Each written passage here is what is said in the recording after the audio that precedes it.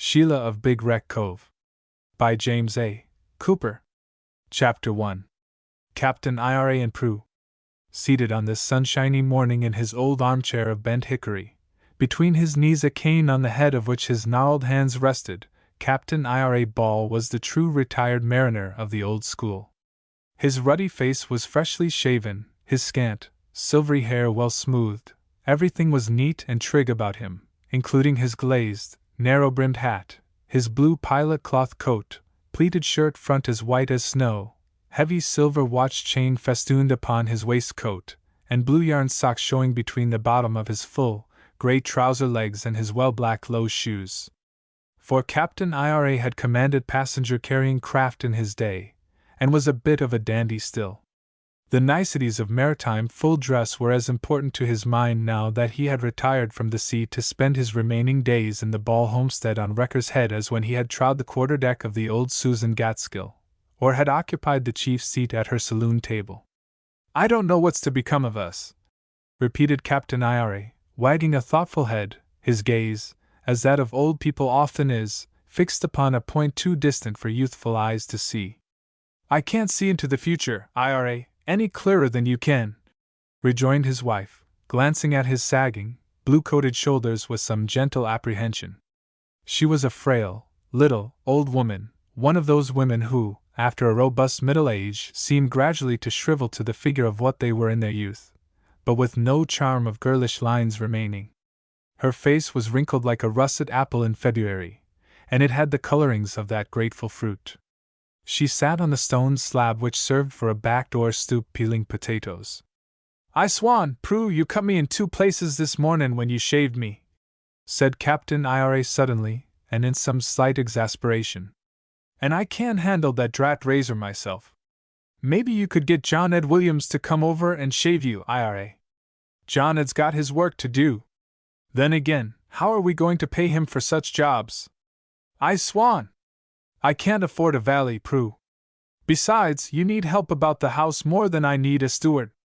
I can get along without being shaved so frequent, I suppose, but there's times when you can't scarce lift a pot of potatoes off the stove." "Oh, now, Ira, I ain't so bad as all that," declared his wife mildly. "Yes, you be. I am always expecting you to fall down, or hurt yourself some way. And as for looking out for the Queen of Sheby, now, Ira, Queenie ain't no trouble scarcely. Huh! She's more trouble than all our money, that's sure. And she's eating her head off." "Now, don't say that," urged his wife in that soothing tone which often irritated Captain Ira more than it mollified him. He tapped the metal top of the huge knob of his cane, and the spring cover flew open. Ira took a pinch of snuff, inhaled it, closed the cover of the box, delicately brushed a few flecks of the pungent powder from his coat lapel and shirt front, and then, burying his nose in a large silk handkerchief, vented a prodigious "Achoo!" Prudence uttered a surprised squeak, like a mouse being stepped on, jerked herself to a half-standing posture, and the potatoes rolled to every point of the compass. "Goodness gracious gallop!" she ejaculated, quite shaken out of her usual calm. "I should think, Ira, as many times as I've told you that scares me most into a conniption, that you'd signal me when you're going to take snuff. I'm all of a shake, I be. I swan! I'm sorry, Prue. I oughter fire a gun, I allow, before speakin' the ship." "Fire a gun!" repeated the old woman, panting as she scrambled for the potatoes. "That's what I object to, Ira. You want to speak this ship 'fore you shoot that awful noise. I never can get used to it." There, he said, trying to poke the more distant potatoes toward her with his cane. He could not himself stoop, or if he did, he could only sit erect again after the method of a ratchet wheel. "I won't do so again, Prudence. I be an unthoughtful critter, if ever there was one." Prudence had recovered the last potato. She stopped to pat his ruddy cheek, nor was it much wrinkled, before she returned to peeling the potatoes. "I know you don't mean to, Ira," she crooned. Married couples like the Balls, where the man has been at home only for brief visits between voyages, if they really love each other, never grow weary of the little frills on connubial bliss usually worn shabby by other people before the honeymoon is past. I know you don't mean to. But when you sneeze, I think it's the crack o' doom. I'm sorry about them potatoes, repeated Captain IRA. I make you a lot of extra work, Prue. Sometimes I feel, fixed as I be in health, I ought to be in the sailor's snug harbor over to Palmouth. I do, for a fact. And what would become of me? Cried the old woman, appalled. Well, returned Captain IRA, you couldn't be no worse off than you be. We'd miss each other a heap, I know. IRA, cried his wife. IRA, I'd just die without you now that I've got you to myself at last. Those long years you were away so much, and us not being blessed with children. IRA Ball made a sudden clucking sound with his tongue. That was a sore topic of conversation, and he always tried to dodge it.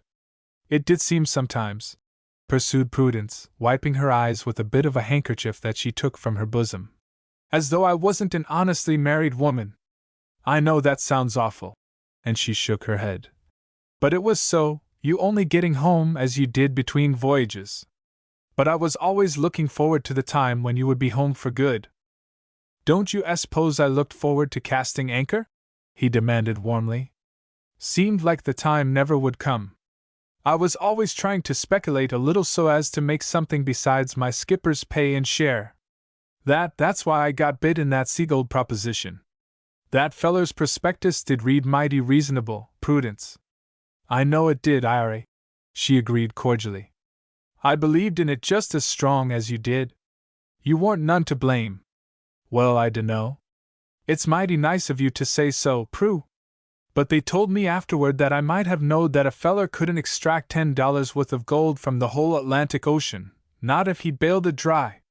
We've got enough left to keep us, IRA. Just about. Just about. That is just it. When I was taken down with this rheumatiz and the hospital doctors in New York told me I could never think of pacing my own quarter no more, we had just enough left invested in good securities for us to live on the interest. And the old place here, IRA, added his wife cheerfully. Which ain't much more than a shelter, he rejoined rather bitterly.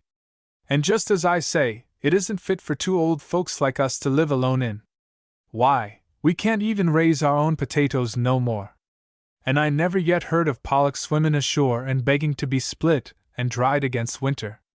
No, sir! The Lord's been good to us, IRA. We ain't never suffered yet, she told him softly. I know that. We ain't suffering for food and shelter. But I swan, Prue, we be suffering for some young person about the house. Now hold on, 'twarn't for us to have children. That warn't meant. We've been all through that, and it's settled. But that don't change the fact that we need somebody to live with us if we're going to live comfortable. Oh dear, if my niece Sarah had lived! She used to stay with me when she was a gal and you was away, sighed Prudence. But she married and had a gal of her own. She brought her here that time I was home after my first VYG on the Susan Gaitskill. A pretty baby if ever there was one. Ida Mae Bostwick. Bostwick was Sarah's married name. I heard something about Ida Mae only the other day. You did? Exclaimed Captain IRA, much interested. Yes, IRA.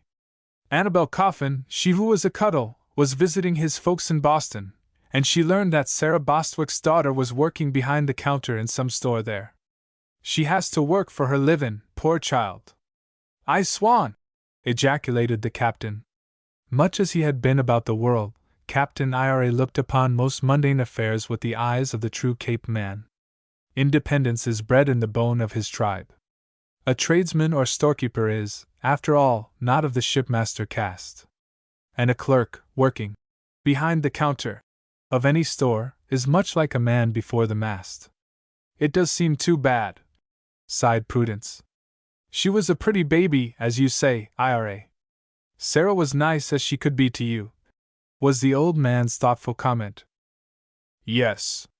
But her husband, Bostwick, was only a mechanic. Of course, he left nothing. Them city folks are so improvident, said Prudence. I wish we was able to do something for little Ida Mae, IRA. Think of her workin' behind a counter. I am thinkin', growled the old captain. See here, Prue. What's to hinder us doin' something for her? Prudence looked at him, startled. Why, you say yourself we can scarce help ourselves. It's a mighty ill wind that don't blow fair for some craft, declared the ancient mariner, nodding. We do need help right here, Prudence, and that gal of Sarah Bostwick's could certainly fill the bill. On the other hand, she'd be a sight better off here on the Cape, living with us, getting rosy and healthy, and having this old place and what we've got left when we die, than she would be slavin' behind a counter in any city store. What you think? IRA! Exclaimed his wife, clasping her hands, potato knife and all. IRA! I think that's a most wonderful idea. It takes you to think up things. You're just wonderful. Captain IRA preened himself like the proud old gander he was. He heaved himself out of the chair by the aid of his cane, a present from one grateful group of passengers that had sailed in his charge, on the Susan Gaitskill. Well, he said. Let's think of it. Let's see, where's my glass? Here 'tis. He seized the old-fashioned collapsible spyglass, which he favored rather than the newer binoculars, and started off to pace the quarter, as he called the path from the back door to the grassy cart track which joined the road at the lower corner of the ball premises. This highway wandered down from the head into the fishing village along the inner beach of Big Wreck Cove. Prudence watched IRA with fond but comprehending eyes. She saw how broken he was, how stumbling his feet when he first started off, and the swaying locomotion that betrayed that feebleness of both brain and body that can never be denied. Somewhere on the head in the old days the wreckers had kept their outlook for ships in distress. Those harpies of the coast had fattened on the bones of storm-racked craft. It was one of those battered freighters that, nearly 2 centuries before, had been driven into the Cove itself, to become embalmed in Cape history as the Big Wreck. The balls and the Lathams, the honeys and the coffins of that ancient day had racked the stranded craft most thoroughly. But they had not overlooked the salvation of her ship's company of foreigners. She had been a Portuguese vessel, and although the Cape Codder, then, as now, was opposed to foreigners, refuge was extended to the people saved from the Big Wreck.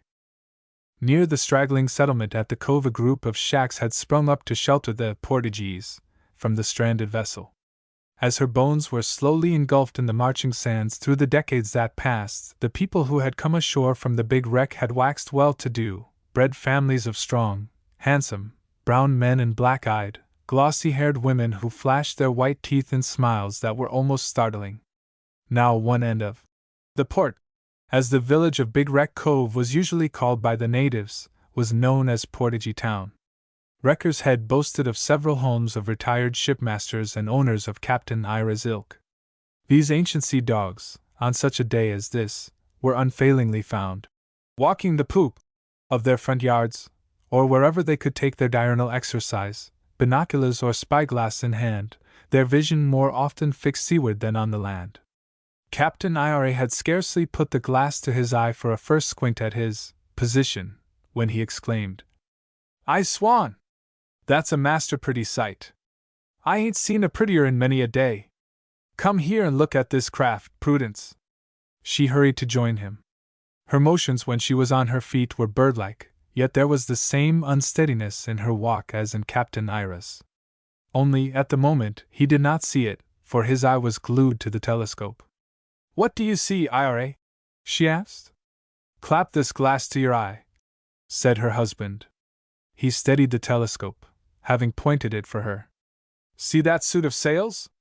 Ain't they grand? And the taper of them masts? She's a bird." "Why, what schooner is it?" asked Prudence. "I never saw her before, did I?" "She's bearing in for the Cove." "I cal'late she is," agreed Captain Ira. "And I cal'late by the newness of that suit of sails and her lines and all that she's Tunis Latham's new craft that he went up to Marblehead last week to bring down here and put into commission." "The Seamew!" cried Prudence, in a pleased voice. "Isn't she a pretty sight?" "She's a sightly craft. Looks more like a racing yacht than a cargo boat. Still and all, Tunis has got judgment. And he's put nigh every cent he's got, all Peak Latham left him, into this schooner. And she not new. I hope Tunis has made no mistake," sighed Prudence, releasing the glass for Ira to look through once more. There has been trouble enough over Peleg Latham's money. More trouble than the money amounted to. Split the family wide open. Ryan Latham was saying to me he believed Peak never meant the money should go all one way. The Medway Lathams, them Ryan belongs to, is all as sore as carbuncles about Tunis getting it. But I tell Tunis as long as the court says the money should be his, let Ryan and all them yap like the hungry dogs they be. Tunis has got the marrow bone. Does seem a pity, the old woman said, still watching the white splotch against the background of gray and blue. Families ought to be at peace. Peace! I swan! Snorted Captain Ira. Ryan Latham is about as much given to peace as a wild tagger. But he knows which half of his biscuit's buttered. He'll sail with Tunis as long as Tunis pays him wages. The captain continued to study the approaching schooner, while Prudence went back to her household tasks. Chapter 2. The Captain of the Seamew. Tunis Latham's Seamew, tacking for the channel into Big Wreck Cove, wings full spread, skimming the heaving blue of the summer sea, looked like a huge member of the Tern family. From Wrecker's Head and the other sand bluffs guarding this roadstead from the heave of the Atlantic rollers, the schooner with her yacht-like lines was truly a picture to please the most exacting mariner. On her deck paced the young captain whose personal affairs had been a subject of comment between Captain Ira Ball and his wife. He was a heavy-set, upstanding, blue-jerseyed figure, lithe and as spry on his feet as a cat. Tunis Latham was 30, handsome in the bold way of longshore men, and ruddy-faced. He had crisp, short, sandy hair. His cheeks, chin, and lip were scraped as clean as his palm. His eyes were like blue steel points, but with humorous wrinkles at the outer corners of them, matched by a faint smile that almost always wreathed his lips. Altogether he was a man that a woman would be sure to look at twice. The revelation of the lighter traits of his character counteracted the otherwise sober look of Tunis Latham. His sternness and fitness to command were revealed at first glance. His softer attributes dawned upon one later. As he swayed back and forth across the deck of the flying Seamew, rolling easily in sailor gait to the pitching of the schooner, his sharp glance cast alow and then aloft betrayed the keen perception and attentive mind of the master mariner, while his surface appearance merely suggested a young man pridefully enjoying the novelty of pacing the deck of his first command. For this was the maiden trip of the Seamew under this name, and commanded by this master. She was not a new vessel, but neither was she old. At least, her decks were not marred, her rails were ungashed with the wear of lines, and even her fenders were almost shop new.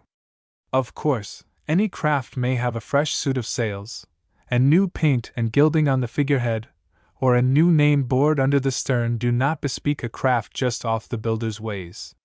Yet there was an appearance about the schooner yacht which would assure any able seaman at first glance that she was still to be sea-tried.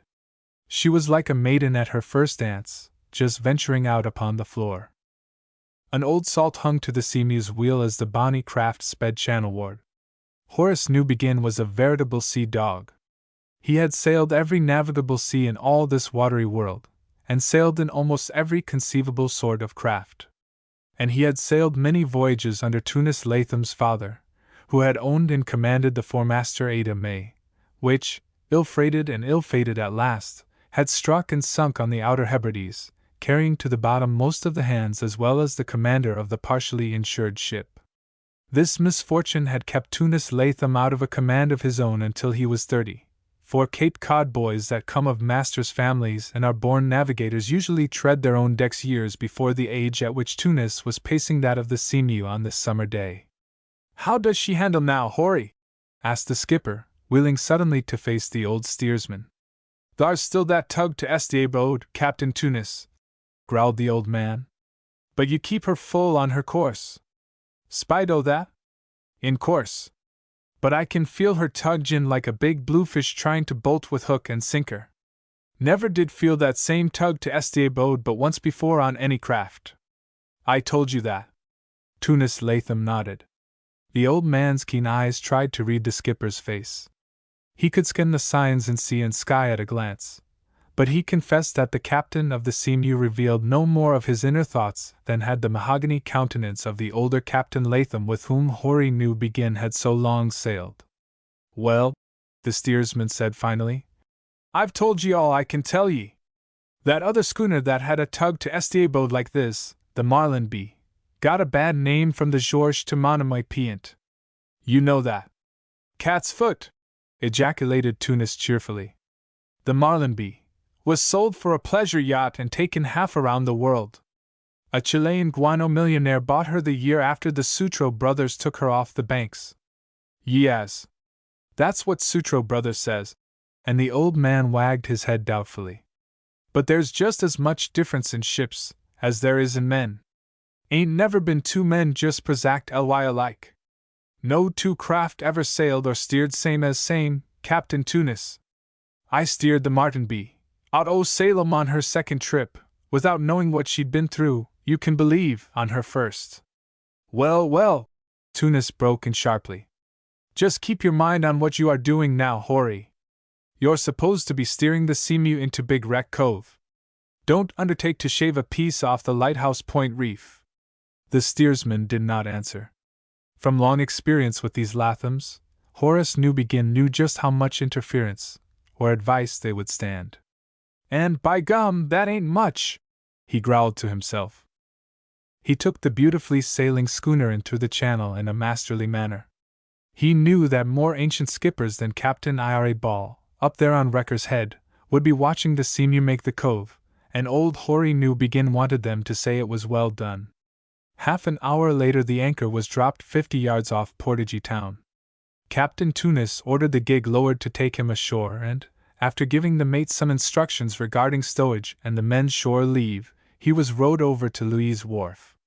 Ryan Latham, a red-headed, pimply-faced young man, sidled up to Horace Newbegin. Well, what do you think of the hoodoo ship, Horace? He hoarsely whispered. Newbegin stared at him unwaveringly, and the red-haired one repeated the question. The old salt finally batted one eye, slowly and impressively. "D'you know what answer the little boy got that asked the quahog the time o' day?" he drawled. "Not a word. Not a derned word, Ryan." Landing at the fish wharf, Tunis Latham walked up the straggling street of the district inhabited for the most part by smiling brown men and women. Fayal and Cape Cod are strangely analogous, especially upon a summer's day. The houses he passed had one room. They were little more than shacks. But there were gay colors everywhere in the dress of both men and women. It was believed that these Portugee fishermen would have their seines dyed red and yellow if the fish would swim into them. A young woman sitting upon a doorstep, nursing a little, bald, brown-headed baby, dropped a gay handkerchief over her bared bosom but nodded and smiled at the captain of the Seamew with right good fellowship. He knew all these people, and most of them, the young women at least, admired Tunis, but he was too self-centered and busied with his own thoughts and affairs to comprehend this. At the corner of one of the houses a girl stood, a tall, lean-flanked, but deep-bosomed creature, as graceful as a well-grown sapling. Her calico frock clung to the lines of her matured figure, as though she had just stepped up out of the sea itself. Around her head she had banded a crimson bandana, but it allowed the escape of glossy black hair that waved prettily. Her lips were as red as poppies, full, voluptuous. Her eyes were sloe black and as soft as a cow's. Fortunately for the languishing girl's peace of mind, she had placed herself there at the corner of the house to wait for Tunis since the moment the Seamew had dropped anchor. She did not know that the young captain had noticed her only as that cow, as he swung by on his way to the road that wound up the slope of Wrecker's Head. Neither Eunice Parida, nor any other girl of the port, Portugee, or Yankee, had ever made Tunis Latham's heart flutter. He was not impervious to the blandishments of all feminine beauty. As Captain Ira Ball would have said, Tunis was a general admirer of the sect. And as the young man passed the languishing Eunice with a cheerful nod and smile, there flashed into his memory an entirely different picture, but one of a girl nevertheless. Somehow the memory of that girl in Scala Square kept coming back to his mind. He had gone up by train for the Seamew and her crew, and naturally he had spent one night in Boston. Coming up out of the North End after a late supper, he had stopped upon one side of the square to watch the passing throng, some hurrying home from work, some hurrying to theaters and other places of amusement, but all hurrying. Nowhere did he see the slow, but carrying stride of a man used to open spaces. And the narrow-skirted girls could scarcely hobble. A narrow skirt, however, had not led Tunis Latham to give particular note to one certain girl in the throng. She had stepped through the door of a cheap but garish restaurant. Somebody had thrown a peeling on the sidewalk, and she had slipped on it. Tunis had leaped and caught her before she measured her length. She looked up into his face with startled, violet eyes that seemed, in that one moment, to hold in them a fascination and power that the Cape man had never dreamed a woman's eyes could possess. "You're all right, ma'am," he said, confused, setting her firmly on her feet. "My skirt!" She almost whispered it. There seemed to be not a shyness, but a terrified timidity in her voice and manner. Tunis saw that the shabby skirt was torn widely at the hem. "Let's go somewhere and get that fixed," he suggested awkwardly. "Thank you, sir. I will go back into the restaurant. I work there. I can get a pin or two." He had to let her go, of course. Nor could he follow her. He lacked the boldness that might have led another man to enter the restaurant and order something to eat for the sake of seeing what became of the girl with the violet eyes and colorless velvet cheeks. There had been an appeal in her countenance that called Tunis more and more as he dreamed about her. And standing there on Scalé Square dreaming about her had done the young captain of the Seamew positively no good. She did not come out again, although he stood there for fully an hour. At the end of that time he strolled up an alley and discovered that there was a side door to the restaurant for the use of employees, and he judged that the girl, seeing him lingering in front, had gone out by this way. It made him flush to his ears when he thought of it. Of course, he had been rude. Marching up the winding road by the Ball homestead, Tunis Latham revisioned this adventure, and the violet-eyed girl. Well, he probably would never see her again. And in any case she was not the sort of girl that he would ever take home to Aunt Lucretia. He was headed toward home now, to the old brown house in the saucer-like valley some distance beyond Captain Ira's. As he came within hail of the old homestead in which the Balls had been born and had died, if they were not lost at sea, for many generations, the captain of the Seamew became suddenly aware that something was particularly wrong there. He heard somebody shouting. Was it for help? He hastened his stride. Quite unexpectedly the hobbling figure of Captain Ira appeared in the open barn door. He saw Tunis. He waved his cane in one hand and beckoned wildly with the other. Then he disappeared. The young captain vaulted the fence and ran across the ill-tended garden adjoining the Ball's side yard. Again he heard Captain Ira's hail. "Come on in here, Tunis!" "What's the matter, Captain Ira?" "That drat Queen of Sheby! I knowed she'd be the death of one of us some day. I swan! Tunis Latham, come here! I can't get her out, and you know derned well Prudence can't stand on her head that away without strangling. Lend us a hand, boy. This is something awful! Something awful!" Tunis Latham, much disturbed by the old man's words and excited manner, pushed into the dimly lit interior of the barn. Chapter 3. The Queen of Sheba. The barn was a roomy place, as well built as the Ball house itself, and quite as old. The wagon floor had a wide door, front and rear. The stables were on either side of this floor, and the mows were above. In one mow was a small quantity of hay and some corn fodder, but the upper reaches were filled only with a brown dusk. The pale face of a gray mare was visible at the opening over one of the mangers. She was the sole recognized occupant of the stable. In a dark corner Tunis Latham saw a huge grain box, for once the Ball farm had supported several span of oxen and a considerable dairy herd, its cover raised and its maw gaping wide. There was something moving there in the murk, something fluttering. "Come here, boy!" gasped Captain Ira, hurrying across the barn door. "I'm so crippled I can't get her up, and she's dove clean to the lower hold, tryin' to scrape out a capful o' oats for that drat Queen of Sheby." "Aunt Prue!"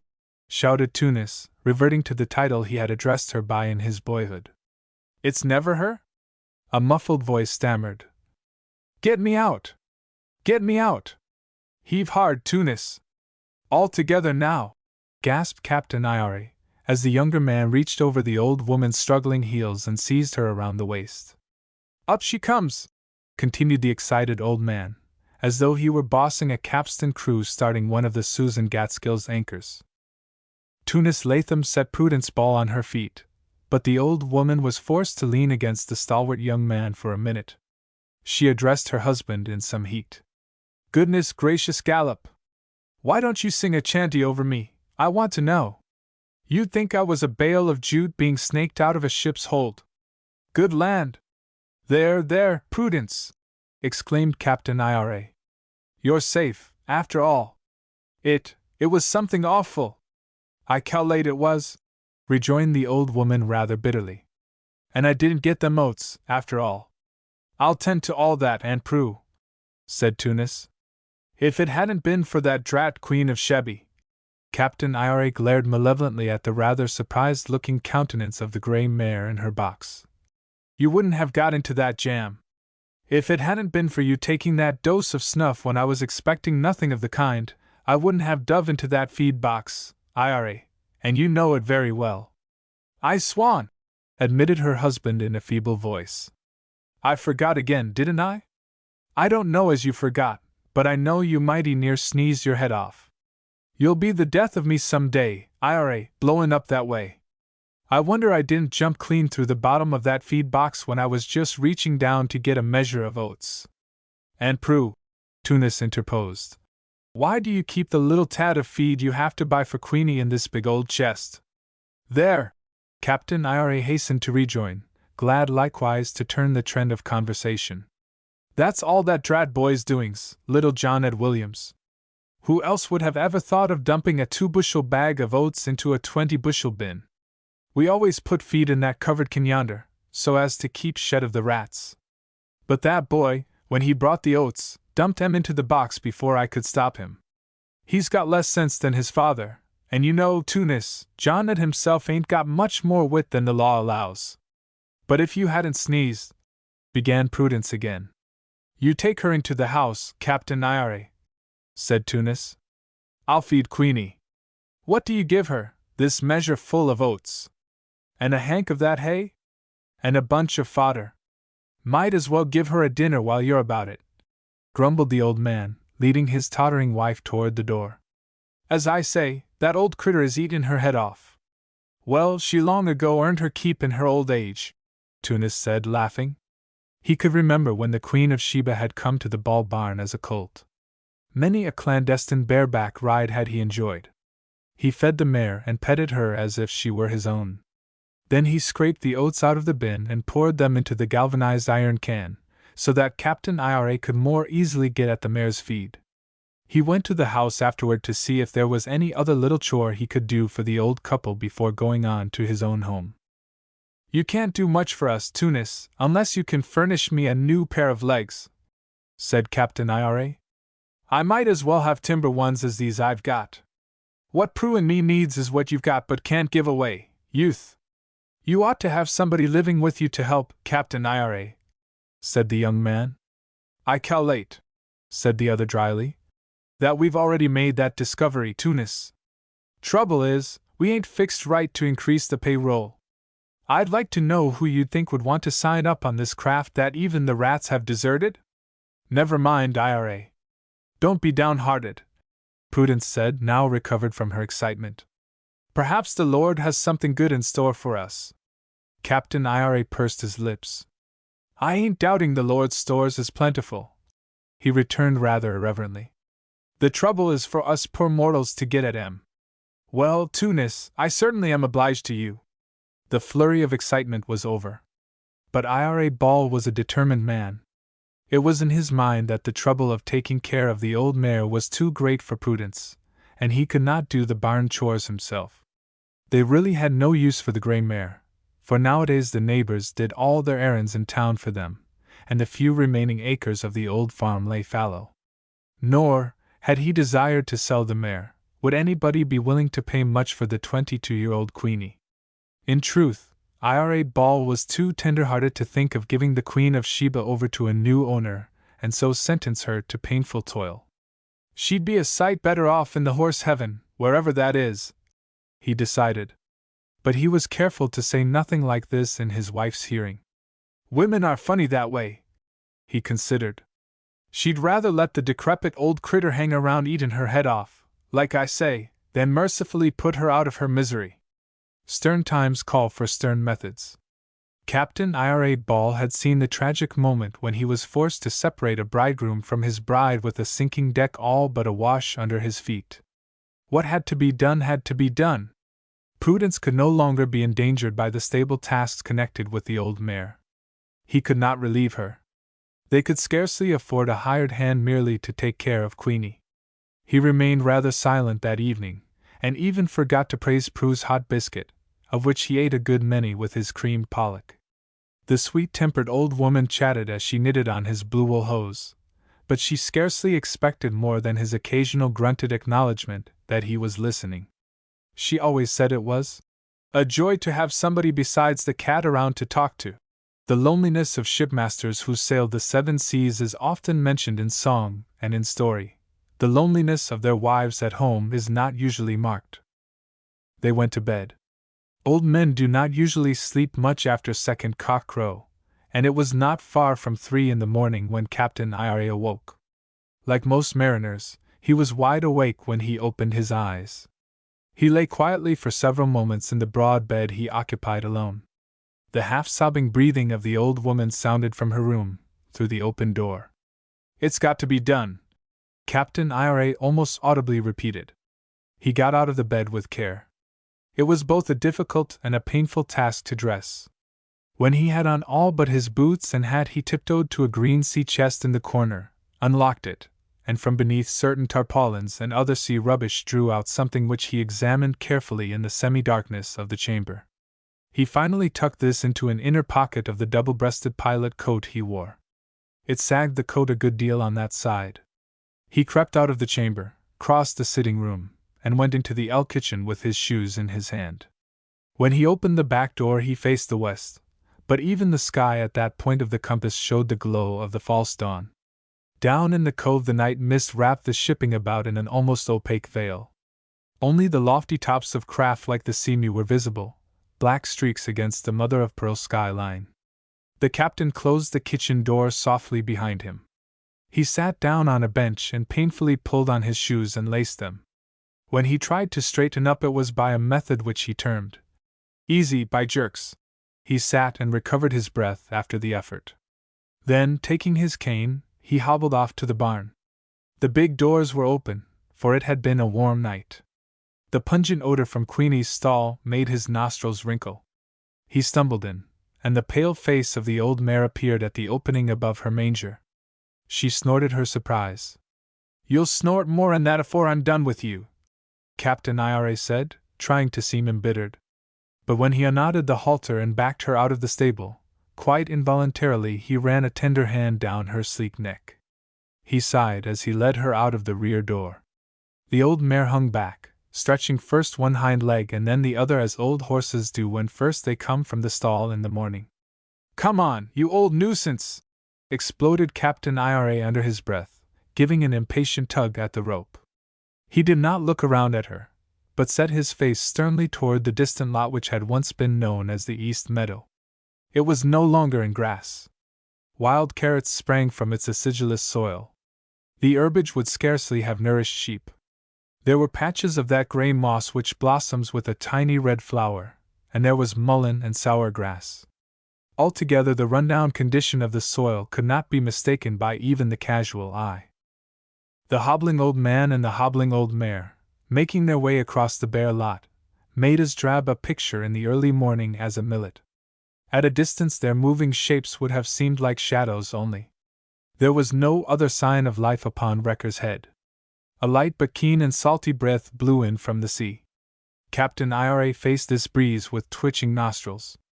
The old mare's lower lip hung down in depression. She groaned. She did not care to be let out of her comfortable stall at this unconscionably early hour. "Grunt, you old nuisance!" muttered Captain Ira bitterly. "You don't even know what a drat, useless thing you be, I swan!" There was a depression in the field. When the heavy spring and fall rains came, the water ran down into this sink and stood, sometimes a foot or two deep over several acres. In some past time of heavy flood the water had washed out to the edge of the highland overlooking the ocean beach. There it had crumbled the brink of the head away, the water gullying year after year a deeper and broader channel, until now the slanting gutter began 100 yards back from the brink. The recurrent downpours, aided by occasional landslips, had made a slanting trough to the beach itself, which was all of 200 feet below the brink of Wrecker's Head. Many such water-worn gullies are to be found along the face of the Cape headlands, up which the fishermen and seaweed gatherers freight their cargoes from the shore. There was no wheel track here, merely a trough of sliding sand, treacherous underfoot and almost continuously in motion. As the gully progressed seaward, the banks on either hand became more than 40 feet high, the trough itself being scarcely half as wide. Determinedly Captain Ira led the old mare into and down the slope of this gully. It was steep. He went ahead haltingly, trying to steady his footsteps with the cane, which sank deeply into the sand, making orifices which, in the pale light of the dawn, seemed to startle the mare. She held back, scuffling and snorting. "Come on, drat ye!" adjured the captain. "You needn't blow your nose. You ain't been taking snuff." The sand was so light and dry that it seemed to be on the move all about them. There was a stealthy sound to the whispering particles, too, as though they breathed. "Hush! Hush, shsh!" The old man was made nervous by it. He began to glance back over his shoulder at the faintly objecting mare. When Queenie slipped a little and scrambled in the unstable sand, he uttered such an exclamation as might have been wrung from him at time of stress upon his quarterdeck. "I swan! I'd rather be keel-hauled than do this!" burst from his lips finally. But they were well into the gully now. The walls on either hand towered far above their heads. He halted, and the mare stood still, again blowing softly through her nostrils. The old man, with shaking hands, took from under his coat the heavy article that had sagged his pocket. It was a black, old-fashioned, 7-chambered revolver, well-oiled and as grim-looking as a rifled cannon on a battleship. He produced 3 greased cartridges, broke the weapon, inserted the cartridges, then closed it and spun the cylinder. It was not an unfamiliar weapon, this. Its mere grim appearance, stuck into Captain Ira's waistband, had once quelled mutiny aboard the Susan Gaitskill. While he was thus engaged, he had not even glanced around at the old mare. Suddenly he felt a touch upon his shoulder, then upon the sleeve of his coat. He felt a creepy chill the length of his spine. It seemed as if the hand of Prudence had been laid softly upon him. "I swan!" he gulped, shaking himself. "I'm as flighty as a gal. What th?" He looked back. Queenie was nuzzling his arm questioningly. Her ears were cocked forward. Her surprised face was almost ridiculously human in its expression. Captain Ira groaned again. He shuddered. But his gnarled hand gripped the hard rubber butt of the revolver with the desperation of the deed he had screwed his courage to do. Better the old mare should be put out of the way than that she should fall into hands that would misuse her. And he feared what other accident might happen if Prudence continued to take care of the animal. "I swan! It's a wrench," admitted Captain Ira, swerving to point the muzzle of the revolver at the gray mare. He looked all about again. Yes, the position was right. If she fell here, a man with a shovel could easily pry down tons of sand from either bank upon her in a few minutes. The burial might be done by himself without any other soul knowing what had become of Queenie. He cocked the old revolver. Suddenly the Queen of Sheba gave a snort of alarm. She looked back over her withers. The light in the cut between the sand banks was dim. Was somebody coming?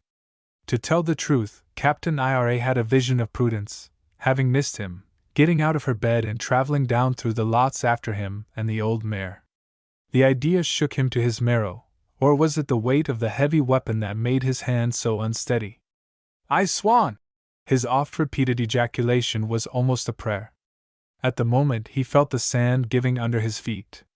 The old mare uttered again her terrified snort. He saw dimly the path behind them moving, a swift, serpent-like slide. Heavy as the mare was, she felt the landslip, too. Captain Ira was not a man who easily lost his self-possession. He had been through too much to show the white flag when danger menaced. He realized that peril threatened now. He turned squarely about, and cocked pistol in one hand and huge knobbed cane in the other, he started away from the spot at a cripple's gallop. The whole trough of the gully of sand seemed to be in motion. Behind him the old mare scrambled and whistled with fear, quite as unable to keep her feet as was the captain. For before he had gone far, Captain Ira found himself seated on the moving plain of sand. He glanced fearfully behind him. The Queen of Sheba was seated on her tail, her 4 feet braced against nothing more stable than the avalanche itself, and she was sailing down the slope behind him like a winged Pegasus. "My soul and body!" ejaculated Captain Ira. "We're certainly on our way." Chapter 4. At the Latham House. The Latham House stood in the middle of the shallow valley behind Wrecker's Head. The fields surrounding it were arable and well kept. The house was not as old as the Ball House and was of an entirely different style of architecture. Whereas the Ball House was low-roofed and sprawling, squatting like a huge and ugly toad on the gale-swept head, the house Tunis Latham's grandfather had built was 3-story, including the mansard roof, painted a tobacco brown, and it was surrounded by Ryland cedars which could grow here because they were sheltered from the gales. It was a gloomy-looking house even in midsummer, standing like a grim figure menaced by the tortured limbs of the trees surrounding it, stark and alone. No other human habitation was in view from its site. The Latham who had built the 12-room house had built on hope.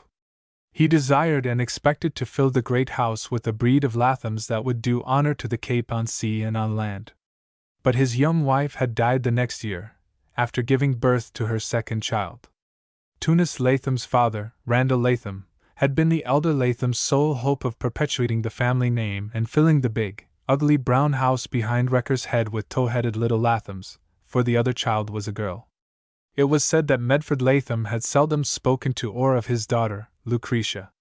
She must have led a very lonely and repressed life while she was a little girl. Medford Latham did not go to sea, for he had business that kept him on shore. Medford Latham lived long enough to see Randall grow up, walk his own quarterdeck, and marry a maiden from the port who promised to be able to fulfill his hopes of a flourishing houseful of children. She bore Tunis while young Captain Randall Latham was away, and he came back in time to christen the boy with the name of the most colorful city he had touched on the trip, not an uncommon practice of seagoing fathers on the Cape. But Mrs. Randall Latham, watching her husband's ship bear off to seaward in the face of a keen gale, caught a severe cold, and when Captain Randall returned the next time he came not to a cradle in the great living room of the big, brown house, but to an already sodden grave in the family plot on the west side of the saucer-like valley. Lucretia Latham had grown to be a tall, large-boned, silent, and quick-stepping woman, a woman of understanding and infinite tenderness, although this tenderness was exhibited in deeds, not words. The big, quiet-faced woman, who had never had a lover and on whom no man had ever looked with admiration, seemed to the casual observer cold and uncompromising. She might speak to the dog, call the fowls to their meals, but she never otherwise spoke unless she was forced to. When he was little, Tunis had found in her arms and against her breast a refuge from all hurt and fear, but it was a wordless comfort, and Lucretia gave him. When he walked over from the Cove that afternoon, after seeing the anchor of the Seamew overside for the first time in this roadstead, Tunis found his Aunt Lucretia much as usual. She watched him approach from the side porch, a warm smile of greeting on her rather gaunt face. He knew that she must have watched the Seamew skim by, making for the channel into the Cove, for he had written her when to expect him. But she would say nothing about it unless he forced the gates of her silence by some direct question which demanded more than a yes or a no. Lucretia folded him in her arms, however, and patted his broad shoulder with little love pats as he put his arms about her. Her kiss for him was as warm on his lips as a girl's. They understood each other pretty well, these two, for Tunis had caught something of her muteness, living so long alone with her. He went to wash and change his shirt. Then he sat down in one of the huge porch chairs and rocked quietly, waiting for supper. He could see into the kitchen, which was the family dining room as well, and when he saw his Aunt Lucretia take the coffee pot from the stove and put it on the square Dutch tile by her own place, Tunis knew it was the only call to supper there would be. He rose and went in, taking his place at the head of the table. His aunt's head was bowed and her lips moved soundlessly. He respected her whispered grace and always felt that he could add nothing to it in thankfulness or reverence if he uttered an orison himself. During the cheerful and plentiful meal, the young captain of the Seamew related certain matters he thought would interest the woman regarding his purchase of the schooner and the voyage down to the Cape. He told her he was sure the Seamew was fast enough for a Boston market boat. "Speed is what is wanted now to compete with the old colony," Tunis declared. "We've got fish and clams and cranberries in season, and some vegetables, that have to be shaken up and jounced together and squashed on those jolting steam trains. I'll lay down a crate of lobsters at the tea-wharf without a hair being ruffled. I know how to stow a cargo." She nodded both her understanding and her belief that Tunis was right. The legacy he had received from the estate of Peleg Latham, Medford Latham's brother, had enabled Tunis to buy this beautiful schooner. Undoubtedly an eye for the beauty of the craft had more than a little drawn the young man into her purchase. Yet there was a foundation of solid sense under his streak of romance.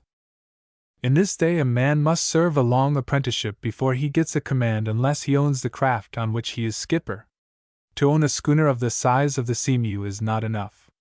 One must be a good merchant as well as a good skipper.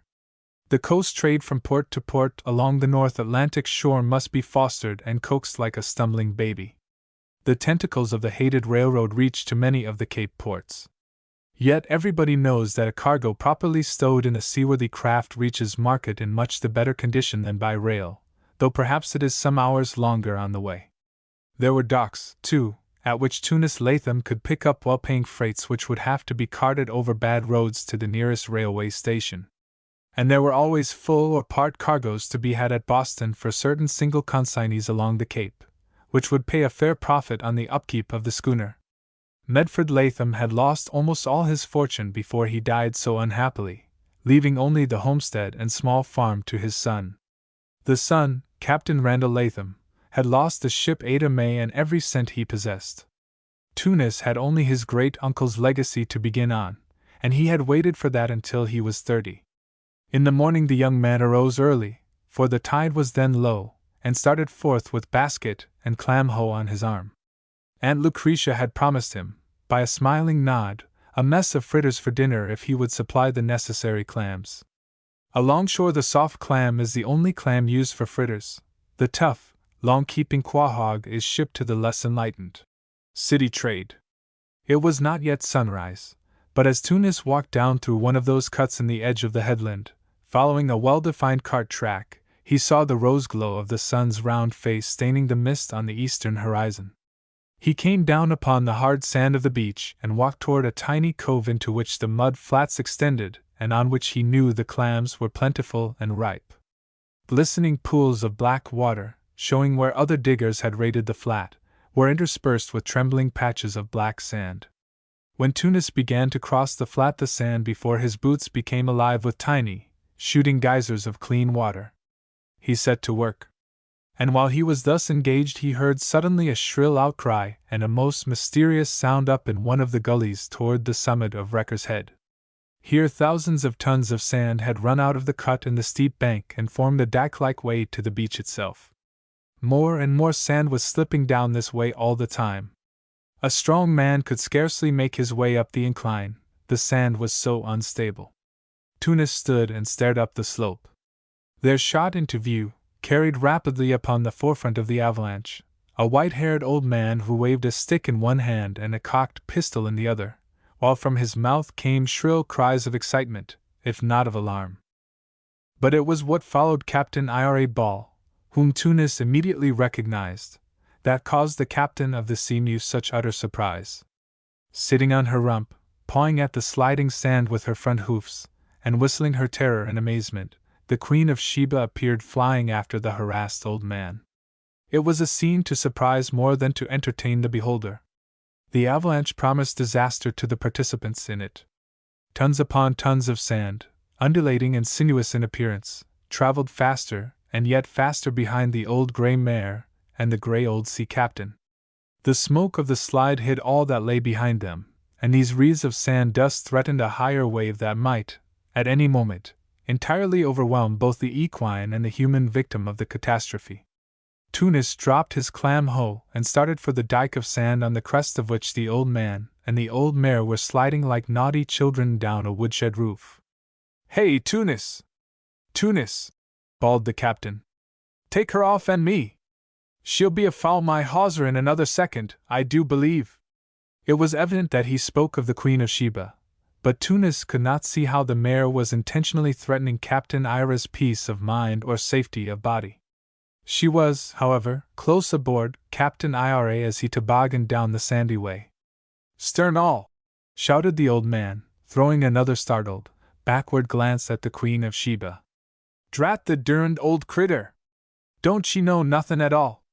Tunis, do you see what's going to happen?" While the young man had been running toward the ridge of sand, the avalanche bearing Captain Ira and the Queen of Sheba on its bosom swept down the slope of the huge windrow, but not altogether along its spine.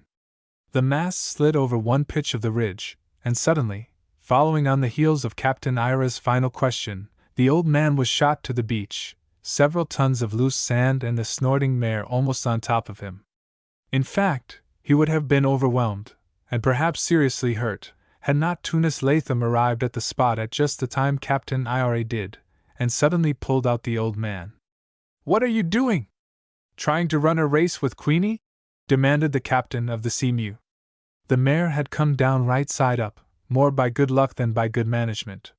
She stood deep in the sand, her naturally surprised expression vastly enhanced.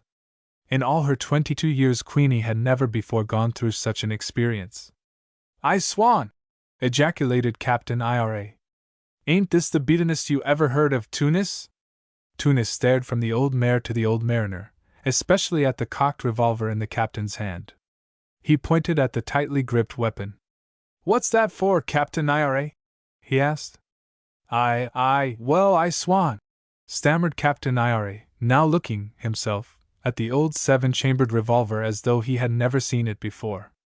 "I cal'late it does look sort o' funny to you, Tunis, to see me come sailing down this way, armed like a pirate." "I wouldn't call it exactly funny. But it is surprising," admitted Tunis. "And Queenie looks as surprised as anybody." "Yes, she does, for a fact," agreed Captain Ira, squinting across the heap of loose sand at the gray mare. "I kind o' wonder what she's thinking about." "I'm wondering hard enough myself," put in Tunis pointedly. "I swan!" murmured Captain Ira reflectively. He carefully lowered the hammer of the pistol, his cane stuck upright in the sand before him. Then he put the weapon back in the inside pocket of his coat. He tapped the knob of his cane for a pinch of snuff before he said another word. His mighty "Achun!" startled the Queen of Sheba almost as it startled Prudence. "Avast!" exclaimed Captain Ira. "Did you ever see such a scary old lubber, Tunis? But what's it all about?" again demanded the younger man, seizing the rope halter and aiding the mare to flounder out upon the firmer sand below high water mark. "What are you doing up so early? And what were you going to do with Queenie?" "I swan!" groaned Captain Ira again. "I don't wonder that you asked me that. It don't really seem reasonable that a sane man would get in such a jam, does it? Me and the Queen of Sheba sailin' down that sand pile. Tunis, we'll never be able to get up it in this world. No, you must come along to our road, and get up that way," his young friend told him. "It is longer, but easier. But tell me how you came down that gully, you and Queenie?" "I'm sort of ashamed to tell you, Tunis, and that's a fact," the old captain said, wagging his head. "And don't you ever tell Prudence." "I'll not say a word to Aunt Prue," promised the captain of the Seamew. "Yet," grumbled the old man, "that drat Queen of Sheba is too much for Prudence. You see yourself only yesterday how she is like to come to her death because of the mare." "I know that you should have somebody living with you, Captain Ira," urged Tunis. "But what does this mean?" I can't scarcely tell you, Tunis." "I swan! I was going to murder the old critter." "What do you mean?" gasped Tunis in apparent horror. "Not Aunt Prue? What's the matter with you?" snapped Captain Ira. "I mean that old mare. I was going to murder her in cold blood, only the sand slide wrecked my plans. If you had killed her, Aunt Prue would have had hard work to forgive you." Come on now. I'll lead Queenie up to our barn. Let her stay there for a spell. I tell you, Captain Ira, you and Aunt Prue must have somebody to live with you. Who? Get a girl from the port. Huh! One o' them Portuguese? They're as dirty and useless in the kitchen as their men folks are aboard ship. Oh, they are not all like that, objected the captain of the Seamew. I've got a good crew of them aboard my schooner. You think so? Wait till you get in a jam. And the men ain't so bad as the gals. All hussies. I don't know, then, what you'll do. I do, interrupted the old man, hobbling along the hard sand beside Tunis and the horse. It's just like I told Prudence yesterday. I know just what we've got to do whether you or Prue or anybody else knows. And he was very emphatic. Let's hear your plan, Captain, said Tunis. It's like this, went on Captain Ira. Prudence ain't got but one living relative, a grandniece, that's kin to her. That Ida Mae Bostwick we must have come and live with us, and that's all there is about it. Tunis stared. He said, Never heard of her. She doesn't live anywhere around here, does she? No. Lives to Boston. Boston! Why was it Tunis Latham felt that his heart skipped a beat? Memory of that pale, violet-eyed girl who worked in the restaurant on Scollay Square flashed across his mind like a shooting star. Indeed, he was so confused that he heard only a little at first of Captain Ira's rambling explanation. Then he caught. And if you will go to that address, Prue's got the street and number, and see Ida Mae Bostwick and tell her about us, you'd be doing us a kindness, Tunis. Me? Exclaimed the startled captain of the Seamew. Yes, you. The gal won't bite you.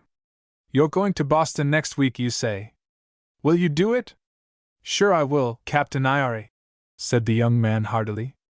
It's a good move, and I'll say all I can to get the girl to come down here. That's the boy. You're going on an errand of mercy, that's as sure. Prue and me need that gal. And maybe she needs us. I don't know what sort of a place she works at, but no city job for a gal can be the equal of living down here on the Cape, with her own folks, as you might say. Yes, Tunis, you'll be doing an errand of mercy med both ways. Chapter 5. Looking for Ida Mae. The Seamew was put in commission in a very few days. Tunis Latham had many friends in and about Big Wreck Cove, and he had little difficulty in picking up a cargo, which was loaded right at the port. As for the schooner's crew, Tunis could have filled every billet 4 times over had he so desired. But he had already picked his crew with some care. Mason Chapin was mate, a perfectly capable navigator who might have used his ticket to get a berth on a much larger craft than the Seamew. But he had an invalid wife and wished only to leave home on brief voyages. Johnny Lark was shipped as cook, with a Portagee boy, Tony, to help him. Forward, Horace Newbegin served as boatswain, and Orion Latham was a sort of supercargo and general handyman. He was Tunis' cousin, several times removed. There were 4 Portuguese to make up the company, a full crew for a sailing vessel of the tonnage of the Seamew. Yet every man was needed in handling her lofty canvas and in loading and unloading freight. With a well-stowed cargo below deck, the schooner sailed even better than she had in ballast. She slipped out of the cove through the rather tortuous channel like an eel through the meshes of a broken trap. In the dawn, and with a fresh outside breeze just ruffling the sea into whitecaps, they broke out her upper sails and caught the very last breath of the gale the canvas would draw. Captain Ira, and even Prudence, had got up before daybreak to see the schooner pass. They watched her, turn and turn about at the spyglass, till she was blotted out by the distant fog bank. I swan, said the old man.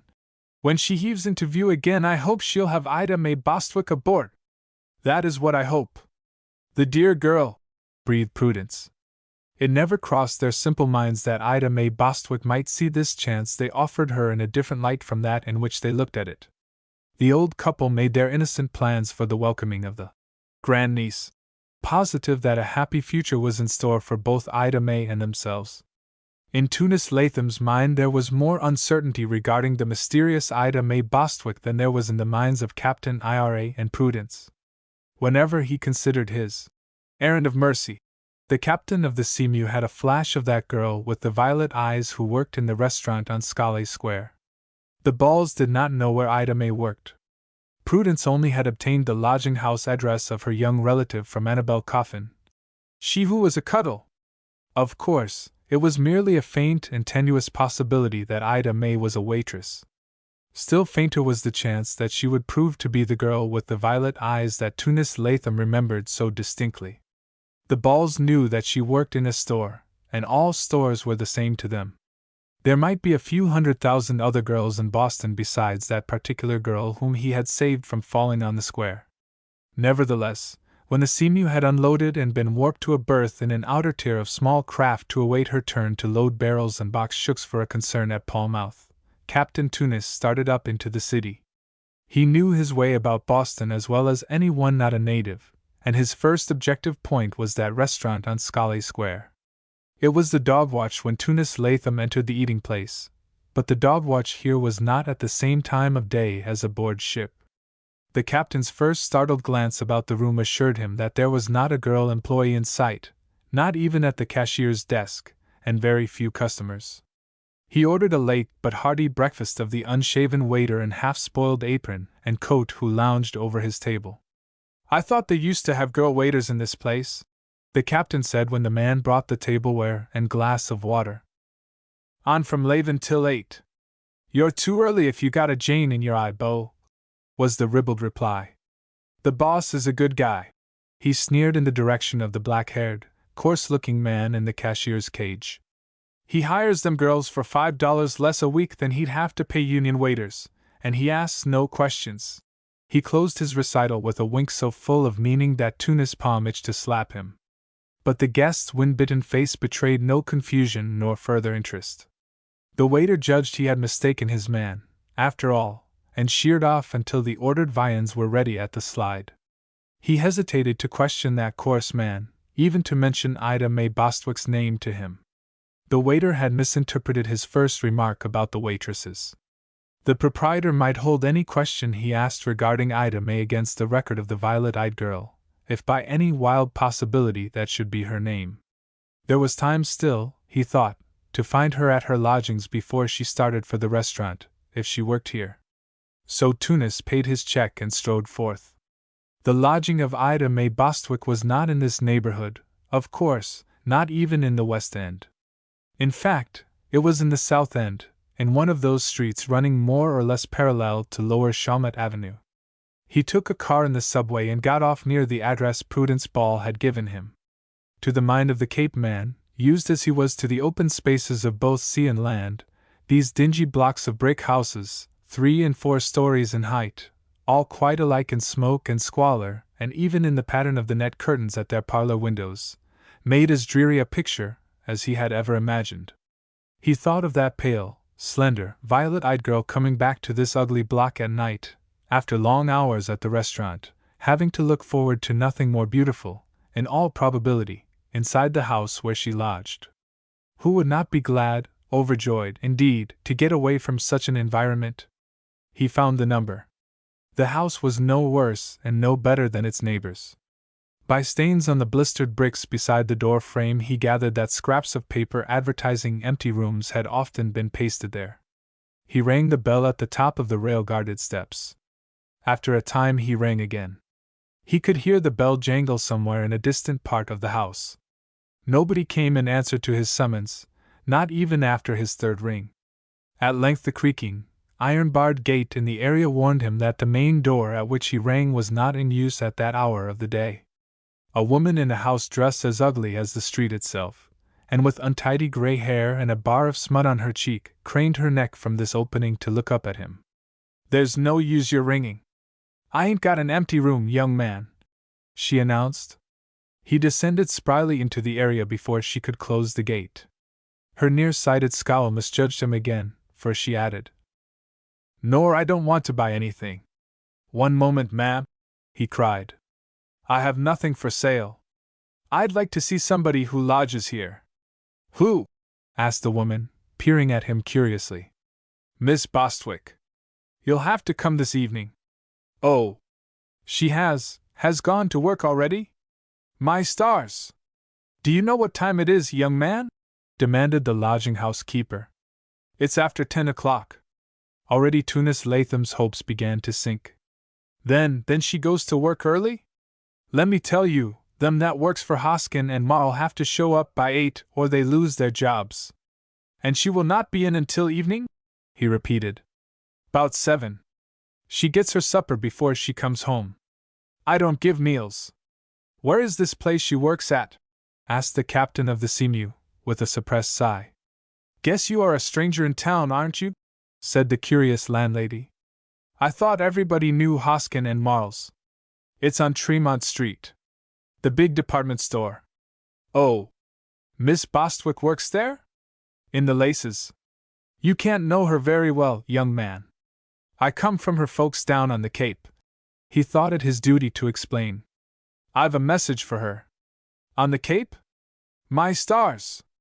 I never knowed she had any country relatives. Are they rich? They ain't died and left her a fortune, have they? Were the eager questions. The ones I speak of are still alive, Tunis said gravely, backing up the steps to the sidewalk.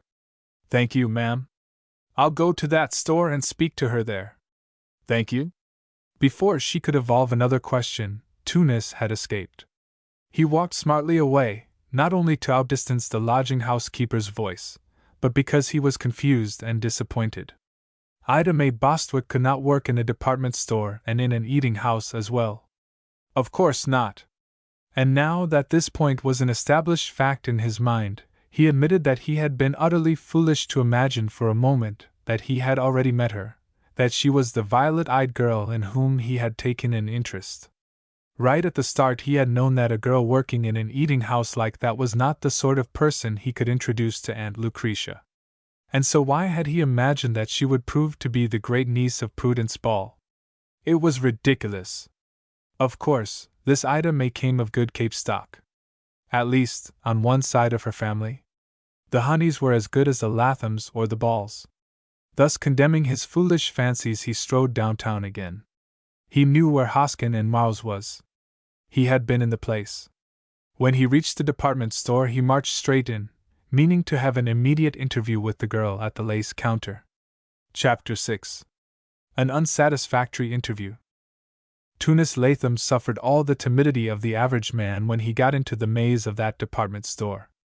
There is a psychological reason for the haberdashery goods, the line for the mere male, being placed always within sight of a principal exit.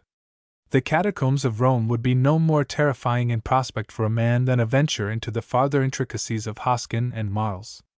The captain of the Seamew could box the compass with the next seafarer, but he lost all idea of the points on the card before he had been 3 minutes in the store, and he had to hail a floor walker to get his bearings. Lace counter? Right this way, sir. Yes, sir. Just over there. Our Miss Bostwick will serve you, sir. Forward! The wind and sun had heightened Tunis Latham's naturally florid complexion to about as deep a red as can easily be imagined, but he felt the back of his neck and his ears burning as he approached the counter to which he was directed. A girl had detached herself from a group at the farther end, and now came toward him. All that he first saw clearly, however, was a pair of eyes staring at him from behind the counter. They were not violet eyes.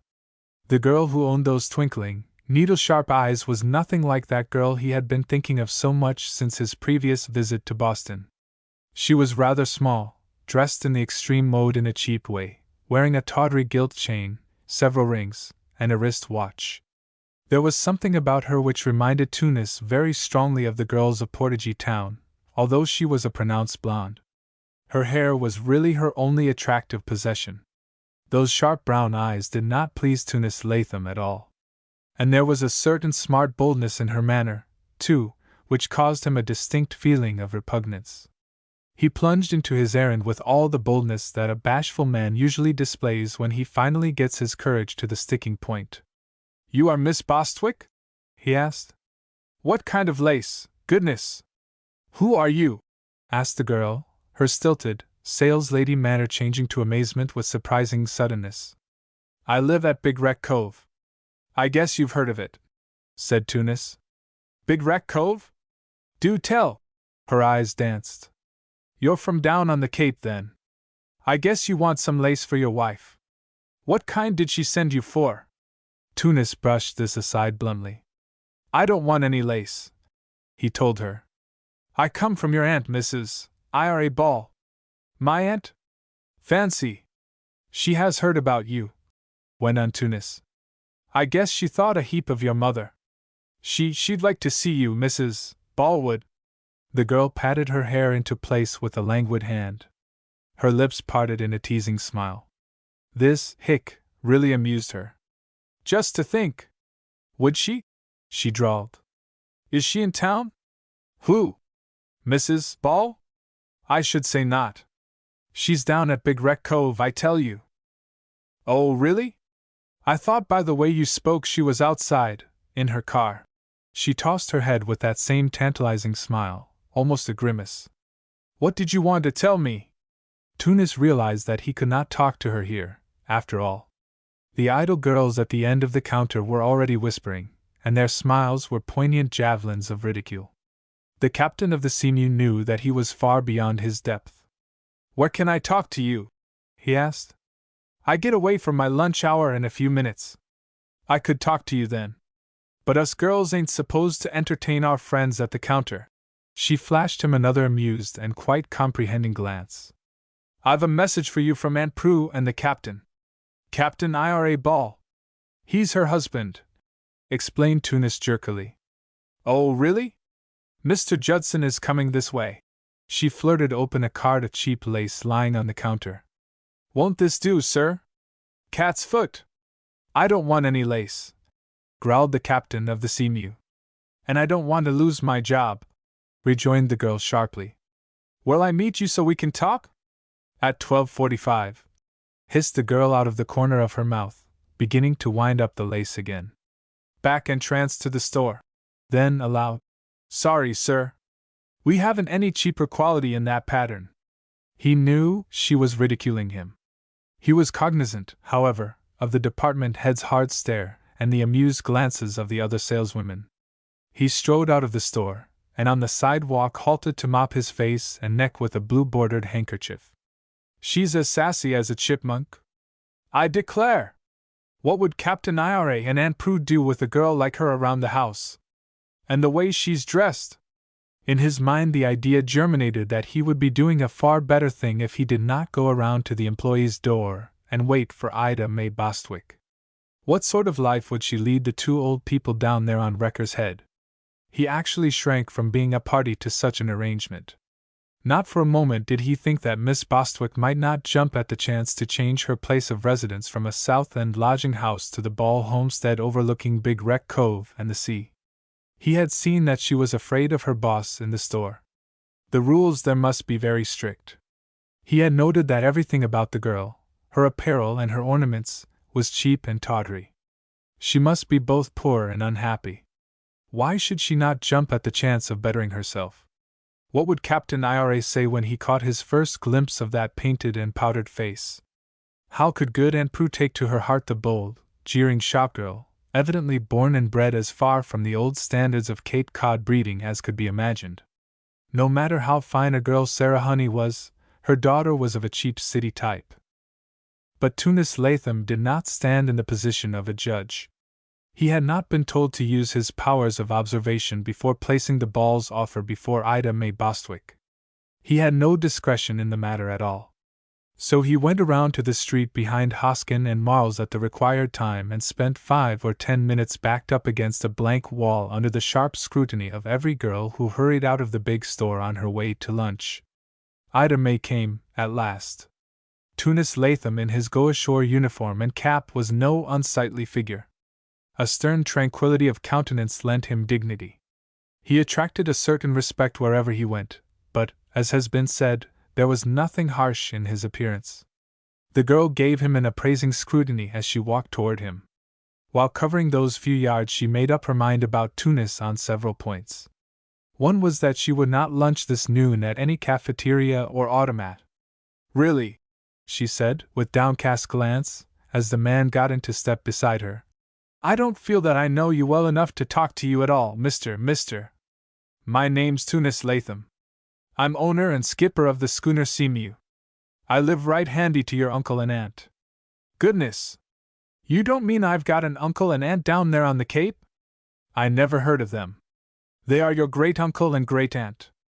Aunt Prue must have been your mother's own aunt. So you are my cousin, Tunis? His face flamed and he did not look at her. That doesn't follow, he said.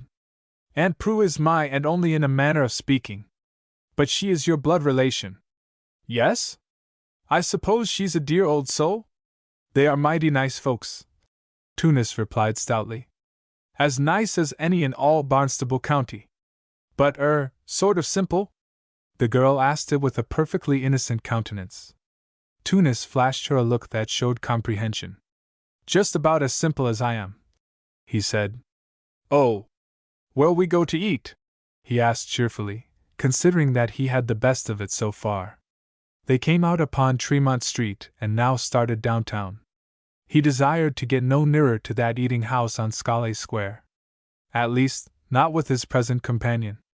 There's the Barquette, said Miss Bostwick, with the air of one used daily to the grandeur of such hostelries.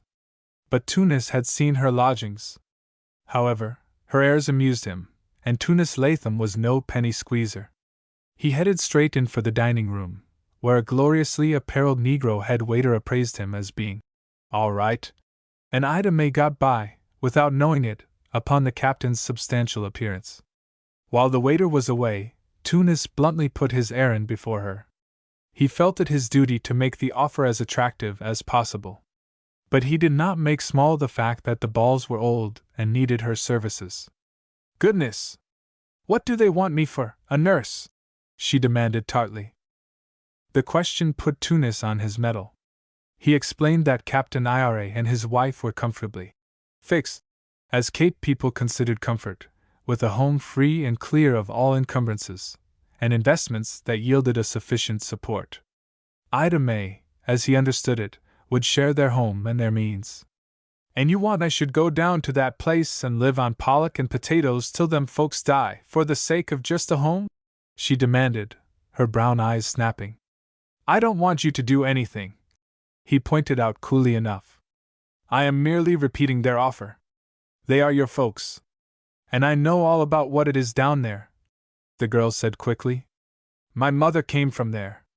She was glad enough to get away, too, I warrant. Why should I give up a good job and the city to live in such a dead-and-alive hole? That is for you to decide, Tunis replied, not without secret relief. He could not understand her attitude. He remembered that South End lodging house with secret horror. But evidently Ida May Bostwick was wedded to the tawdry conveniences and gaieties of city life. Tunis could not wholly understand why any sane person should assume this attitude. In fact, he suspected a good deal of it was put on. How could a girl, even one as inconsequential and flighty as Ida May evidently was, hold in contempt the offer he had brought her from Captain Ira and his wife? But he had done all that could be expected of him. All, indeed, that he thought wise. Disappointed as the old couple would be by Ida May's refusal, Tunis felt that to urge her to reconsider the matter would not be in the best interests of her elderly relatives. They needed a young companion there on Wrecker's Head, needed one very sorely, but not such a person as Ida May Bostwick. Then, that will be your final answer, Miss Bostwick? He said slowly, as Ida May played with her ice. Say! I wouldn't go down to that hole for $1,000,000, scoffed the girl. I guess you wouldn't stand it yourself, only you're off on your ship most of the time. I like the Cape, he said briefly. Never lived in the city, did you? I never did.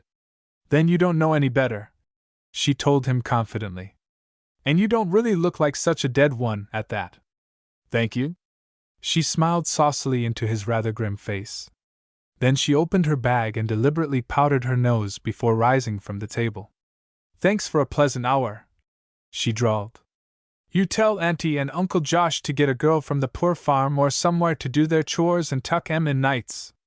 Me, I don't mean to live out of sight of movie signs and electric lights. I'd like to see myself.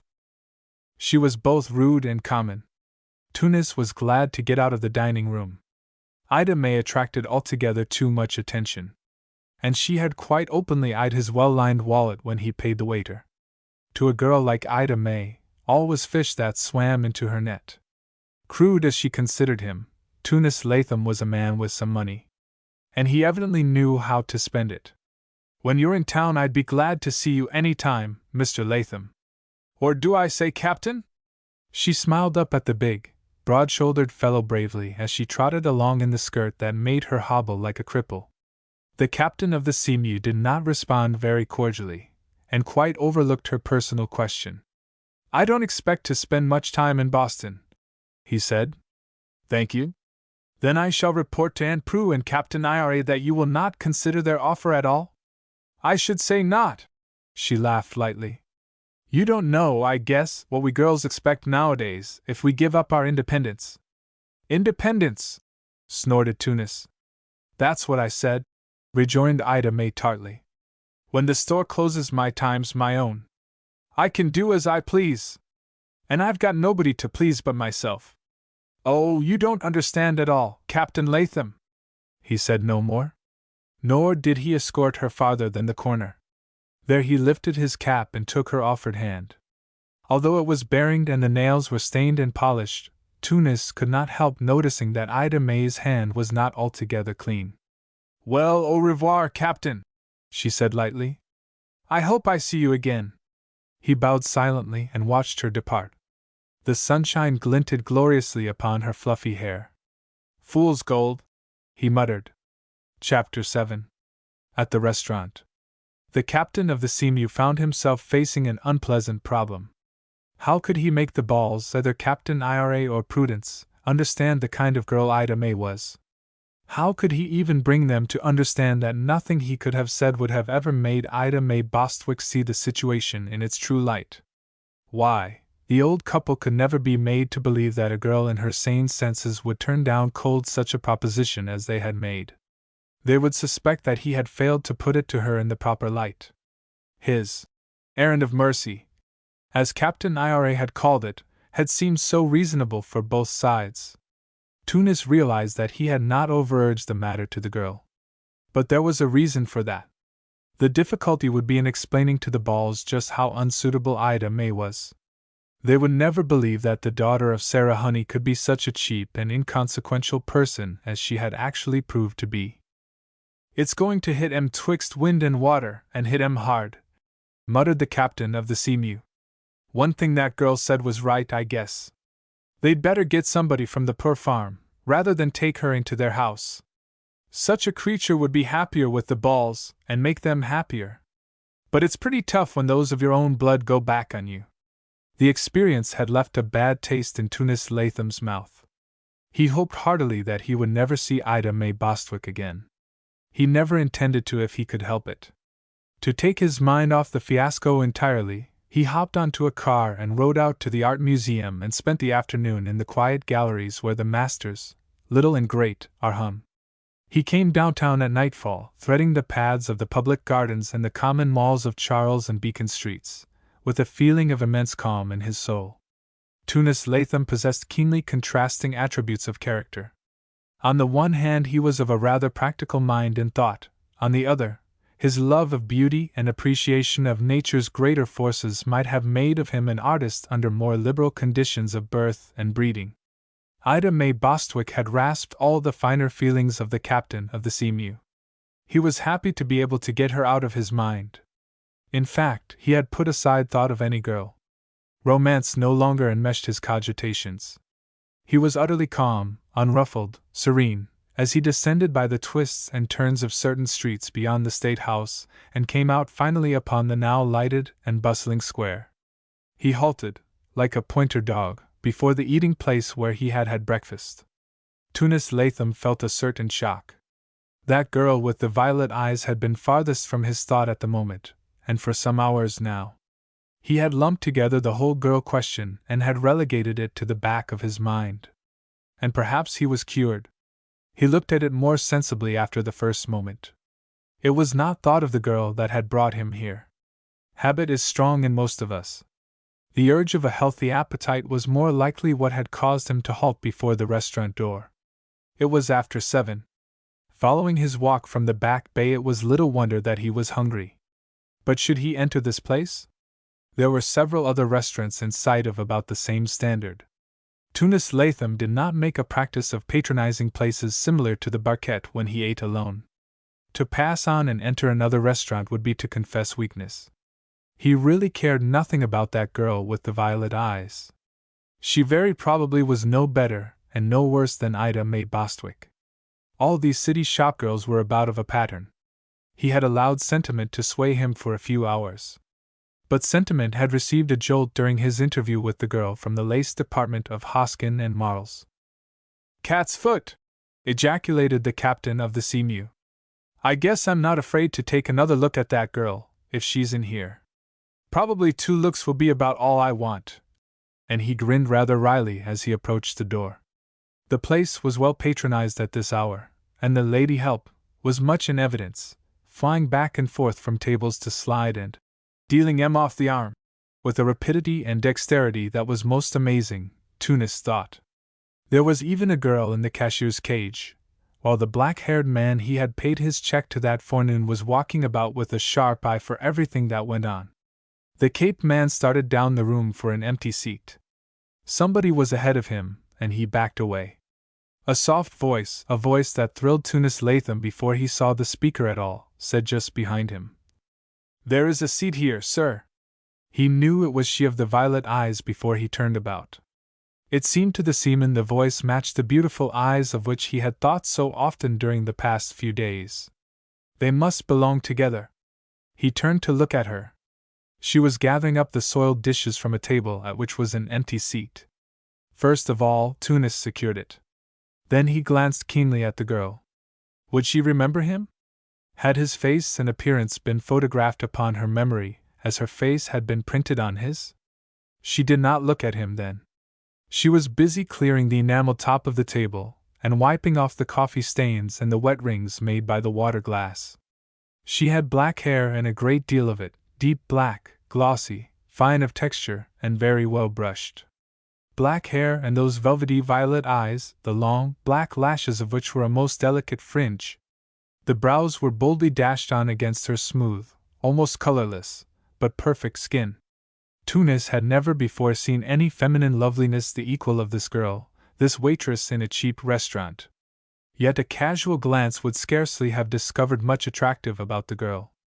Had he not looked so deep into her violet eyes at the instant of their first meeting, perhaps the captain of the Seamew would never have given her the second glance. There was a timidity about her, a shrinking in her very attitude, that would naturally displease even an observant person. Her nose, mouth, and chin were only ordinarily well formed. Nothing remarkable at all about them. But the texture of her skin, it seemed to the man, was the finest he had ever beheld. Her figure was slight, but supple. Every line, accentuated by the common black dress she wore, was graceful. Her throat was bare, and she wore no ornament. His sharp gaze flashed to her left hand. It was guiltless of any band.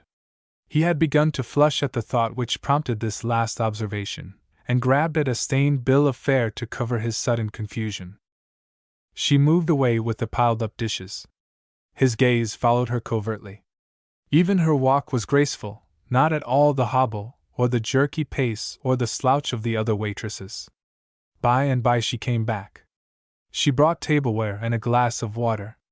She placed them meticulously before him. Then, for the first time it seemed, she looked at Tunis Latham. She halted, her hands still upon the water glass. She quivered all over. The water slopped upon the table. "Oh, is it you, sir?" she said in that timid, breathless whisper he so well remembered. "Good evening," Tunis rejoined. "I hope you are well?" "Oh, yes, sir." "Quite well. What will you have, sir?"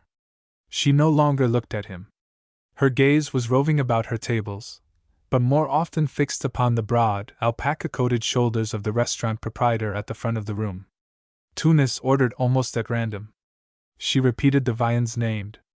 There was a tiny tendril of her hair that curled low upon her neck at one side, caressing the pale satin sheen of the skin. He felt an overpowering desire to lean forward and press his lips to the tiny curl. As though she comprehended his secret wish, A wave of color stained her throat and cheeks from the line of her frock to her hair. It poured up under the pallor of the skin, transfiguring her expression ravishingly. Instead of her countenance being rather wan and weary-looking, in a moment it became as vivid as a freshly opened flower. She turned swiftly, departing with his order. Tunis was conscious of a hoarse voice at his elbow. He glanced aside. His neighbor in the next chair was a little, common man, with a little, common face, on which was a little, common leer. "A pip, I'll tell the world," was the neighbor's comment. "Wadger Pose brought her into this dump. The necessity for earning her living," replied Tunis, without looking again at the man. "With a face like that?" suggested the man, and fell wordless again, but not silent, as he attacked his soup. If there was an opportunity to speak to the girl again, Tunis could scarcely do so, he thought, for her own sake.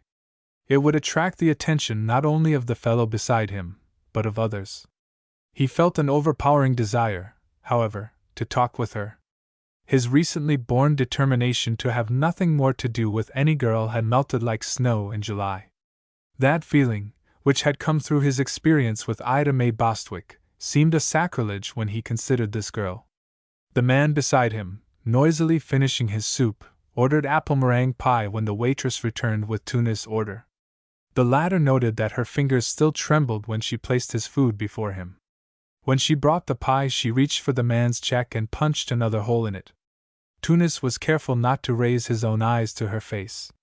But all the time he was trying to invent some way by which he might further his acquaintance with her. He must be back at the Seamew that night. Tomorrow the cargo would come aboard and, wind and tide being ordinarily favorable, the schooner would put to sea as soon as the hatches were battened down. He could not continue to come here to the restaurant for his meals, and so grasped the frail chance of bolstering his acquaintance with the girl. Indeed, he felt that such an obvious course would utterly wreck any chance he might naturally have of knowing her better. The timidity she evinced was nothing put on. It was real.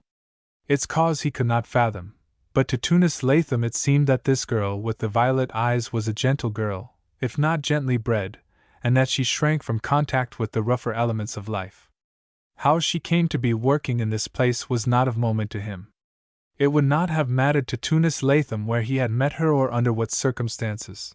He only knew that there was a mysterious charm about her which attracted and held his heart captive. "Will you have anything more, sir?"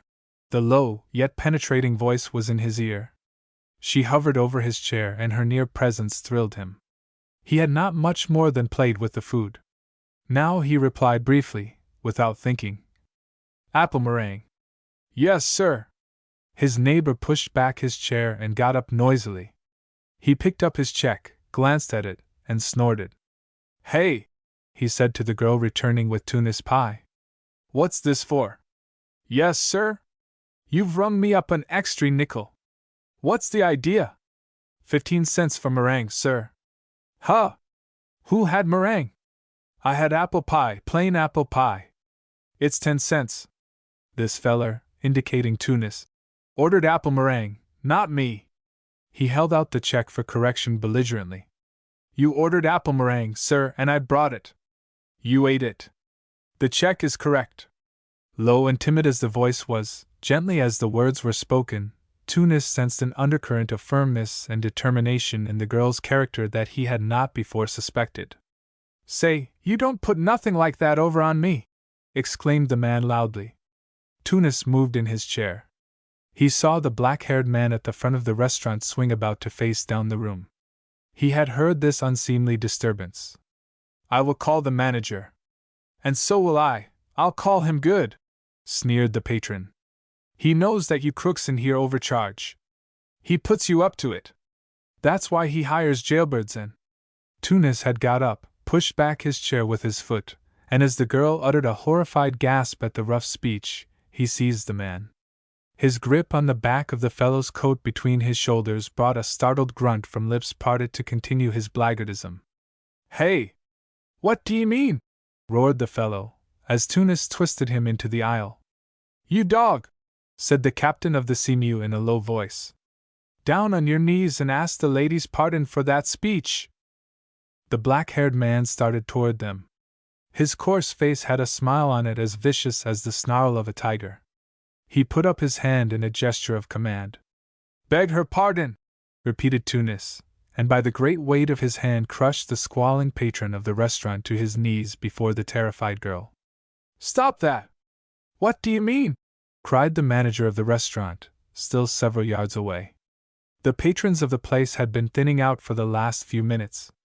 Most of those remaining were near the front. Some of the waitresses were already seated at a table next to the kitchen slide, eating their suppers. "Take him off me!" roared the man squirming on the floor under Tunis Latham's hand. "That thief of a girl set him on me. This is a nice thing, be overcharged and then assaulted." He was talking for the benefit of the black-haired man. The latter swooped down upon them. His face was purple with wrath, and his fat jowls trembled. "Let him up! Do you hear me?" he exclaimed. "He insulted this lady," said Tunis, indicating the waitress. "You just heard him repeat it. He'll beg her pardon or I'll wring his neck." "What do you mean?" cried the restaurant man. "What's the girl to you? One of her friends, are you? Well, you are doing her no good with me, I assure you." The captain of the Seamew flung the little man face down upon the floor and held him there with his foot, while he reached with both hands for the proprietor. He got him. The latter uttered a squeak like a captured rat. "You're another of the same breed, are you?" Tunis demanded. "You'll beg her pardon too, or I'll crack the heads of the two of you together. Come!" He stood the man on his feet before the waitress with such force that his teeth rattled. He stooped and yanked the other to an upright posture likewise. The shrinking girl, Tunis noticed, was not weeping. She looked at all he did as though she approved. The other girls were shrieking. The cashier had run to the door and cried into the street for the police. But that violet-eyed girl, timid as she naturally was, did not open her lips. "She's a plucky little lady," thought Tunis Latham. "But somebody's got to stand up for her." Chapter 8. Sheila. The captain of the Seamew held the two struggling, cursing men as though they were small boys. His eyes flamed a question at the girl. She understood and nodded, if ever so faintly. "I ought to send both of you to the hospital," said Tunis in a grim voice. "But I'm satisfied if you beg her pardon and let her go." This to the restaurant proprietor. The man opened his lips to emit something besides an apology, although the smaller man was already quelled. But the look in Tunis Latham's face made the black-haired man pause. "Well, she can't cause a disturbance here. But I meant no offense," the smaller man hastened to add. "So help me. I was that mad I didn't know what I said. I didn't mean nothing." Tunis nodded solemnly. "Get your coat and hat, miss," he said. "I guess it won't be a pleasant place for you to work in after this." She slipped away. Tunis let the men go. They both stepped away from him, panting, relaxing their shoulders, eyeing the young captain with as much curiosity as apprehension. Suddenly there was an added commotion at the front door. Tunis saw a policeman enter. The coarse-featured proprietor of the restaurant instantly recovered all his courage. "This way, officer! This way!" he cried. "Here's the man." At that moment Tunis felt a tug at his coat. He flashed a glance over his shoulder. It was the girl. She wore a little hat pulled down over all that black hair, and she was buttoning a shabby jacket. There was a way out by the alley. He well knew it. Nor was he anxious of appearing before either a police lieutenant or a magistrate for creating a disturbance in the place. "Run along. I'll be right behind you," he whispered. The policeman was some distance, and several tables away. Tunis looked to see if all was clear. The girl was just passing through the swinging door into the kitchen. Tunis stepped back, turned suddenly, while the restaurant proprietor was making ready to address the policeman, and leaped for the rear exit. "There he goes!" squealed the patron who had been the cause of the trouble. But nobody stopped Tunis Latham. At a flash, when he got into the kitchen, he saw the girl opening the outer door. The way was clear. He crossed the room in several quick strides and caught up with her. The startled chef and his assistants merely stared. The alley was empty, but they walked swiftly away from the square. The arc lamp on the corner which they approached sputtered continuously, like soda water bubbling out of a bottle. He looked down at her curiously in the flickering illumination from this lamp and found the girl looking up at him just as curiously. "That was an unwise thing to do. You might have been arrested," she said ever so gently. Then she added, "And it has cost me my job." "That is the only thing that worries me," he rejoined promptly. "You need not mind, sir. I really am not sorry. I could not have stood it much longer. And Mr. Sellers paid yesterday. So they don't owe you much on account then," Tunis said soberly. "I came away without paying for my dinner. I'll pay the worth of my check to you, that'll help some." For the first time she laughed. Once he had sat all afternoon in a gully back of Big Wreck Cove in the pine woods and listened to the cheerful gurgle of a spring bubbling from under a stone. That silvery chuckle was repeated in this girl's laugh with all her timidity and shyness. She was naturally a cheerful body. That laugh was quite involuntary. "I think I may be able to get along," she said, with that quiet tone of finality which Tunis felt would keep the boldest man at a distance. "It is difficult, however, to get a position without references." "I'll go back and wring one out of him, when the cop has gone," grinned Tunis. "I don't think a reference from Mr. Sellers would do me much good," she sighed. "But at the time I took the place I was quite desperate." The captain of the Seamew made no comment. They were walking up the hill through a quiet street. Of course, there was no pursuit. But the young man began to feel that he might have done the girl more harm than good by espousing her cause in the restaurant. Perhaps he had been too impulsive. You can find other and more pleasant work, I am sure," he said with hesitation. "I hope you will forgive me for thrusting myself into your concerns, but I really could not stand for that man backing up your customer instead of you. He did order meringue pie. I heard him." She smiled, and he caught the faint flicker of it as it curved her lips and made her eyes shine for an instant. Minute following minute, she was becoming more attractive. His voice trembled when he spoke again. I hope you will forgive me. You did just what I should have expected my brother to do, if I had a brother," she replied frankly. "But few girls who work at Sellers have brothers." "No?"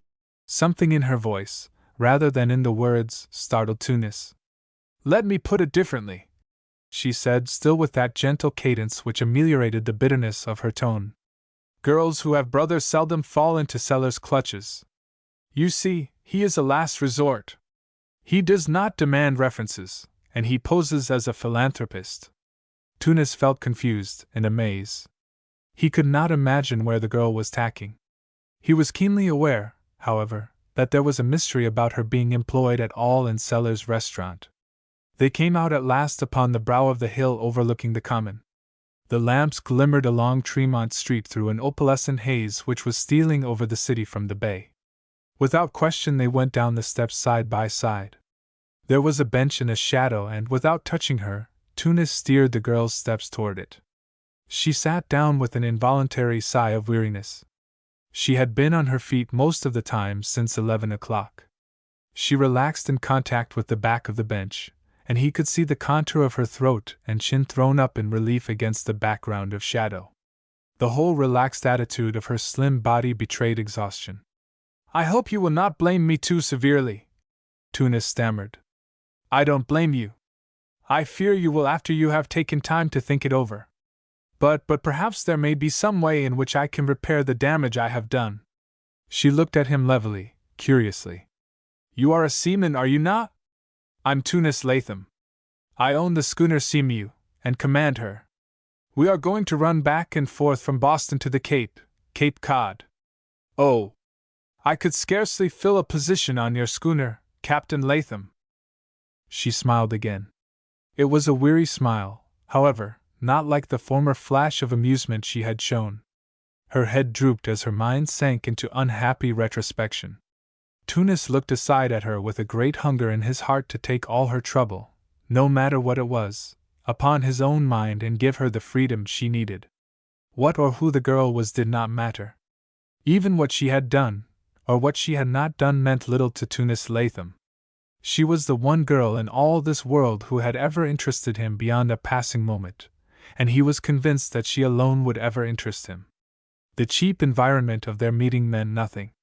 If she was free, her own mistress, and he could get her, he meant to make this girl his wife. "You didn't tell me your name," he said directly. "Won't you? I have been frank with you." "Why, so you have," said the girl. There might have been a strata of laughter underlying the words, yet her face was sober enough. "If you really wish to know, Captain Latham, my name is Macklin." "Miss Macklin?" he asked, a positive tremor in his voice. "Certainly. Sheila Macklin, spinster." Tunis drew a long breath. That was enough.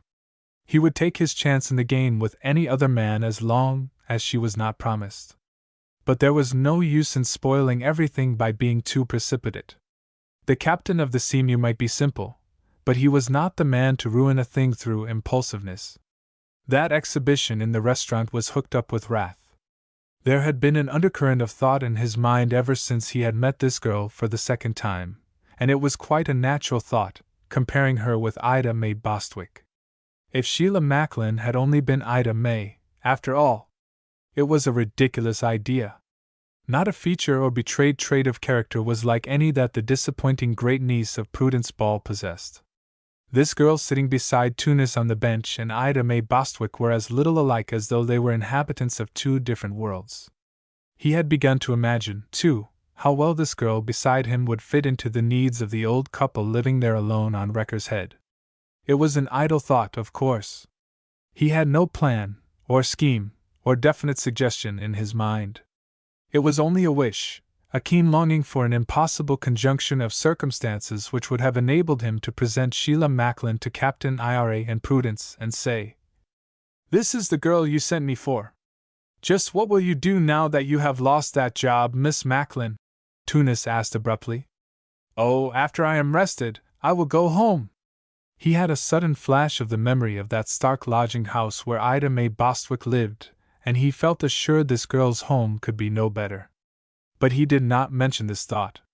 "I did not mean it just that way," he told her, smiling. "First you and I will go and get supper somewhere. I did not half finish mine, and you have had none at all." "I don't know about that," she interposed. "It is generous of you. But ought I to accept? You need not question that. We are going to be friends, Miss Macklin. Is it necessary for me to bring you references?" "It may be necessary for me to obtain a sponsor," she said quite seriously. "You do not know a thing about me, Captain Latham. You know nothing about me, except what I have told you." And he laughed. "And what I read in your countenance," she said soberly. He grinned at her, but rather ruefully. "I never knew my thoughts were advertised in my face." "Oh, no! Not that. But your character is. Otherwise I would not be sitting here with you." "I guess that's all right then," he declared with satisfaction. "Well, let's call it a draw. If you take me at face value, I'll take you at the same rating. Anyhow, we can risk going to supper together. Well, somewhere to a quiet place. Don't take me where you are known, Captain Latham." "No?" He was puzzled again. "But then, I am not known anywhere in Boston." "All the better. I ought not to lend myself in any way to making you possible future trouble." "I do not understand you, Miss Macklin." He sat up suddenly on the bench to look at her more sharply. There was an underlying, but important, meaning to her speech. "I know you do not understand," she rejoined gently. She sighed. "I must make you clearly see just who I am and the risk you run in associating with me." "The risk I run?" He uttered the words in both amazement and ridicule. "You do not quite understand, Captain Latham," she repeated in the same gentle tone. There was no raillery in her voice now. She was altogether serious. Her eyes, luminous, yet darkly unfathomable, were held full upon his face. He felt rather than saw that she was under a mental strain. The revelation she was about to make throbbed in her voice when she spoke again. "You do not quite understand. Sellers gives girls work in his restaurant who could by no possibility offer proper references, girls from the Protectory, from homes, as they are called, some even, who have served jail sentences. I had been 2 years in the St. Andrews School for Girls when I went to work for Sellers. Chapter 9. A Girl's Story. There was a ringing in Tunis Latham's ears. As you make Palmmouth Harbor coming from seaward, on a thick day you hear the insistent tolling of the bell buoy over Bitter Reef. That was the distant, but incessant sound that the captain of the Seamew seemed to hear as he sat on that bench on Boston Common beside this strange girl. Without being a prig, Tunis Latham was undeniably a good man. Whether he was altogether a wise man was perhaps a subject for argument. At least, his future conduct must settle that point. But for the moment, when Sheila Macklin had made her last statement, it seemed that every atom of thought and all ability to consider matters logically were drained out of the man's mind. That mind was perfectly blank. What the girl had said seemed mere sound without meaning. He could not grasp its significance. And yet he knew it was tragic. It was something that had made the girl what she was. It explained all Tunis had been unable heretofore to understand about Sheila Macklin. That timidity, that whispering shyness, the shrinking from observation and from any attention, were all explained. She had suffered persecution and punishment, harsh and undeserved, that made her recoil from contact with other more fortunate people. She felt herself outcast, ostracized, and was unable to defend herself from malign fortune. Gradually Tunis regained his usual self-control. If Sheila had said anything following the bare statement that she had spent 2 years in the St. Andrews Reformatory for Women, he had not comprehended it. Nor could he have told how long he sat silent on the bench getting control of his voice and of his tongue. When he did speak he said quite casually, "And what kind of a place is that, school, Miss Macklin? You can imagine. It harbors the weak-minded, the vicious, and the unfortunate runaway girls, thieves' consorts, and women of the streets. It is, I think, a little like hell, if there really is such a place, Captain Latham." The poignancy of expression in her voice and words made the man tremble. And yet she did not speak bitterly nor angrily. Her feeling was beyond all passion. It was the expression of a soul that had suffered everything and could no longer feel. That was just it, Tunis told himself. It explained her attitude, even the tone of her voice. She had endured and seen so much misery and heartache that there seemed nothing left for her to experience. "Can you bear to tell me what misfortune took you to that place?" he asked gently, yet fighting down all the time that desire to roar with rage. "Why do you not say crime, Captain Latham?" she asked in that same low, strained voice. "Because I know that crime and you could not be associated, Miss Macklin," he said hoarsely. At that she began suddenly to weep. Not aloud, but with her hands pressed over her eyes and her shoulders, shaking with long, shuddering sobs which betrayed how the horror of past thoughts and experiences controlled her when once she gave way. Tunis Latham could have behaved like a madman.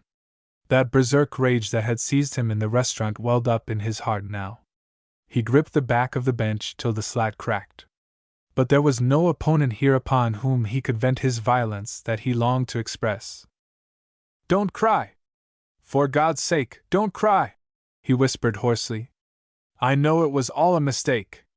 It must have been a mistake. How could anybody have been so wicked, so utterly senseless, as to believe you guilty of, what did they accuse you of?" "Stealing," whispered the girl. "Stealing? What nonsense!" He put a wealth of disdain into the words. She sat up straighter. She dropped her hands from her face and looked at him. Dark as it was on the bench, he could see that her expression was one of wonder. Do you really feel that way about it, Captain Latham?" "It is ridiculous," he acclaimed heartily. She sighed. Her momentary animation fell and she spoke again. "It did not seem ridiculous to the police or to the magistrate. I worked in a store. A piece of sterling silverware disappeared. Other pieces had previously been stolen. The police traced the last missing piece to a pawnshop. The pawnbroker testified that a girl pawned it. His identification of me was close enough to satisfy the judge. My God! I was what they call a first offender. At least, I had no police record. Ordinarily, I might have been let go under suspended sentence or been put on probation. but I had nobody to say a good word for me. I had been in Boston only a year, and I could not let people where I came from know about my trouble. Even if the judge had given me a jail sentence, I could have shortened it by good behavior. He did what he thought was best, I suppose. He considered me a hardened young criminal. He sent me to the St. Andrews School until I was 21, 2 years. 2 long years. 6 months ago I got out and Sellers gave me a job. Now, that is all, Captain Latham. You will readily see my position. I do not want to go anywhere with you to eat where your friends are likely to see you. He uttered a sudden, stinging, harsh sound, then he removed his cap and bent toward her. But what you have said, why, were they all crazy? Couldn't they see that such a thing would be impossible for you? Impossible. She put a hand gently on his arm to quiet his excitement, for others were passing. Her eyes glowed up into his for an instant. Her lips parted in a happier smile than he had seen on them before. Then you will not get up from this bench, Captain Latham, and excuse yourself? I should not blame you if you did so. Do you think I'm that kind of a fellow? He demanded bluntly. I told you I thought I had quite read your character in your face.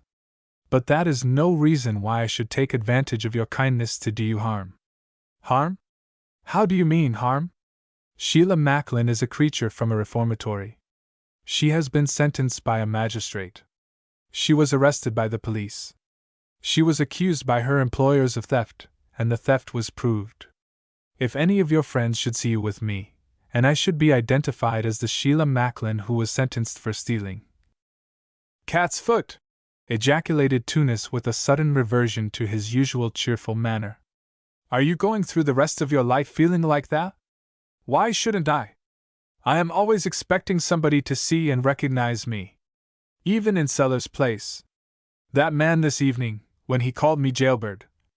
I wish I had wrung his neck, exclaimed the captain of the Seamew heartily. I appreciate your kindness.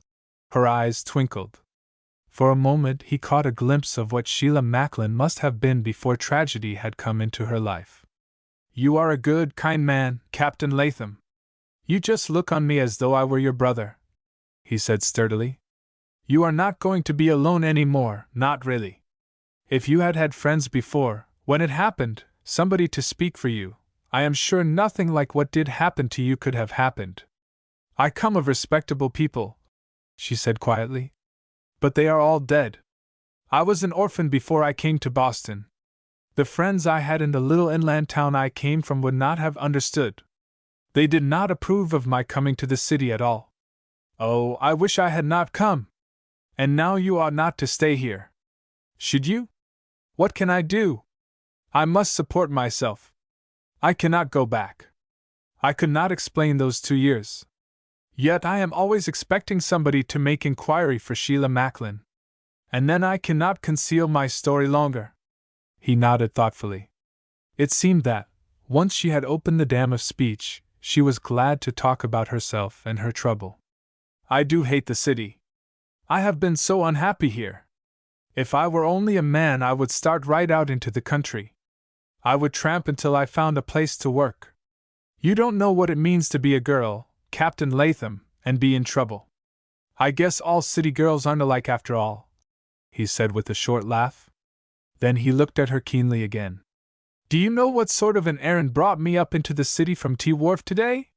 What errand? I cannot imagine. There are 2 old people down on the Cape that I am much interested in. They live near my home. He told her quietly, yet with earnestness, about Captain Ira and Prudence.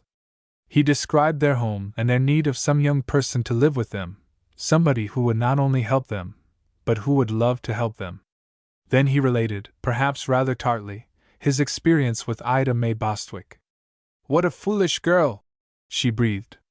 And she would not accept a chance like that? Lucky for Captain Ira and for Aunt Prue that she won't take up with their offer, he said grimly.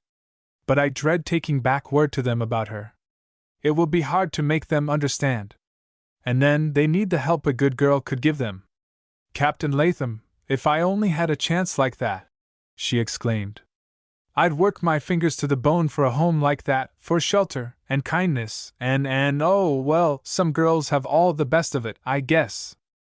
She sighed. It was half a sob. He saw her hands clasped tightly before her in the dusk. The gesture was like a prayer. He knew that her pale face was flushed with earnestness. He cleared his throat. You have the chance if you want it, Miss Macklin, he said. Chapter 10. The Plot. There was a long minute of utter silence following Tunis Latham's last words. Then the girl's whisper, tense, yet shaking like a frightened child's. You do not know what you are saying. I know exactly what I am saying, he replied. They would not have me. They will welcome you, gladly. Never. I am a stranger. They must be told all about me. They could never welcome Sheila Macklin. He knew that. He knew it only too well. She was just the sort of girl to make Captain Ira Ball and Prudence happy, to bring to their latter years the comfort and joy the old couple should have. But the Puritanism which, after all, ingrained their characters would never allow the Balls to welcome a girl with the stain Sheila Macklin bore upon her name. Tunis remembered clearly how scornfully Captain Ira had spoken of the possibility of their taking in a girl from the poor farm. Pride of family and of name is inbred in their class of New Englanders. The old people wanted a girl whom they could love and look upon as their own. They would welcome nobody else. They had set their minds and hearts upon Ida May Bostwick. The fact that Ida May failed to come up to their expectations, that she was perfectly worthless and inconsequential, did not open the way for another girl to be substituted for Ida May. Possibly Tunis might be successful in an attempt to interest the Balls in Sheila Macklin's case. But the girl did not want charity, not charity as the word is used in its general and harsher sense.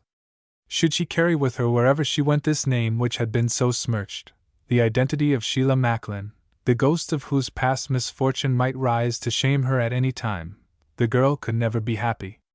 Did Tunis Latham succeed in getting the Balls to take Sheila in and give her a home, this story that so bowed her down would continually threaten its revelation, like a pirate ship hovering in the offing. And there was, too, a deeper reason why he could not introduce Sheila Macklin to Big Wreck Cove folk.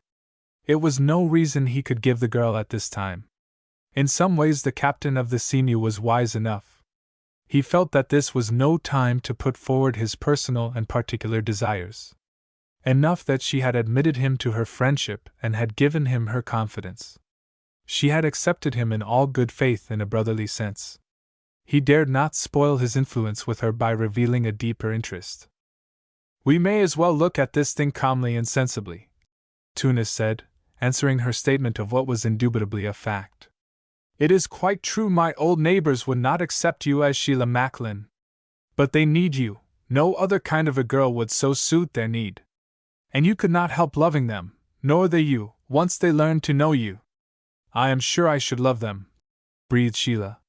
Then, as you are just the person they want and their home is just the place you need for shelter, I am going to take you back with me. Oh, Captain Latham! We can't do it. My name, somebody will sometime be sure to hear about me, and the dreadful secret will come out. No, it won't, said Tunis doggedly. There will be no secret, not such as you mean, to come out. She gazed upon him in open-eyed surprise, her lips parted, her face aglow. You mean? We'll leave Sheila Macklin sitting on this bench, if you will agree. She need never be traced from this point. Let her drop out of the ken of the whole world that knew her. The name can only bring you harm. It has brought you harm. Through it you are threatened with trouble, with disaster. Your whole future is menaced through that name and the stain upon it. She looked at him still, scarcely breathing. Latham did not realize the power he held over this girl at the moment. He was to her a living embodiment of the all-good.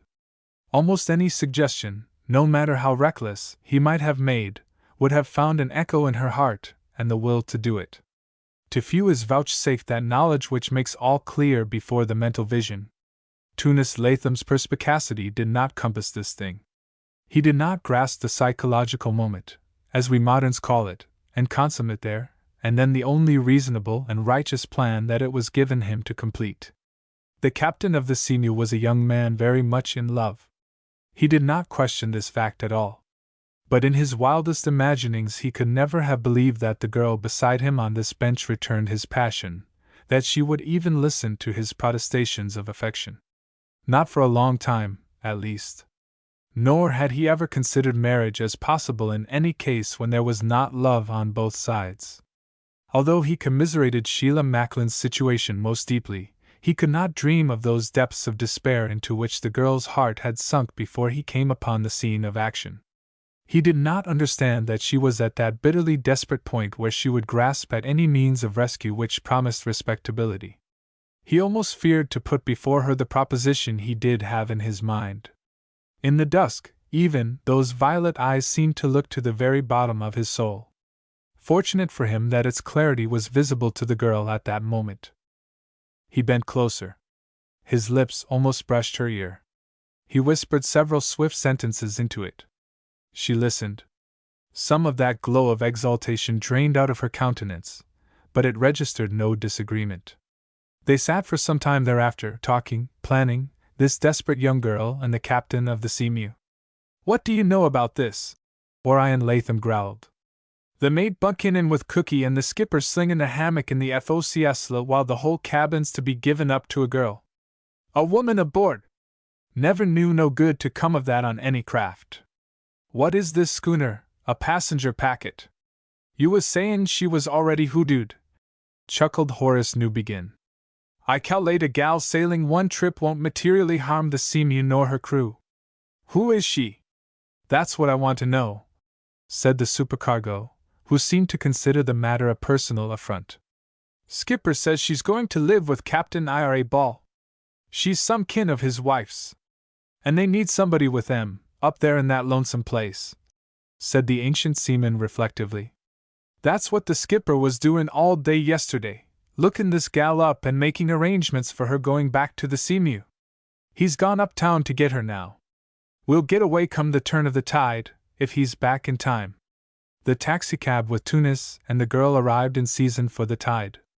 It was quite dark on the dock to which the Seamew was still moored. The captain hailed, and two of the hands were sent up for the trunk. Tunis carried the girl's handbag. Every member of the crew was loitering on deck, even Johnny Lark and Tony, the boy, to get a glimpse of the mysterious passenger. They saw only a slender, graceful, quick-stepping figure, her face veiled, her hands neatly gloved. Just how she was dressed and what she really looked like only daylight would reveal. Tunis went below with her and remained until the men brought down the trunk. It was a small trunk and brand new, as was the bag. Had one observed, the hat she wore, and even her simple frock, were likewise just out of the shop.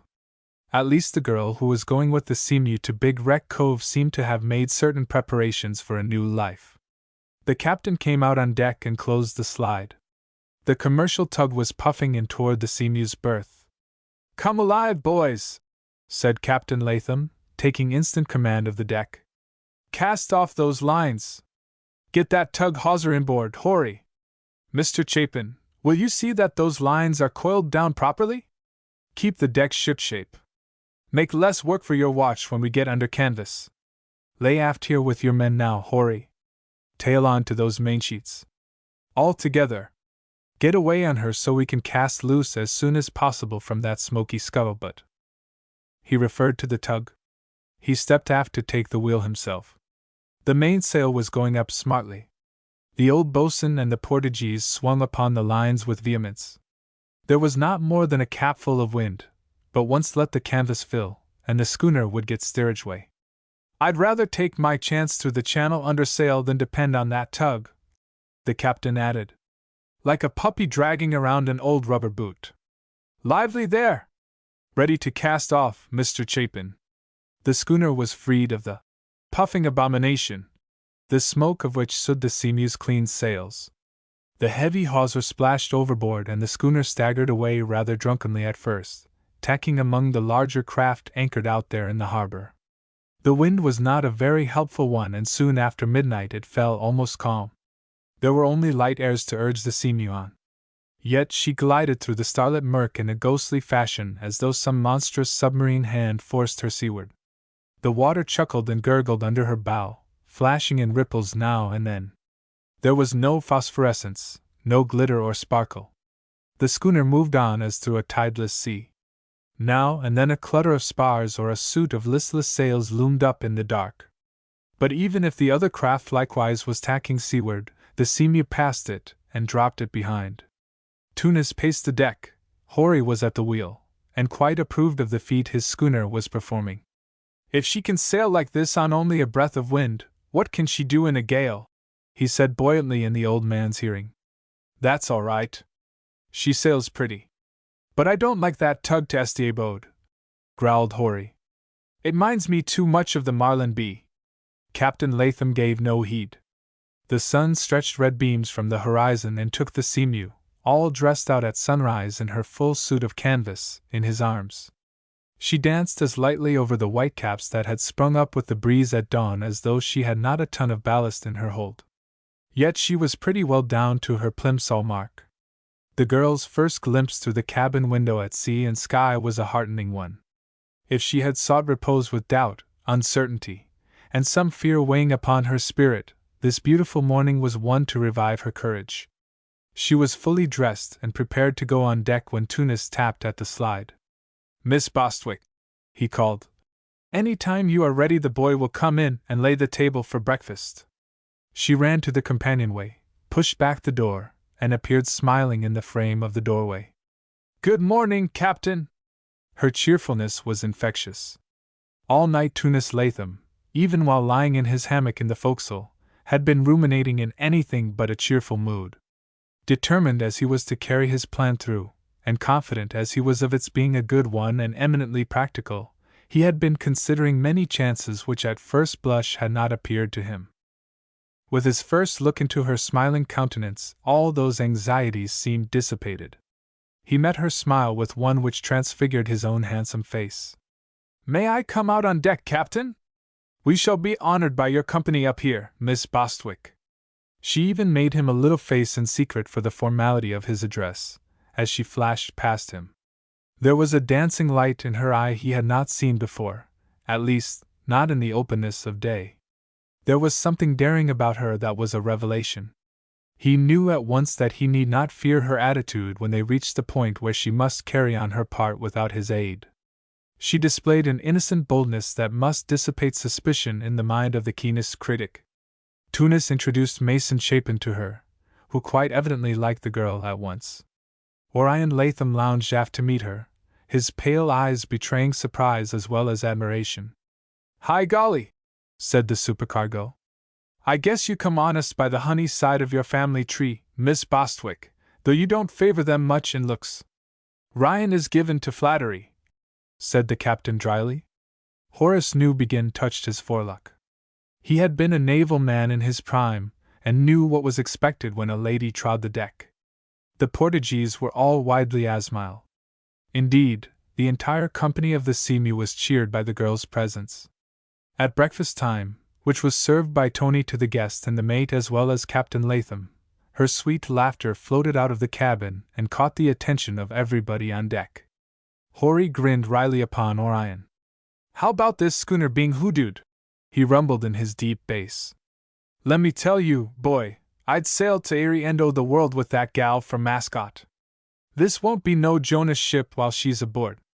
"Hi golly! Tunis Latham has all the luck," whined Orion. "Taking her down to live with Captain Ball and Prudence."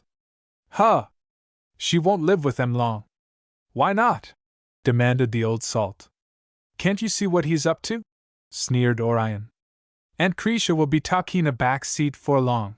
Latham's Folly will be getting a new mistress." Latham's Folly was a name Medway Latham's big brown house behind Wrecker's Head had gained soon after it was built. Such a huge house for so limited a family had suggested the term to the sharp-tongued Cape Codders. Horry Newbegin turned the idea and his quid over several times, then commented, "Well, the skipper wouldn't be doing so bad at that." Chapter 11. At Big Wreck Cove. The girl had never been to sea before, not even on a pleasure boat down the harbor. The delights of a sail to Nantucket were quite unknown to her. Naturally, this voyage out through the bay and into the illimitable ocean was sure to be either a delight or a most unpleasant experience. Happily, it was the former. She proved to be a good sailor. "You was born for a sailor's bride, miss," Horry told her.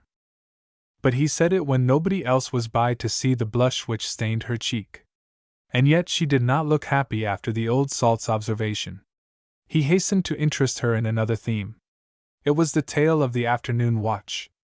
Because of the light and shifting airs, the Seamew, in spite of her wonderful sailing qualities, had only then raised the northern extremity of the cape and, turning on her heel, was now running out to sea again on the long leg of attack into the southeast. Horry hung to the spokes of the wheel, while the skipper was helping Orion make up the manifest. The steersman had jettisoned his usual quid of tobacco when the girl approached him, and without that aid to complacency Horry just had to talk. "Did you see the wheel jerk then, miss?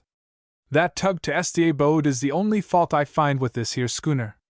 She's a right tidy craft, and Captain Tunis is a good judge of sailing ships, as his father was afore him.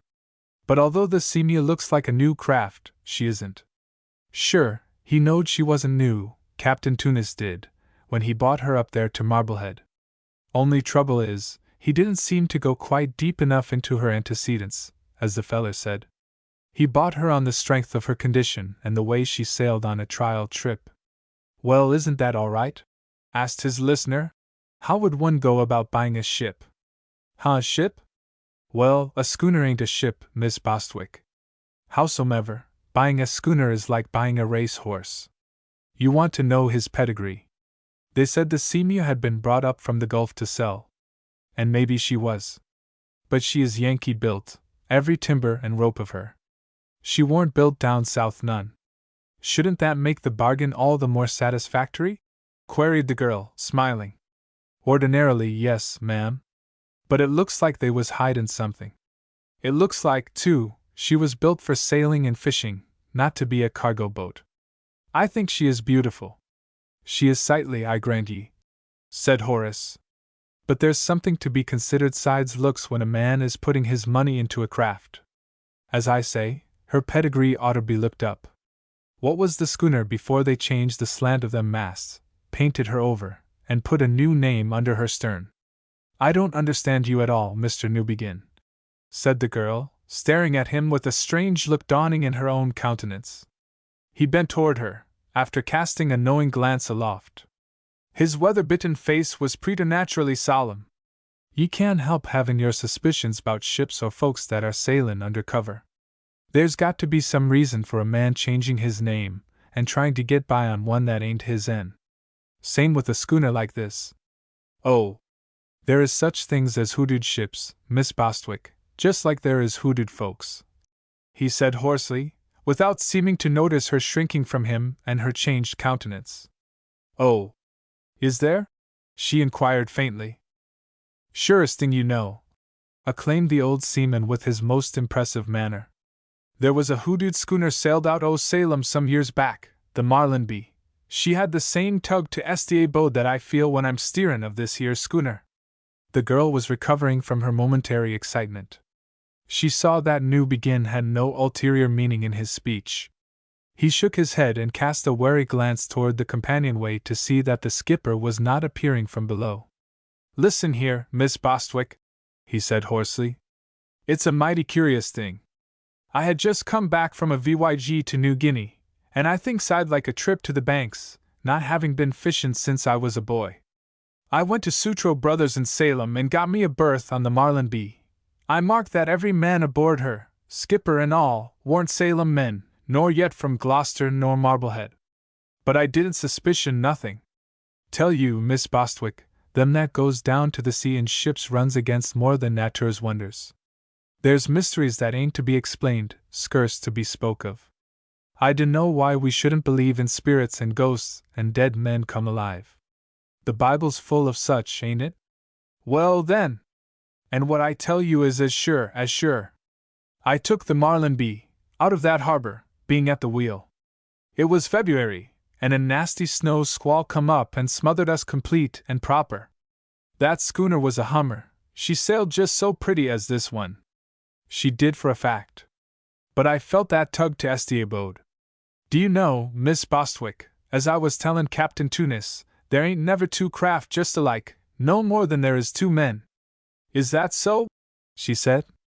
Ships is almost human. I never did see two so much alike as this Seamew and the Marlin be. Well, to continue, as the feller said, we was smothered in that snow squall for about 10 minutes. At the wheel there I heard off to windward the rushing sound of another craft. She was a tall ship, too, and she had as much canvas spread as we had. She came down on us like a shot. I shouted to the mate, but he had heard it too. He yelled for all hands on deck. We both knowed the Marlin was due to be run under unless a miracle intervened.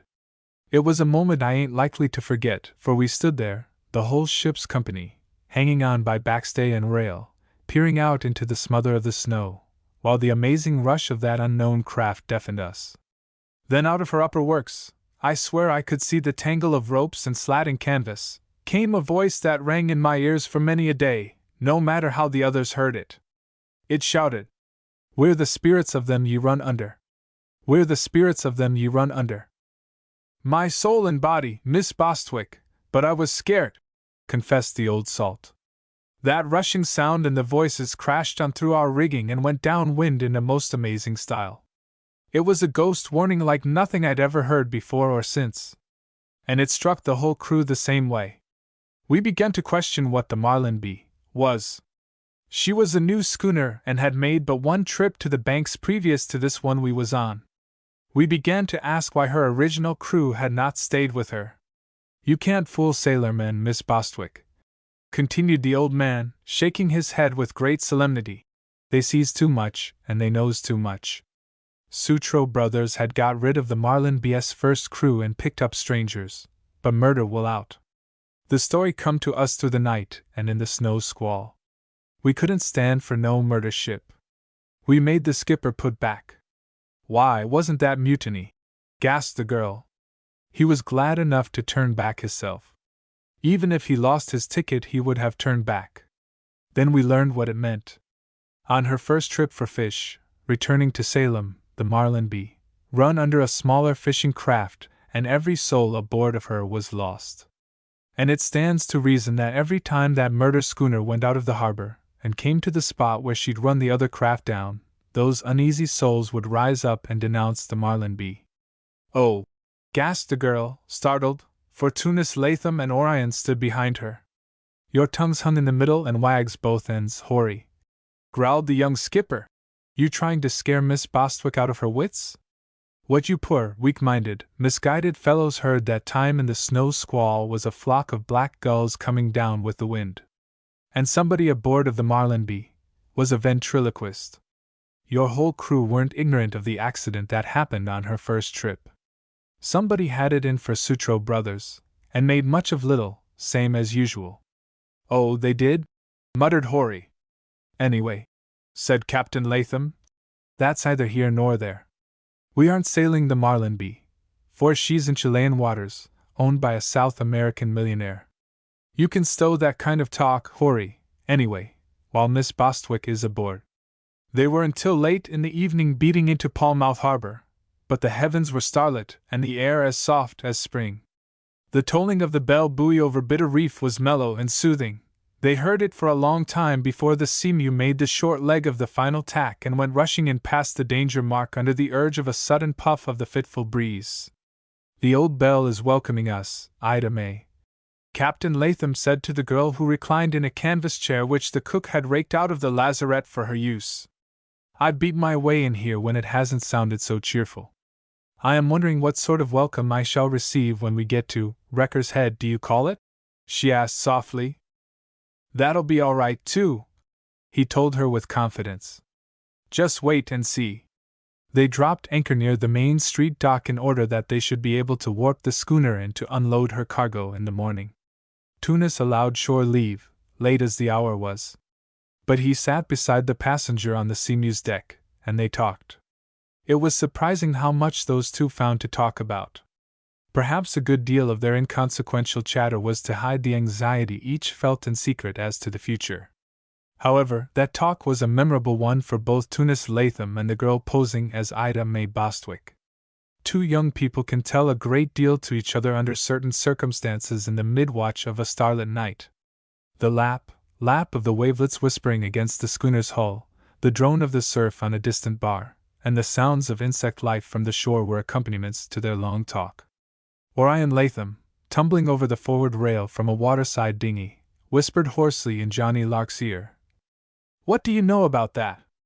There they are, Bill Lynn and Cohen, just where we left them when we went ashore. Wouldn't it sicken you?" But Johnny only grinned and chuckled, shaking the tiny gold rings in his ears till they sparkled in the faint light. He had a girl himself in Portage Town, at Big Wreck Cove. The creaking of the hawsers and the heave-hoes of the crew as they warped the Seamew into the wharf awoke the girl passenger in the cabin. There was little fancy about the schooner's after house, but it was comfortable. There was a tarry smell about the place that rather pleased the girl. The lamp over the round table vibrated in its gimbals, but did not swing. There were several prints upon the walls of the cabin, prints which showed the rather exceptional taste of the Seamew's master, for they had been tacked up since she had come into Tunis Latham's possession. There was, too, a somewhat faded photograph on a background of purple velvet, boxed in with glass, screwed to the forward stanchion. It was the photograph of an overhealthy-looking young woman, with scallops of hair pasted to her forehead undoubtedly with quince seed pomatum, her basque wrinkled across her bust because of the high-shouldered cut of it. But it had been in the extreme mode when it was made and worn, in the 80s. The brooch which fastened the lace collar had been painted yellow by the artist-photographer of that day, and even the earrings she wore had been touched up, or perhaps painted on with the airbrush. This was Tunis Latham's mother, the girl who had seemed so promising an addition to the family in the opinion of Medway Latham, the builder of Latham's Folly. The rather blousy prettiness of Captain Randall Latham's young wife had been translated into real beauty in her son, for Tunis had got his physique and open, bold physiognomy from his mother. The girl lying in an upper berth, a close cap tied over her neatly braided hair, parted the cretonne curtains to look at these ornaments hung about the cabin. She realized that the photograph, so strangely contrasting with the prints of some of the world's masterpieces, was a sort of shrine to Tunis Latham. He revered the mother whom he had told the girl he could not remember of ever having seen. His love and admiration for that unknown mother had helped make the captain of the Seamew what he was. He was a good man, a safe man for any girl to trust. And yet he was lending himself to a species of masquerade which, if ever it became known, would bring upon his head both derision and scorn. He risked this contumely cheerfully, and with a reckless disregard for what might arise through the plans they had made while sitting beside each other on that bench on Boston Common. He would not admit the point of his own risk. He would not consider it when they had talked, only the night before, on the deck of the schooner. He scouted every possibility of any harm coming to him through their attempt to replace the girl in a firm niche in society and give the Captain IRA balls what they needed of companionship and care. The girl sat up in the berth and let her bare legs dangle a moment before dropping to the rug. In her bare feet she patted to the photograph of Captain Randall Latham's young wife. The girl stood before the old photograph, her hands clasped, her gaze raised to the pictured face, as a votary might stand before the Madonna. There were tears in the girl's violet eyes. At that moment she was uplifted, carried out of herself by the wealth of feeling in her heart. Her lips moved. "I promise," she said softly. "I promise you that I will never do anything that will hurt him. I promise you that I will never let him do anything that may harm him. He has given me my chance. I promise before you and God that he shall not be sorry, ever, that he has raised me out of the dust." She stood on tiptoe and pressed her lips to the glass which covered the photograph. The wind held fair, a quartering offshore blow, and the schooner, having discharged her cargo, just past noon spread her upper sails, caught a gentle breeze of Old Boris, and shot out of the harbor and so to the southward with a following wind which brought her to the mouth of Big Wreck Cove long before nightfall. Upon the bluff of Wrecker's Head was to be dimly seen the sprawling Ball homestead. Tunis pointed it out to the passenger. "That is where you are going to be happy, Ida May," he said to her softly. "I wonder," murmured the girl. He looked down into her rapt face.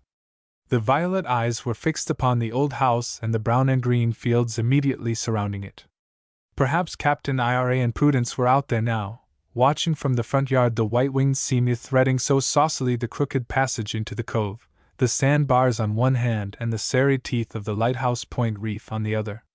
Inside the cove the schooner's canvas was reduced smartly to merely a topsail and jib, the wind in which carried her close enough to Louise' wharf for a line to be cast ashore.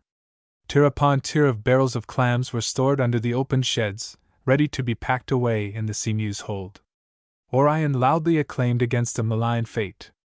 "Hi golly! Ain't we going to have no spare time at all? This running in a coasting packet is plain slavery, that's what it is! A man don't have a chance even to go home and change his socks 'tween trips. Have a clean pair in your duffel bag, then you won't have to go home for 'em, Ryan," advised Tunis. "We've got to make hay while the sun shines. There'll be loafing enough to cut into the profits by and by when bad weather breaks." Orion grunted pessimistically. Little in this world ever just suited Orion. "She's a hoodooed packet. I said it from the first," he muttered to Hori. "You know well enough what she was before they gave her a lick of paint and a new name. We'll all pay high yet for sailin' in her. I wouldn't let Captain Tunis hear me say that unless I was seekin' a new berth," rejoined the old mariner. Tunis left the mate and Hori to carry on while he took the passenger ashore, meaning to spend the night himself at home with Aunt Lucretia. He stopped to get Eunice Perita's father to harness up his old horse and transfer Miss Bostwick's trunk and bag to the Ball homestead. Eunice was in evidence, as she always was when Tunis came by, a bird of paradise indeed. Her languishing glances at Tunis flashed in their change to suspicious glares at the girl waiting in the roadway. "You have a guest, Tunis Latham?" she asked with a composure which scarcely hid her jealousy and doubt. "I'm taking her up to the Balls. She's Mrs. Ball's niece, Eunice," Tunis said good-naturedly. He was always friendly with these Portuguese. That was why he got along so well with them and they liked to work for him. Many of the Big Wreck Cove folk looked upon them even now as foreigners, who had to be shouted at if one would make them understood. "What does she come for?" asked Eunice sharply. "They need her up there. Mrs. Ball is feeble and so is the captain. She is going to live with them right along." "Aha!" whispered Eunice as he passed her to step outside the house again. She seized his arm and swung him around to face her, for she was strong. "You think she is pretty, Tunis?" she demanded. "Eh? What's eating on you, Eunice? I never stopped to think whether she was or not." But he flushed, and she saw it. Eunice smiled in a way which might have puzzled Tunis Latham had he stopped to consider it. But he joined the girl who was waiting for him, and they went on up the road and out of the town without his giving a backward glance or thought to the fiery Portugee girl. When they mounted to the windswept headland the visitor looked about with glowing eyes, breathing deeply. The flush of excitement rose in her cheek. He knew that as far as the physical aspect of the place went, she was more rejoiced than ever she had expected to be. "Beautiful and free," she whispered. "You've said it now, Ida May," he agreed. "From up here it looks like the whole world was freer and a whole lot brighter. It is a great outlook." "And is that the house?" the girl asked, for in approaching the Ball homestead from this angle it looked different from its appearance, as viewed standing on the deck of the inbound seamew. "That is the Ball house, and Aunt Prue taking in her wash," Tunis replied. "I suppose she had John Ed Williams' wife over to wash for her, but Myra will have gone home before this to get the supper." "Tush! Aunt Prue ought not to try to do that." The fresh wind blowing over the headland filled every garment on the lines like ballooning sails. The frail, little old woman had to stand on tiptoe to get each article unpinned from the line. The wind wickedly sought to drag the linen from her grasp. Captain Ira, hobbling around from the front of the house, hailed his wife in some rancor. "I don't see why you have to do that. Don't we pay that woman for washing them clothes? And ain't she supposed to take 'em down off the halyards? I swan! You'll be inter that basket head first, yet like ye was inter the grain chist. Look out! They wasn't all dry when Myra Williams went home, Ira. And I don't dare leave 'em out all night. Half of 'em would blow over the edge of the bluff. The wind is terrible strong." It was much too strong for her frail arms, that was sure. The captain turned in anger to look for help about the open common. He saw the two figures briskly moving up the road toward the house. "I swan! Who's this here?" he exclaimed. "Tunis Latham and Ida May." His face broadened into a delighted smile. He had seen the seamew come in, and had prayerfully hoped her master had brought the girl that he believed would be their salvation. This person with the captain of the seamew could only be Ida May Bostwick. At the moment Prudence was taking down her own starched, blue house dress from the line. It was hung like a pirate in chains by its sleeves, was blown out as round as a barrel, and was as stiff as a board. Just as the pins came out, an extra heavy puff of wind shrieked around the corner of the house, as though it had been lying in wait for just this opportunity. The dress was whipped out of Aunt Prue's hands. She herself, as Captain Ira had warned her, was cast, face downward, into the half-filled clothes basket. The blue dress was whirled high in the air, skirt downward. Before the old man was warned by Prudence's muffled scream that something had gone wrong, the starched dress plumped down over his head and shoulders, and he was bound fast and blinded in its folds. "Drat the thing! What did I tell ye?" bawled Captain Ira. "Take this here thing off and me! Want to make me more of an old Betty than I be already, dressin' me in women's clothes? I swan!" Chapter 12. A New Hand at the Helm. Tunis ran to the old man's rescue, but it was the girl who lifted Prudence from out the laundry basket. "Drat the thing!" ejaculated Captain Ira, fighting off the starched dress. "Feel like I was being smothered by a complete suit of sails. That you, Tunis?" "Yes, Captain Ira. You're all right now. Hold on. Don't let's mess up Aunt Prue's wrapper more than can be helped. Vast there! I swan! Don't it beat all what a pickle we get into? We ain't no more fit to be alone, me and Prue, than a pair o' babies. For the land's sake, Tunis! Who is that?" He was staring at the girl, who led forward the trembling old woman, her strong, young arms about the thin shoulders. Prudence was tearful but smiling. "This is the girl you sent me for," said the captain of the seamew. The girl was smiling, too. To the delight of the young man, there was no suspicion of fear or shyness in her expression. Her eyes were luminous. Her smile, he thought, would have ravished the heart of a misogynist. "I swan!" murmured Captain Ira, almost prayerfully. "Ain't she pretty, Ira?" cried Prudence, almost girlish herself in her new happiness. "Just like Sarah Honey was when she was Ida May's age. And ain't it sweet, her coming to us this way? She's brought her trunk. She's going to stay. And I know I shall be happy here, Uncle Ira," said the girl, giving him her hand. Captain Ira's smile was as ecstatic as that of his wife. He looked sidewise at Tunis, a glance of considerable admiration. "It takes you to do it, Tunis. I couldn't have brought home a nicer-looking gal myself. I swan! Now you hush your foolin', Ira," cried his wife, while the younger man's blush admitted unmistakably his feelings. "Don't you mind him, Ida May. Come into the house, now, and you too, Tunis. We'll have supper in a jiffy." "No," said the captain of the seamew. "I must be getting on. Aunt Lucretia will be expecting me, for, of course, she saw the schooner heading in for the Cove. Good night, Ida May." He shook hands with her quietly. "I know you will be happy here, with your own folks." The girl looked deep into the young man's eyes, nor did she free her hand from his clasp immediately.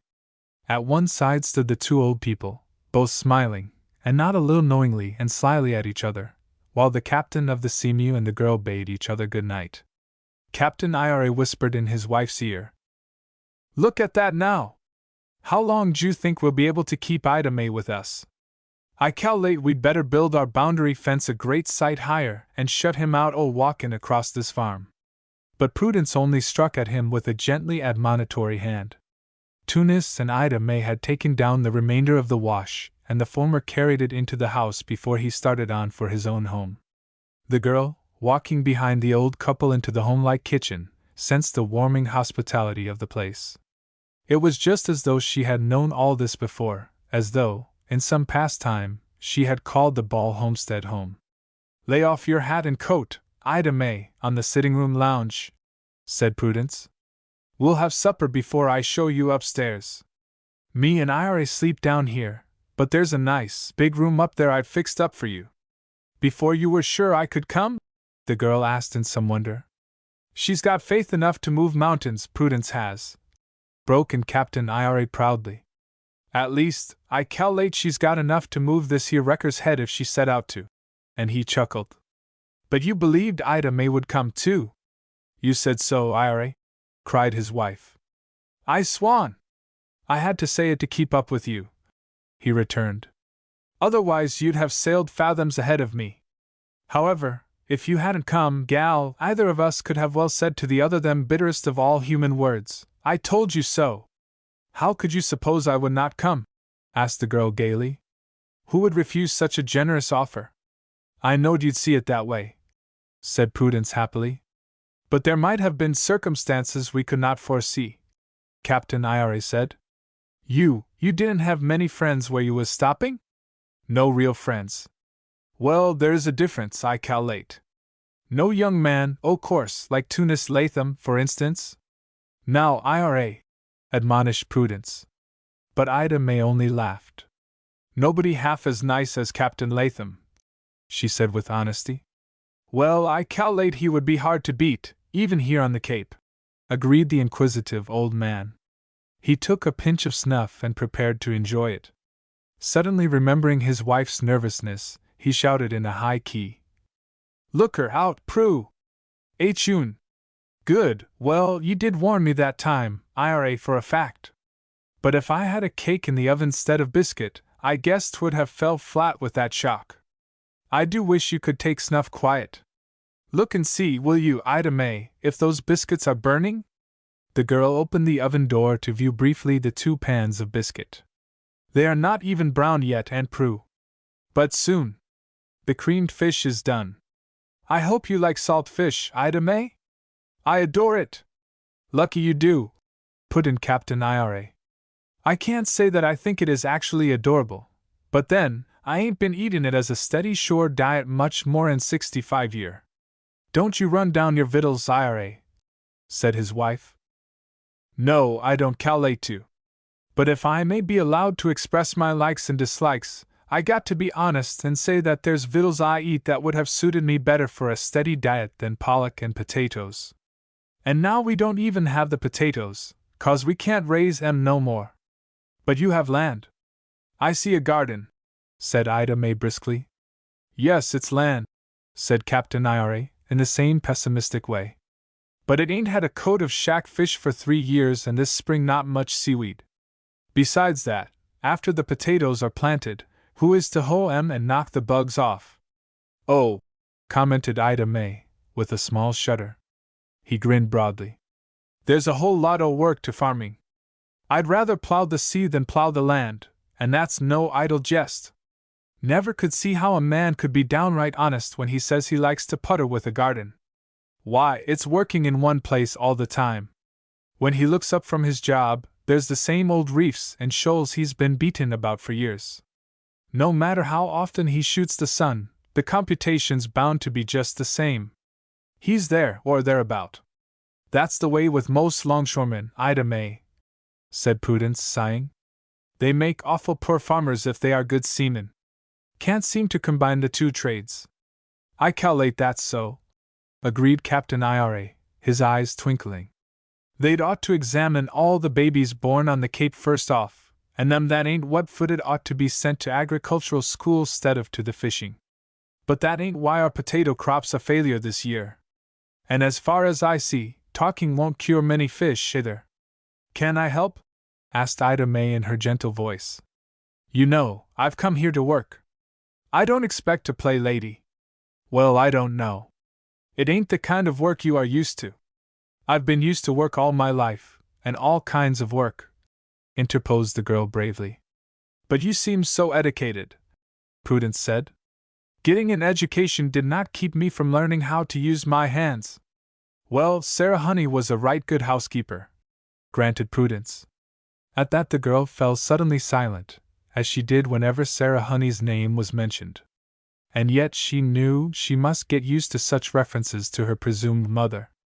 Prudence frequently recalled incidents which had happened when Sarah Honey visited the Ball House before she was married. They had supper, a plentiful meal if there was not much variety. Prudence had made a 2-egg cake, and opened a jar of beach plum preserves to follow the creamed fish and biscuits. "I must learn to make biscuit as good as these," said Ida May. "I expect you are more used to riz bread. City folks are. But on the Cape we don't have that much. Our men folks want hot bread at every meal. We pamper 'em," said Prudence. "I'm pampered most to death, that's a fact," grumbled Captain Ira. Ida May briskly cleared the table and washed the dishes. She would not allow Prudence even to wipe them. "I'm sitting here like a lady, Ira," said the little old woman. "This child will work herself to death if we let her." "A willin' horse always does get drive too fast," commented Captain Ira. "A new broom sweeps clean," laughed the girl, rinsing out the dishcloths and hanging them on the line behind the stove. They went outside in the gloaming and sat in a sheltered nook where they could watch the lights twinkling all along the coast to the southward, the revolving lantern at Lighthouse Point, the steady beacon on Eagle's Head, and now and then the flash of the great one of Monomoy Point so far away.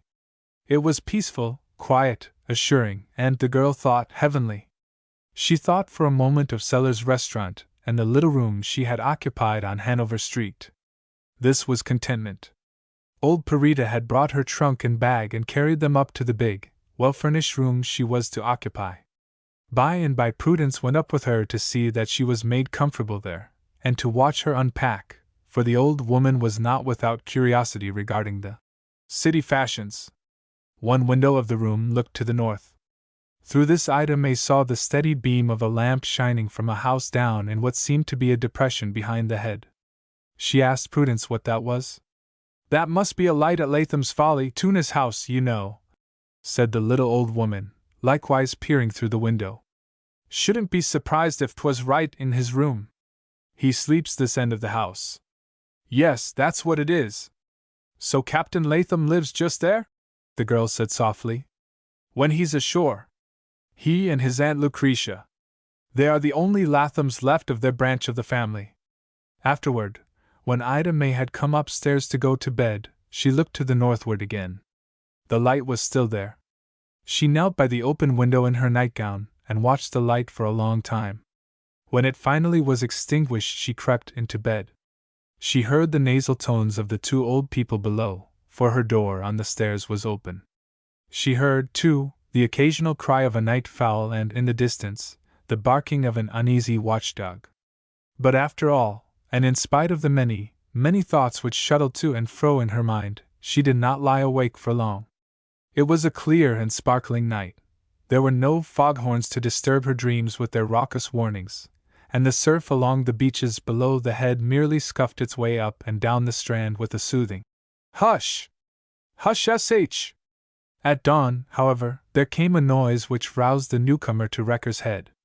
She awoke with a start. Something had clattered upon her window sill, that window looking toward the north. She sat upright in bed to listen. The clatter was repeated. In the dim, gray light she saw several tiny objects bounding into the room. She scrambled out of the high four-poster and shrugged her feet into slippers. She crept to the window, holding the nightgown close at the neck. She felt one of the tiny objects under the soft sole of her slipper and stooped to secure it. It was a pebble. More pebbles rattled on the window sill. She stepped forward then with considerable bravery, and looked down. What she saw at first startled her. A tall, misty, gray object stood below the window, something quite ghostly in appearance, something which moved in the dim light.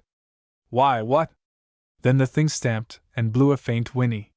She saw a pale, long face raised and two pointed ears twitching above it. "A horse!" A darker figure rose up suddenly from before the strange animal. "Ida May!" "Why, Captain Latham!" "Cat's foot!" exclaimed the captain of the Seamew. "I thought I'd never wake you up without disturbing the old folks. No need to ask you if you rested well." "Oh, gloriously!" whispered the girl, beaming down upon him, but keeping out of the full range of his vision. Sorry I had to wake you, but I'm due at the wharf right now to see that the hands get those clams stowed aboard. We want to get away on the morning tide. I brought Queenie home and thought I'd better tell you. Queenie? The Queen of Sheba, you know. I was telling you about Captain Ira's old mare. Oh, yes. Wait. I'll dress and be right down. That's all right, said Tunis. I'll wait. She scurried into the clothes she had laid out before going to bed. In 5 minutes she crept down the stairs into the kitchen and out of the back door. Tunis, holding the sleepy mare by her rope bridle, met her between the kitchen ell and the barn. You look as bright as a new penny, he chuckled. But it's early yet for you to be astir. I'll put Queenie in her stable and show you where the feed is.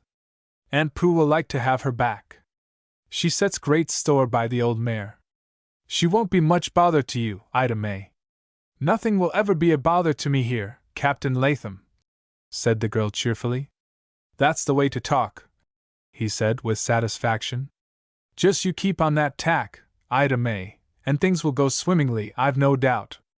In 10 minutes he was briskly on his way to the town. The girl watched him from the back stoop as long as he was to be seen in the morning mist.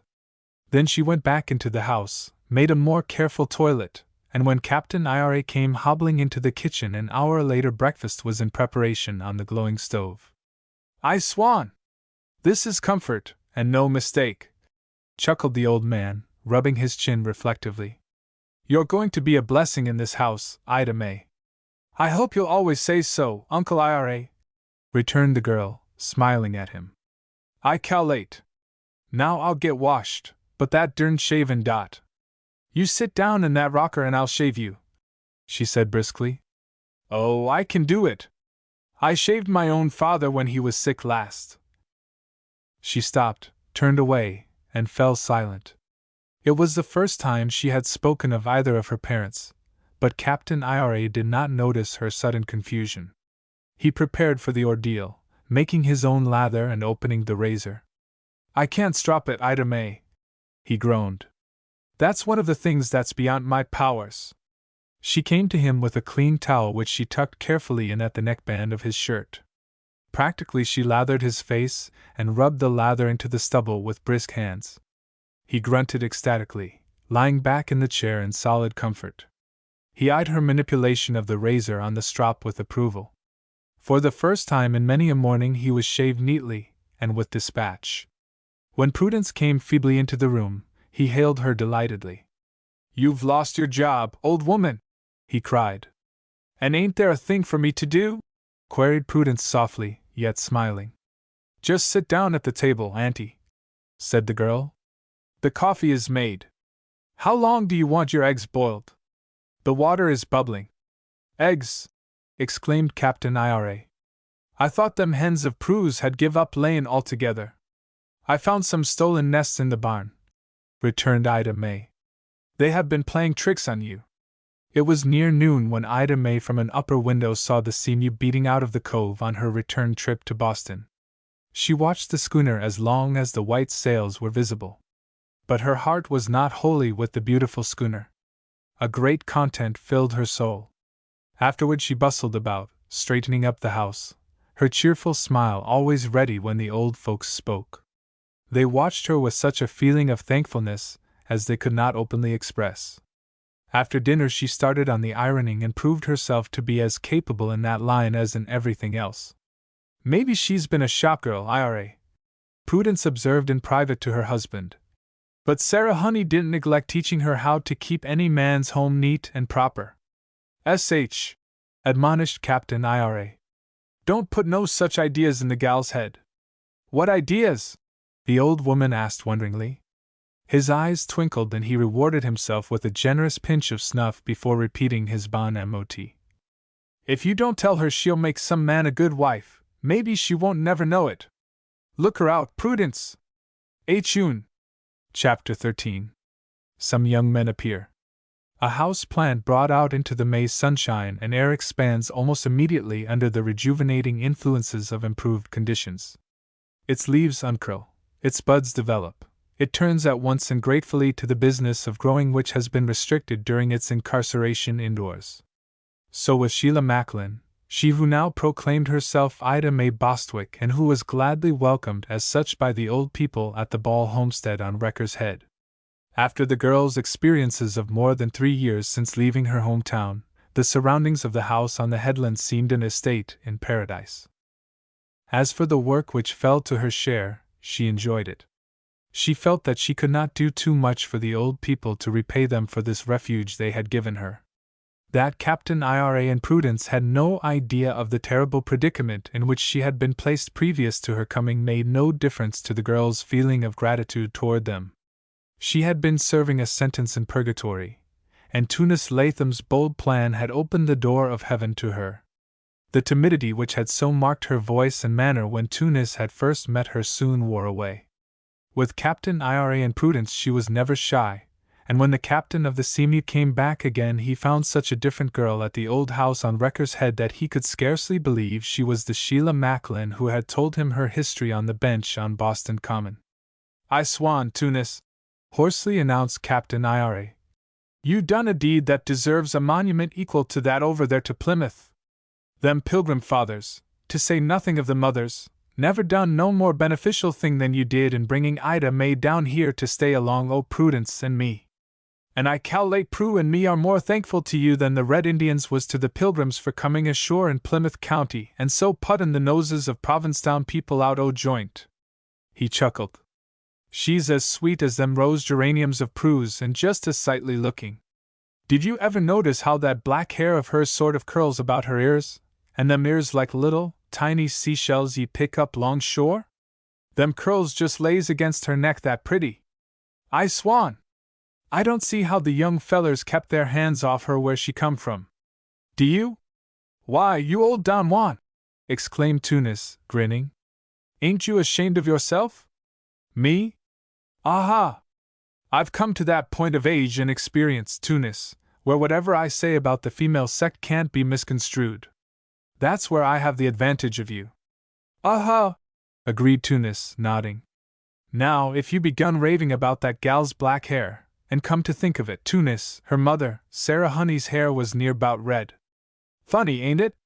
The Bostwicks must have been dark people," said Tunis evenly. But he remembered in a flash the fool's gold, which had adorned in rich profusion the head of the girl in the lace department of Hoskin and Marles. "Well, the Honeys warn't. None I ever see, leastways," announced Captain Ira. "Howsomever, Ida May fits her mother's maiden name and disposition, if ever a gal did. She's pure honey, Tunis, right from the comb. And she takes to everything around the house that handy." Prudence was equally enthusiastic. And Tunis Latham could see for himself many things which marked the regime of the newcomer at the Ball homestead as one of vast improvement over that past regime of the old couple, who had been forced to manage of late in ways which troubled their orderly souls. "Catch as catch can," was Captain Ball's way of expressing the condition of the household and other affairs before the advent of Ida May. Now matters were already getting to be shipshape, and no observer could fail to note the increased comfort enjoyed by Captain Ira and Prudence. Nor need Tunis feel anxious thither, regarding the girl's state of mind or body. She was so blithe and cheerful that he could scarcely recall the picture of that girl who had waited upon him in the cheap restaurant on Scollay Square. Here was a transformation indeed. Nor had Ida May's activities been confined wholly to the house and the old folks' comfort. He noted that the wire fence of the chicken run was handily repaired, that Aunt Prue's few languishing flowers had been weeded, and that one end of the garden was the neater for the use of hoe and rake. It was too late in the season, of course, for much new growth in the vegetable beds, but the half-hearted attention of John Ed, Jr. had never brought about this metamorphosis, Tunis well knew. He went on to the Latham house, feeling well pleased.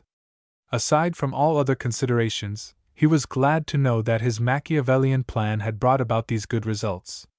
He did not have much time to spend with Sheila, for the Seamew's freighting business was good. He never remained ashore but one night between trips, and he spent that evening with his Aunt Lucretia, whose enjoyment of his presence in the house was none the less keen because inarticulate. But when he started off across the fields for the port in the early morning he saw Sheila's rising light, and she was at the back door to greet him when he went past. They stole a little time to be together there, whispering outside the door so as not to awaken Captain Ira and Prudence. And Tunis Latham went on to the wharf where the sea tied up with a warmth at his heart which he had never experienced before. That another girl rose betimes on these mornings and waited and watched for him to pass, the young schooner captain never noticed. That Yunus Parita should be lingering about the edge of Portage town as he came down from the head made small impression on his mind. He never particularly remarked her presence or her smile as being for him alone. It was that Yunus did not count in any of his calculations. "That girl at Captain Ball's place, Tunis," said the Portage girl. "Does she like it up there?" "Oh, yes. She's getting on fine," was his careless response. "And will they keep her?" "Of course they will keep her," he laughed. "Who wouldn't, if they got the chance?" "Si?" Yunus commented sibilantly. Naturally, many people besides Yunus Parita in and about Big Wreck Cove were interested in the coming of the stranger to Captain Ira Ball's. Those housewives who lived on Wrecker's Head and in the vicinity were able more easily to call at the Ball homestead for the express purpose of meeting and becoming acquainted with Sarah Honey's daughter, and they did so. "I'd got into the way of thinking," remarked Captain Ball dryly, "that most folks, 'ceptin' John Ed and his wife, had got the notion we'd dried up here, Prue and me, and blowed away. Some of 'em ain't never come near in 6 months. I swan!" "Now, Ira," admonished his wife, "do have charity." "Charity? Huh! I'll take a pinch of snuff instead." "That's a warning, Prudence." "Achun!" Not until the second Sunday after the Seamew had brought Ida May from Boston did Big Wreck Cove folk in general get a good slant, as they expressed it, at the Ball's visitor. There was an ancient carryall in the barn, and on the Saturday previous little John Ed was caught and made to clean this vehicle, rub up the green molded harness, and give the Queen of Sheba more than a lick and a promise, with the creecomb and brush. At 10 o'clock on Sunday morning Sheila herself backed the gray mare out of her stable and harnessed her into the shafts of the carryall. "For a city gal, you are the handiest creature," sighed Prudence, marveling. The girl only smiled. She was now used to such comments. They did not make her heart flutter, as had any reference to her past life at first. The bell in the steeple of the green-blinded, white-painted church on the farther edge of the port was tinkling tinnily as the girl drove the old mare down the hill, with Captain Ira and Prudence in the rear seat of the carriage. "We ain't felt we could undertake church-going for months, Ida May," the old woman said. "And I miss Elder Minnett's sermons." "So do I," agreed her husband, with his usual caustic turn of speech. "I swan! I can sleep better under the elder's preaching than I can to home." "If you go to sleep today, Ira, I shall step on your foot," warned his wife. "You'd better take care which one you step on," rejoined Captain Ira. "I got a corn on one that jumps like an ulcerated tooth. If you touch that I shall likely surprise you more'n I do when I take snuff." The Portuguese had a chapel devoted to their faith. The carriage passed that on the way to the Congregational Church. A girl, very dark as to features, very red as to lips, and dressed in very gay colors in spite of her destination, was mounting the chapel steps. She halted to stare particularly at the quietly dressed girl driving the gray mare. "Ain't that Parita's girl, Ira?" asked Prudence. "I cal'late. What a bold-looking thing she's grown to be! But she's pretty as a piney," agreed Captain Ira. "I reckon she sets all these Portagee boys by the ears. I hear tell 2 of 'em had a knife fight over her in Louise's fish house some time ago. She'll raise real trouble in the town 'fore she's well and safely married." "That is awful," murmured the old woman, casting another glance back at the girl and wondering why Yunus Parita scowled so hatefully after them. Following service, as usual, there was social intercourse on the steps of the church and at the horse sheds back of it. Particularly did the women gather about Aunt Prudence and Sheila. As for the men, both young and old, the newcomers' city ways and unmistakable beauty gave them much to gossip about. Several of the younger masculine members of Elder Minnett's congregation came almost to blows over the settlement of who should take the fly cloth off Queenie, back her around, and lead her out to the front of the church when the time came to drive back to the head. In addition, Captain Ira found himself as popular with the young men as he was wont to be in the old days when he was making up his crew at the port for the Susan Gaitskill. "Prudence," he said to his wife, but quite loud enough for the girl to hear as they drove sedately homeward. "I cal'late I shall have to buy me some shot and powder and load up the old gun I put away in the attic, thinking I wouldn't never go hunting no more." "Goodness gracious, Gallop!" ejaculated his wife. "What for? I cal'late you won't go hunting at your time of life." "I dunno. I may be forced to load it up for protection. But maybe rock salt will do instead of shot," said Captain Ira, still with soberness. "A feller has got a right to protect himself and his family." "Against what, I want to know? I can see the ball place is about to be overrun with a passel of young sculpins that are going to be more annoying than a dose of snuff in your eye." "That's right. Why, how you talk! Didn't ye see 'em all standing around as we drove away from the church, casting sheep's eyes? And they're hating each other already like a hen hates dishwater. I swan! For the land's sake!" "No, for Ida May's sake," chuckled Captain Ira. "That's who I've got to defend with a shotgun." The girl flushed rosily, but she laughed, too. "You can leave them to me, Uncle Ira. I shall know how to get rid of them." "Maybe they won't come," said Prudence. "They won't? I swan!" snorted her husband. "They all see she's more'n half honey. Couldn't keep 'em away any more than you can flies." It was quite as Captain Ira prophesied. The path from Big Wreck Cove across the fields to the head, a path which had become grass-grown of late years, was soon worn smooth. It was a shorter way from the town than the wagon road. The errands invented by the youthful and more or less unattached male inhabitants of the port to bring them by this path through the ball premises were most ingenious indeed. Early on Monday morning, while Sheila was hanging out her first lineful of clothes, Andrew Roby, clam basket and hoe on arm, appeared as the first of a long line of itinerant pedestrians who more or less bashfully bade Captain Ira good day as he sat in his armchair in the sun. "What's the matter?" asked the old man soberly. "All the clams give out down to the cove? I heard they was getting scarce. You got to come clean over here to the beaches, I cal'late, to find you a mess for dinner, Andy?" "Well, Captain Ira, Mother was wishing for some big chowder clams," said young Roby, his eyes squinting sidewise at the slim figure of Sheila on tiptoe to reach the line. "Yas," considered the old man. "You got that cat still, Andy? The Maybird?" "Oh, yes, sir. And there's a fair wind. She'd have taken you in half the time to the outer beaches, and saved your legs," said the caustic speaker. "But exercise is good for you, I don't dispute." A match, one might think, could easily have been touched off at Andrew's face. He had not much more to say, and went on without having the joy of more than a nod and smile from the busy Sheila. Then came Joshua Jones.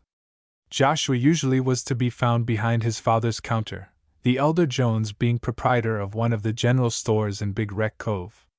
Joshua was a bustling young man with a reddish ruff of hair back of a bald brow, side tabs, of the same hue as his hair before each red and freckled ear, and a nose a good deal like an eagle's beak.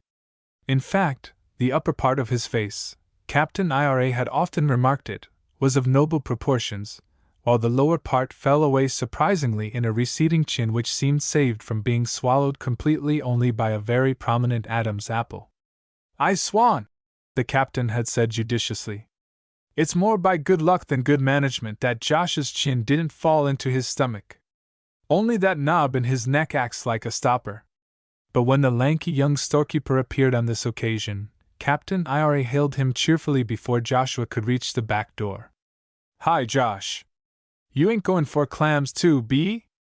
No, Captain Ira," cried young Jones cheerfully. "I'm looking to pick up some eggs regular. We want to begin to ship again, and eggs seem to be staying in the nests." He. Has Mrs. Ball got any to spare?" "I don't cal'late she has." "You see," said Captain Ira soberly, "we got another mouth to feed eggs to now. Did you know we had Ida May Bostwick visiting us? A young lady from Boston. Prue's niece, once removed. Why, ahem. I saw her at church, Captain Ira, faltered Joshua. Did ye now? Rejoined Captain Ira, in apparent wonder. I didn't suppose you would ever notice her, you not being much for the ladies, Joshua. Oh, I ain't so blind, giggled the young man, peering in through the kitchen door, where Sheila was stepping briskly from tubs to sink and back again. That's a fortunate thing, agreed the old man. But you've got a long voyage before you, if you calculate to go to all the houses on the head to pick up eggs. Good luck to you, Joshua. Josh found himself passed along like a country politician in line at a presidential reception. His legs got to working without volition, it seemed, and he was several rods away before he realized that he had not spoken to the girl at all. Zebedee Pauling, whose ancestor had been an admiral and was never forgotten by the Pauling family, Palmouth was said to have been named in their honor, arrived at the ball back door just as the family was finishing the usual picked up wash day dinner. Zebedee took off his cap with a flourish, and his grin advertised to all beholders the fact that he felt shy but pleased at his own courage in appearing thus on the head. Why, Zeb! Exclaimed Prudence. We haven't seen you up here for a dog's age. Won't you set? Oh, no, I was just stopping by and thought I'd ask how are you all, Aunt Prue. He bobbed and smiled, but kept his gaze fixed upon Sheila to the exclusion of the two old people. But Captain Ira was never to be overlooked. You're going to be mighty neighborly now, Zeb, he said. We shall see you often. I don't know, Captain Ira, stammered Zebedee, rather taken aback. The old man rose and hobbled toward the door with the aid of his cane, fumbling in his pocket meanwhile. Here, Zeb, he said, producing a dime. You're a willin' friend, I know. I'm running low on snuff. Get me a packet, will ye? American affection is my brand. Just slip it in your pocket and bring it along with you when you come by tomorrow.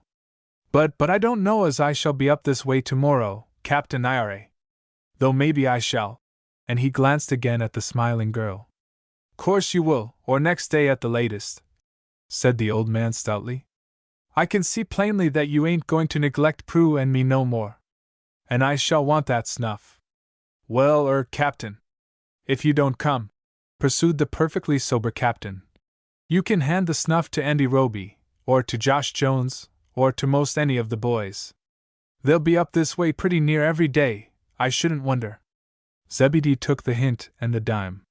He was no slow coach, if he was longshore bred.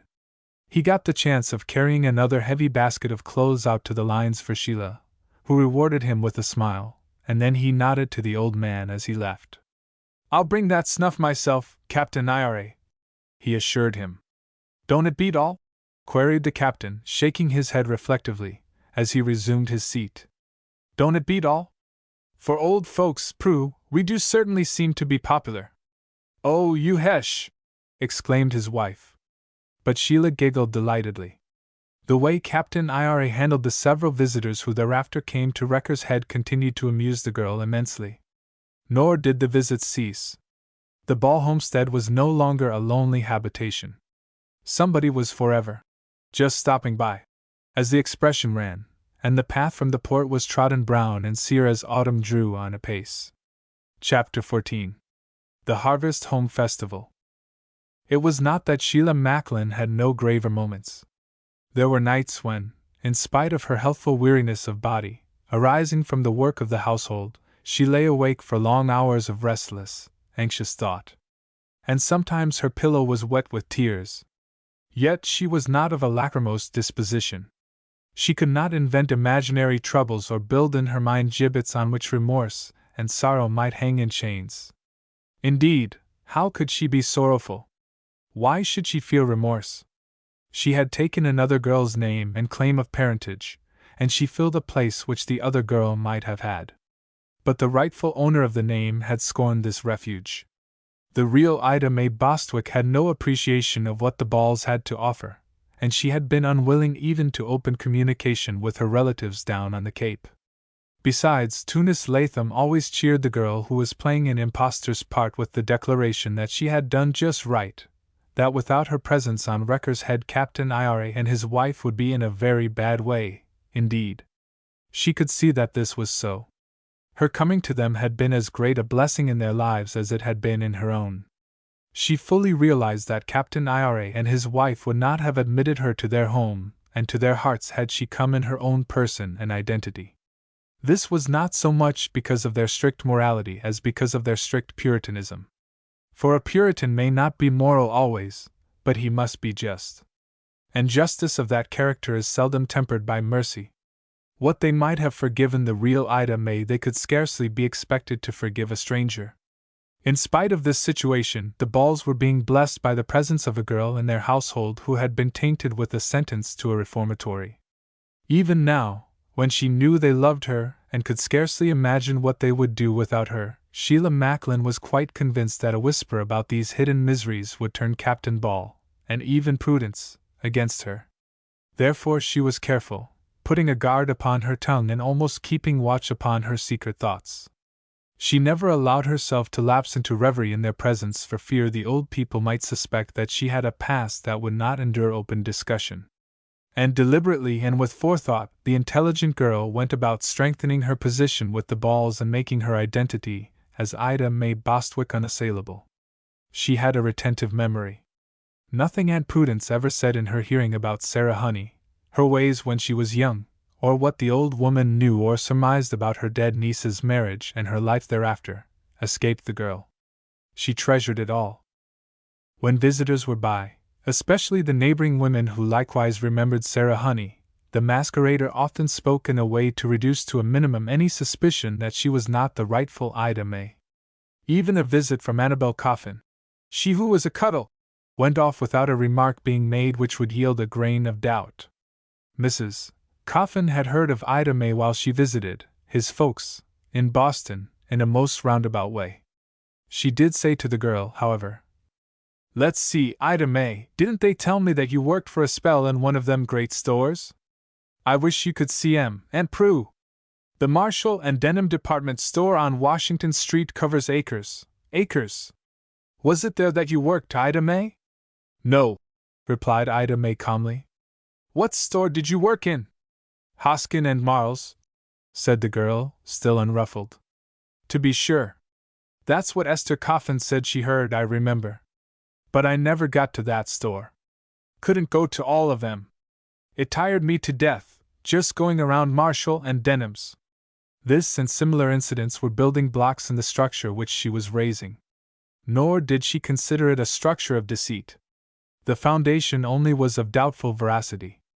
These people had accepted her as somebody she was not, it was true, but she gained nothing thereby that the real Ida May would not have had to win for herself. With Tunis approving and encouraging her, how could the girl spend much time in doubt, or any at all in despair? She felt that she was a much better girl, morally as well as physically, in this environment than she had been for many, many months. Instead of being conscience-wrung and playing the part of impostor and living under an assumed name and identity, she felt a sense of self-congratulation. And when in the company of the captain of the Seamews she felt almost exalted. There was a pact between them that made their time more than that of sister and brother. Yet, of love they never spoke, not during those first weeks on Wrecker's Head. He never failed to talk with Sheila as he came up from the town when the schooner lay at her moorings in the cove or was docked ready to discharge or take aboard freight. Business remained good, but all was not plain sailing for the young shipmaster. He confided in the girl many of his perplexities. When he went away again, rain or shine, the girl did not fail to be up and about when he passed the Ball homestead. He knew that she did this purposely, that she was on the watch for him.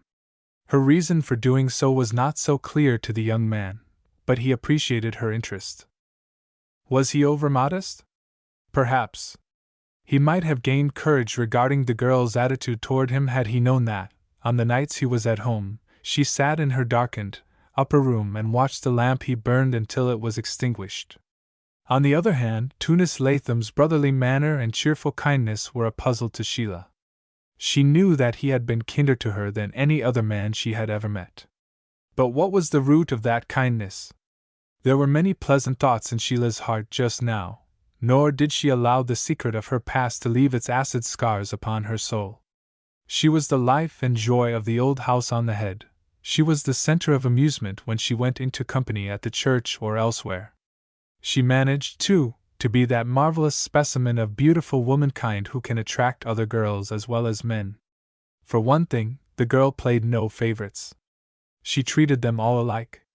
None of the young men of Big Wreck Cove could honestly crow because Ida Mae Bostwick had showed him any special favor. And none of them suspected that Tunis Latham had the inside track with the girl from the city. At least, this was unsuspected by all before the occasion of the Harvest Home Festival, that important affair held yearly by the Ladies' Aid of the Big Wreck Cove Church. For the first time in more than a year, Captain Ira and Prudence ventured to town in the evening. Church socials, in the past, and while Captain Ira was so much at sea, had been Prudence Ball's chief relaxation. She was naturally of a social disposition, and the simple pleasure of being with and of a party of other matrons of the church was almost the height of Prudence's mundane desire. When Captain Ira heard her express the wish to go to the Harvest Home Festival, he took an extra pinch of snuff. "I swan," he said. "If we take that Queen of Shebby out at night, she'll near have a conniption. She'll think the world's come to an end. She ain't been out o' her stable at night since Hector was a pup, and Hector is a big dog now. How can you think of such a thing, Prudence?" "Queenie won't mind, I guess," said his wife calmly. "I shouldn't be surprised if you was saying one word for her and a good many more and one for yourself, Ira." However, they went to the Harvest Home Festival. It was bound to be a very gay and enjoyable occasion, and Queenie did not stumble more than 3 times going down the hill into the port. "That old critter would be the death of us, if she could do it without being the death of herself, too," fumed Captain Ira.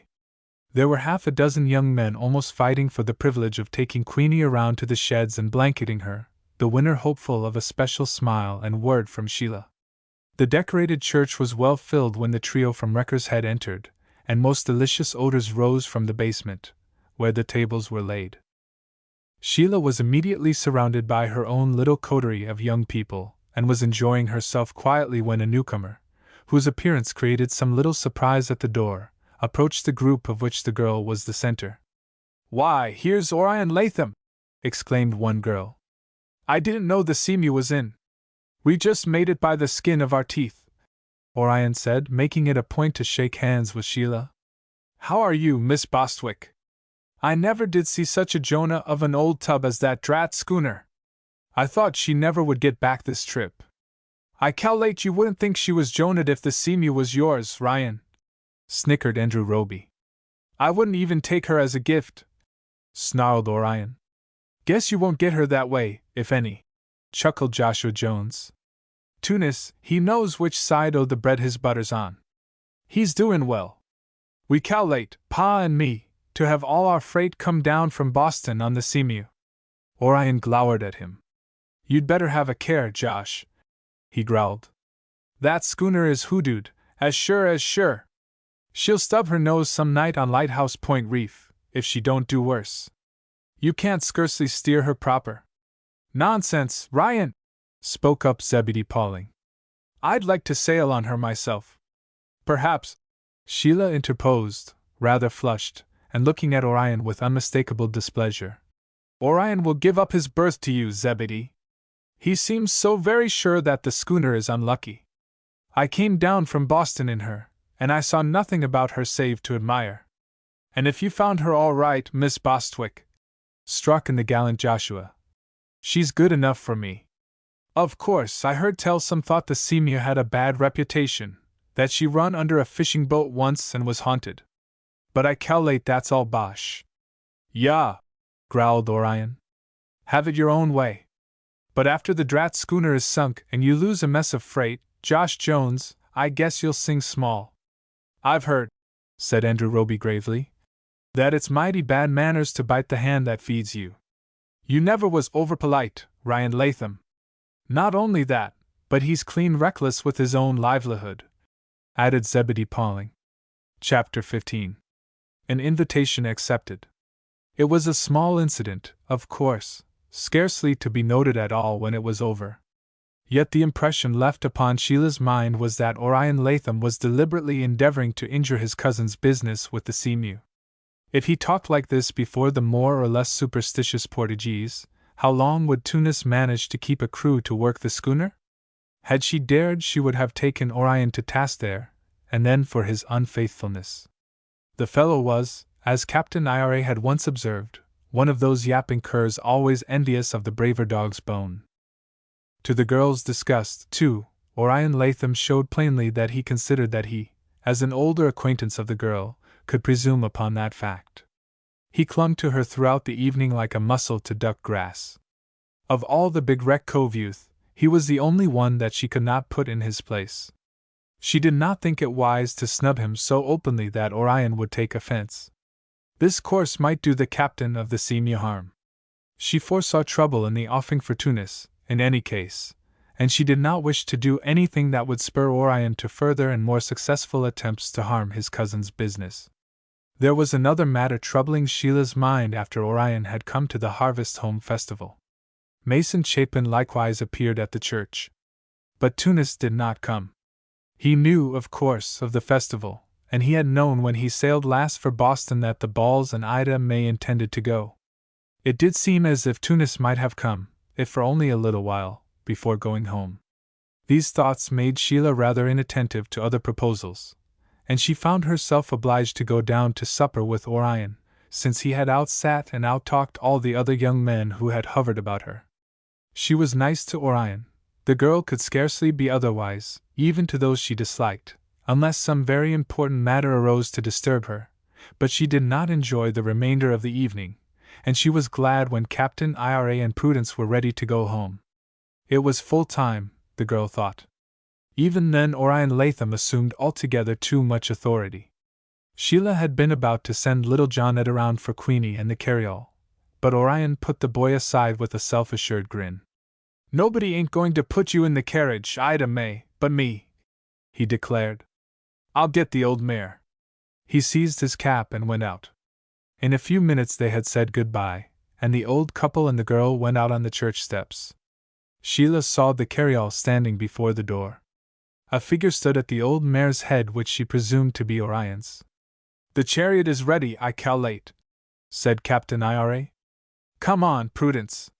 Sheila helped the old woman into the rear seat, and then aided Captain Ira as well.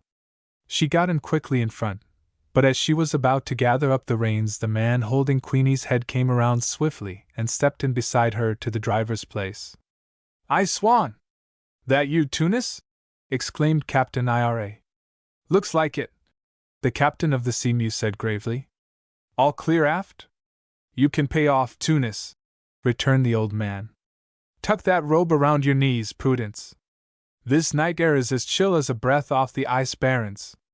Orion loafed into the lamplight by the steps before Queenie got into action. His scowl was unseen, but his voice was audible, as it was meant to be, to Sheila's ears. "There he is, hogging everything, same as usual. How did I know he was hanging around outside here, waiting to drive her home? Just as though he owned her. Huh! He may be skipper aboard that drat schooner, but that gives him no right to boss me ashore. I won't stand it." "Sit down to it then, Ryan," snickered one of the other young fellows. "I calculate Tunis has got the inside course on all of us." The girl said nothing to the captain of the Seamew at first. It was Prudence who asked him why he had not been in the church. "I could not get over here until just now," Tunis replied quietly. Sheila wondered if he really had been detained on the schooner. Perhaps he had refrained from coming to the festival for fear the good people of Big Wreck Cove would notice his attentions to her. He had never been publicly in her company since he had brought her down from Boston. Orion Latham's outburst there at the church door was the first cue people might have gained of anything more than a passing acquaintanceship between the captain of the Seamew and the girl who had come to live with the Balls. These thoughts bore down the girl's spirits tremendously. The simple pleasure of the evening was quite erased from her memory. She remained speechless while old Queenie climbed the hill to the head. The desultory conversation between Captain Ira, Prudence, and the young shipmaster scarcely attracted the girl's attention. If Tunis looked at her curiously now and then, she did not see his glances. And she merely nodded her understanding of his statement when Tunis said, speaking directly to her, "The seamew's going to lie here over Sunday this time, aka. That'll be nice for you, Tunis," and Prue put in. "You can go to church. You don't often have that privilege. Seafarin is an awful godless life." Queenie sprang ahead gallantly at the sound of a hearty sneeze from Captain Iare, just then, and they were soon at home. Tunis jumped out and aided the old woman and then the captain to alight. Sheila got out on the other side of the carriage. She would have preferred to run on into the house, but she could not really do that. Queenie must be unharnessed and put in her stable and given a measure of oats to munch. Of course, Tunis would offer to do this, but she could not leave him to attend to it without a word. "I'll help you with Queenie, aka," said the captain of the Seamew. That settled it. She had to remain outside while Captain Iare and Prudence went into the house. Tunis led the old mare toward the barn. A lantern, burning very dimly, was in a box just outside the big door, and Sheila got this and held it while Tunis busied himself with the buckles. "I didn't mean to interfere," the man said, suddenly breaking the silence between them. "But as I was coming this way, of course, I expected to ride along with you." "So? What do you mean, Captain Latham?" the girl asked wonderingly. "Orion said you sent him out to get Queenie?" "Why, of course, you didn't know I was there. I had just reached the church. But Ryan is so fresh. He took it upon himself to go," said the girl calmly. "I did not send him. I guess you know how your cousin is. He is too fresh. I'd like to punch him," growled Tunis, to the girl's secret delight. It sounded boyish, but real. "I don't know that I can stand him aboard the Seamew much longer. He attends to everybody's business but his own. He means you no good, Captain Latham," she said frankly. "Tonight he was repeating that silly story about the Seamew being haunted." "Cat's foot!" ejaculated Tunis. "I wish I'd fired old Hoary New Begin for starting that. But Ryan keeps it up. If he believed she was hoodooed, you wouldn't get him aboard with a wire cable," growled Tunis.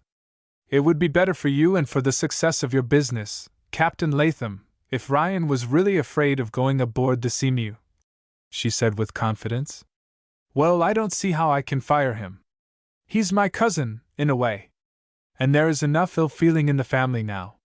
Grandeur Peleg left all his money to me, and it made Orion and his folks as sore as can be. You are inclined to be too kind. I am not sure it is always wise to be too easy. Like chopping off the dog's tail an inch at a time, so's not to hurt him so much, eh?" He chuckled. "Something like that. Well, I'm almost tempted to give Ryan his walking ticket. I've reason enough. He can't even keep a manifest straight. Does he even try? And that also is in my mind," acknowledged Tunis. "I'm pretty well fed up on Ryan, I do allow. But I don't know what Aunt Cretia would say." Then he laughed again. "Just about what she usually says, I guess, nothing at all. But she abhors family squabbles. That reminds me, Ida May.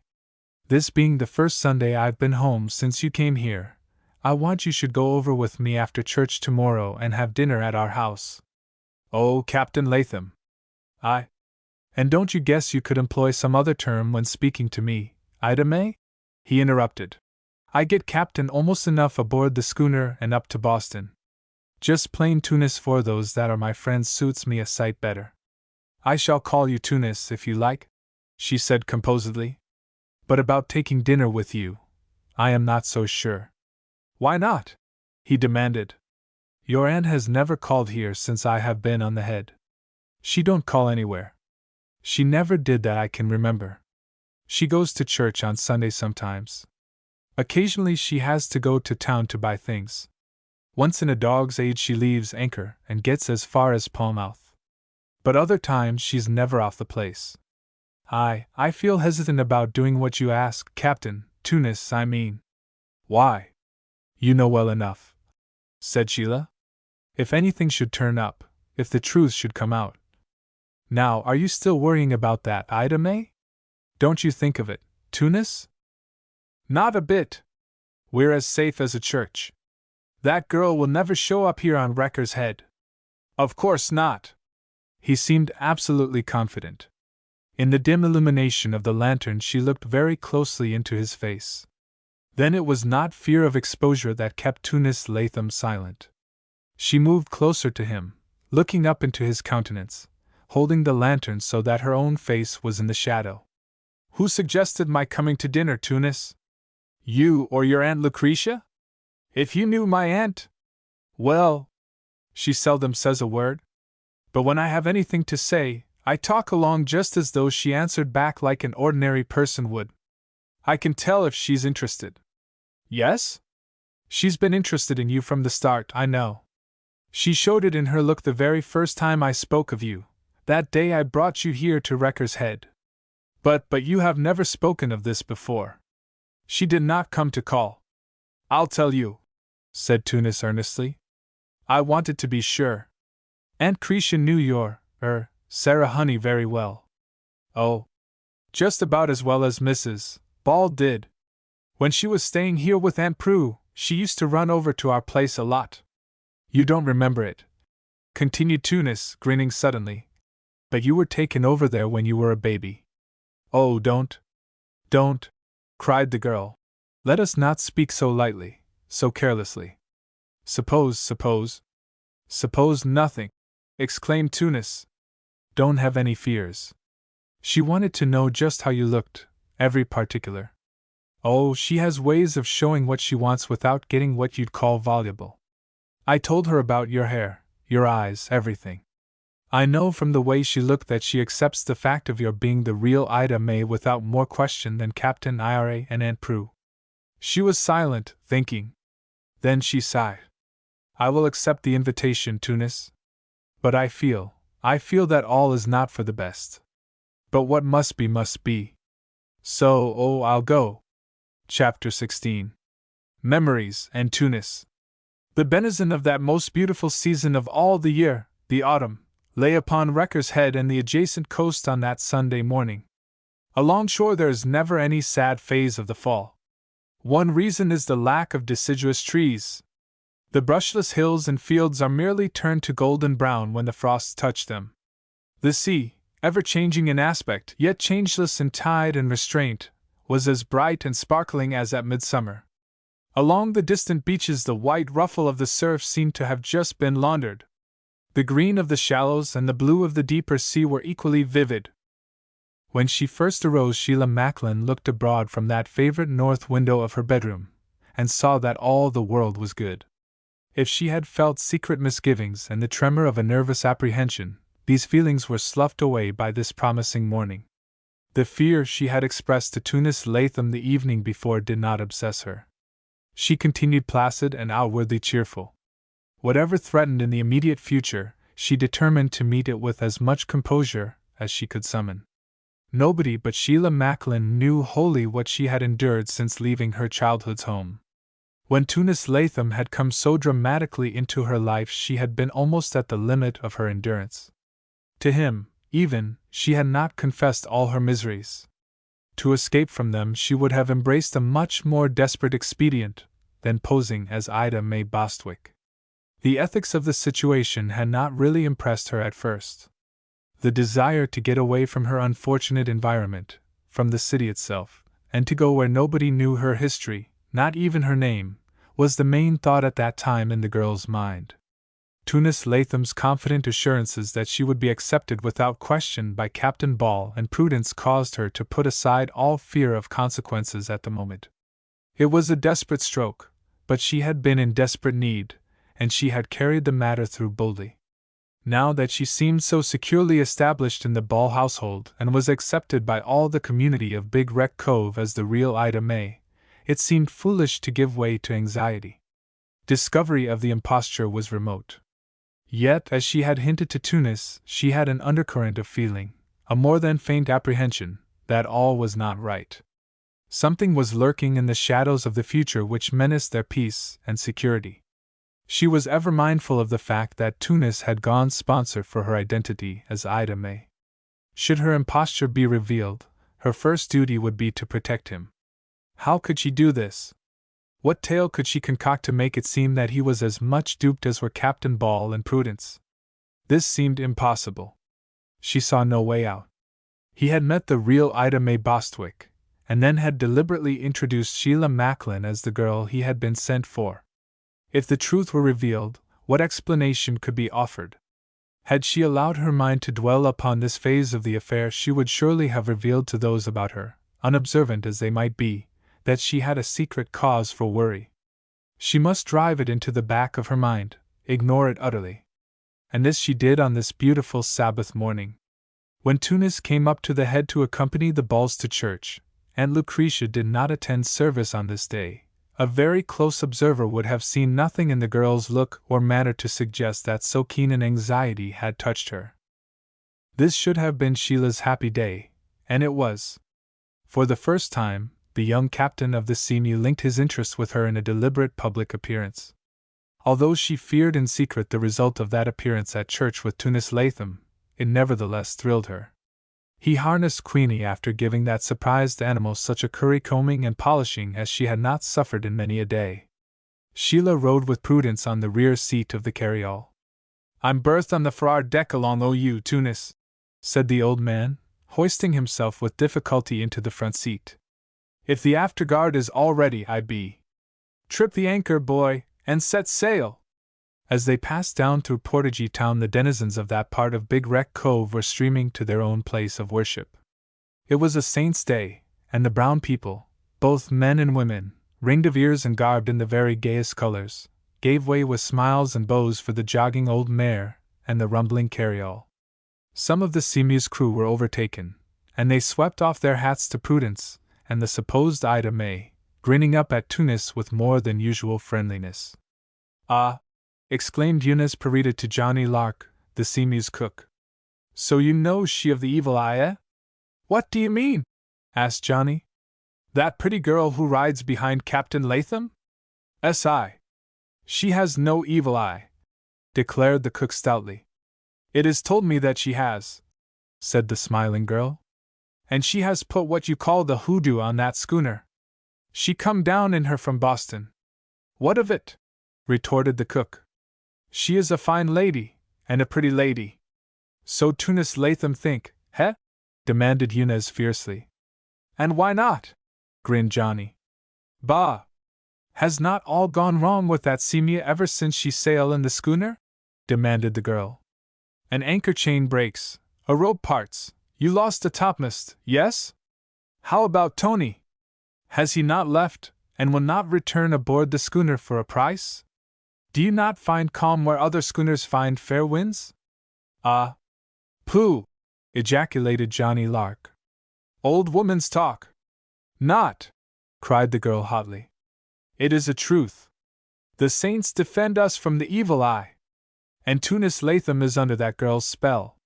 Johnny Lark tried to laugh again, but with less success. Many little things had marred the fair course of the Seamew and her captain's business. He, however, shook his head. "Not that pretty girl yonder," he said, "has brought bad luck to the Seamew." "No, no!" "What then?" asked Eunice, staring sidewise at him from eyes which seemed almost green. "See," said Johnny, seizing her wrist. "If the Seamew is a Jonad schooner, it is because of something different." "Yes." "Bah!" cried Eunice, yet with continued eagerness. "Tell me what it may be if it is not that girl with the evil eye." "Ask Ryan Latham," whispered Johnny. "You know him, huh?" The Portagee girl looked for a moment rather taken aback. Then she said, tossing her head, "What if I do know Ryan?"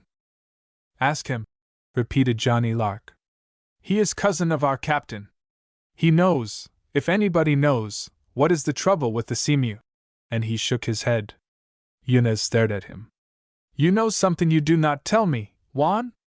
"Ask Ryan Latham," the cook said again, and left her at the door of the church. Those swains who had been cluttering the course, to quote Captain Ira, did not interfere in any way with the Ball's equipage on this Sunday at the church. There was none who seemed bold enough to enter the lists with Tunis Latham. He put Queenie in the shed and backed her out again, and brought her around to the door when the service was ended without having to fight for the privilege. Ryan Latham, however, was the center of a group of young fellows who were all glad to secure a smile and bow from the girl, but who only sheepishly grinned at Tunis. Ryan was not smiling. There was a settled scowl upon his ugly face. "I cal'late," said Captain Ira, as they drove away, "that Ryan must have eat sour pickles for breakfast today and nothing much else. Yet he seemed perky enough last night at the sociable. I wonder what's got into him. I'd like to get something out of him," growled Tunis, to whom the remark was addressed. "What's that?" "Some work, for one thing," said the captain of the Seamew. "He's as lazy a fellow as I ever saw. And his tongue's too long. Trouble is," Captain Ira rejoined, "these trips you take in the schooner are too short to give you any chance to lick your crew into shape. They get back home too often. Too much shore leave, if he asked me. I'd lose Mason Chapin if the Seamew made longer voyages. And I have lost one of the hands already, Tony. I swan! What's the matter with him? His mother says Tony is scared to sail again with the Seamew. Some portagee foolishness. I told you them portagees weren't worth the grease they sop their bread in," declared Captain Ira. The two on the rear seat of the carryall paid no attention to this conversation. "I'm real pleased," said the old woman, "that you are going to dinner with Lucretia Latham, aka.ms. Your mother thought a sight of her, and Cretia did of Sarah Honey too. Sarah was one of the few who seemed to understand Lucretia. She's so dumb. I declare I can't never get used to her myself. I like folks lively about me, and I don't care how much they talk, the more the better." Lucretia Latham might have got her a good man and been happily married long ago, if it hadn't been that when a feller dropped in to call on her she sat mum all the evening and never said no more than the cat. I remember Silas Payson, who lived over beyond the port, took quite a shine to Lucretia, seeing her at church. Or, at least, we thought he did. Silas began going down to Latham's Folly of an evening, now and then, and setting up with Lucretia. But after a while he left off going and said he cal'lated he joined the Quakers over to Seatucket. Playing Quaker meeting with just one girl to look at didn't suit, no way. And the old woman laughed placidly. "Tunis says he understands his aunt," ventured the girl. "Tunis has had to put up with her. But he can say nothing a good deal himself, if anybody should ask ye. That's the only fault I've found with Tunis. I've heard Ira talk at him for a straight hour in our kitchen, and all the answer Tunis made was to say yes twice." The girl did not find the captain of the Seamew at all inarticulate later, as they crossed the old fields of the Ball Place and walked down the slope into the saucer-like valley where lay Latham's Folly. She had never known Tunis to be more companionable than on this occasion. He seemed to have gained the courage to talk on more intimate topics than at any time since their acquaintanceship had begun. "I guess you know," he observed, "that most all the money Uncle Peak left me, after what the lawyers got, I put into that schooner. There's a mortgage on her, too. You see, although the old place will come to me by and by, and Lucretia has rights in it while she lives. It's sort of entailed, you know. I could not raise $1 on Latham's Folly, if I wanted to. So I am pretty well tied up, you see. But the schooner is doing well. That is, I mean, business is good, aka.ms. Other things being equal, I will make more money with her the way I am doing now than I could in any other business. My line is the sea, I know that. I am fitted for it. And if I had invested Uncle Peak's legacy and kept on fishing, or tried for a berth in a deep bottom somewhere, I would not get ahead any faster or make so much money. Besides, long voyages would take me away from home, and, after all, Aunt Lucretia is my only kin and she would miss me sore." "I am sure she would," said the girl with sympathy. "But all ain't plain sailing," added the young skipper wistfully. "I am running too close to the reefs right now to crow any. But I am sure you will be successful in the end." "Of course you will! That's mighty nice of you," he said, smiling down into her vivid face. "With you and Aunt Lucretia both pulling for me, I ought to win out, sure enough. You can't fail to like her," he added, "if you just get the right slant on her character, I mean, aka.ms. Hers has been a lonely life. Not that there has not almost always been somebody in the house with her. but she has lived with her own thoughts. She reads a great deal.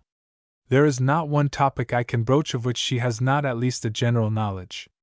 I was sent away to school, but when I came home vacations I brought my books and she read them all. And she is a splendid listener. He laughed. You'll find that out for yourself, I fancy. And I know she likes people to talk to her, when they have anything to say. Tell her things, that is what she enjoys.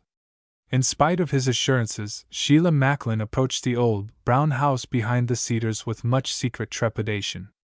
Although Aunt Lucretia had a neighbor's girl come in to help her almost daily, she had preferred to prepare the dinner on this occasion with her own hands. And, perhaps, she did not care to have the neighbor's child around when the supposed Ida May came to the house for the first time. They saw her watching from the side door, a tall, angular figure in a black dress. Her hair was done plainly, and in no arrangement to soften the gaunt outline of her face, but there was much of it, and Sheila longed to make a change in that grim coiffure. The woman smiled so warmly when she saw the two approach that almost instantly the girl forgot the grim contour of Aunt Lucretia's face. That smile was like a flash of sunshine playing over one of those barren, brown fields to which they had passed so quickly on the way down from the ball house. "This is Ida May, Aunt Lucretia," said Tunis, as they reached the porch. The smiling woman stretched forth a hand to the girl. Her eyes, peering through the spectacles, were very keen, and when their gaze was centered upon the girl's face it seemed that Aunt Lucretia was suddenly smitten by some thought, or by some discovery about the visitor, which made her greeting slow. Yet that may have been her usual manner. Tunis did not appear to observe anything extraordinary. But Sheila thought Aunt Lucretia had been about to greet her with a kiss, and then had thought better of it. Chapter 17. Aunt Lucretia. There was nothing thereafter in Aunt Lucretia's manner, surely not in her speech, to lead Sheila to fear the woman did not accept her at face value. Why should she suspect a masquerade when nobody else did? The girl took her cue from Tunis and placidly accepted his aunt's manner as natural. Aunt Lucretia put the dinner on the table at once. They ate, when there was special company, in the dining room. The meal was generous in quantity and well cooked. It was evident that, like most country housewives, Lucretia Latham took pride in her table. Had the visitor come for the meal alone she would have been amply recompensed. But the woman seldom uttered a word, and then only brief questions regarding the service of the food. She listened smilingly to the conversation between Tunis and the visitor, but did not enter into it. It was difficult for the girl to feel at ease under these circumstances. Especially was this so after dinner, when she asked to help Aunt Lucretia clear off the table and wash and dry the dishes. The woman made no objection; indeed, she seemed to accept the girl's assistance placidly enough. But while they were engaged in the task, a time when two women usually have much to chatter about, if nothing of great importance, Aunt Lucretia uttered scarcely a word, preferring even to instruct her companion in dumb show where the dried dishes should be placed. Yet, all the time, the girl could not trace anything in Aunt Lucretia's manner or look which actually suggested suspicion or dislike. Tunis seemed eminently satisfied with his aunt's attitude. He whispered to Sheila, when they were alone together. "She certainly likes you, Ida May." "Are you sure?" the girl asked. "Couldn't be mistaken. But don't expect her to tell you so in just so many words." Later they walked about the dooryard and outbuildings, Tunis and the visitor, and Aunt Lucretia watched them from her rocking chair on the porch.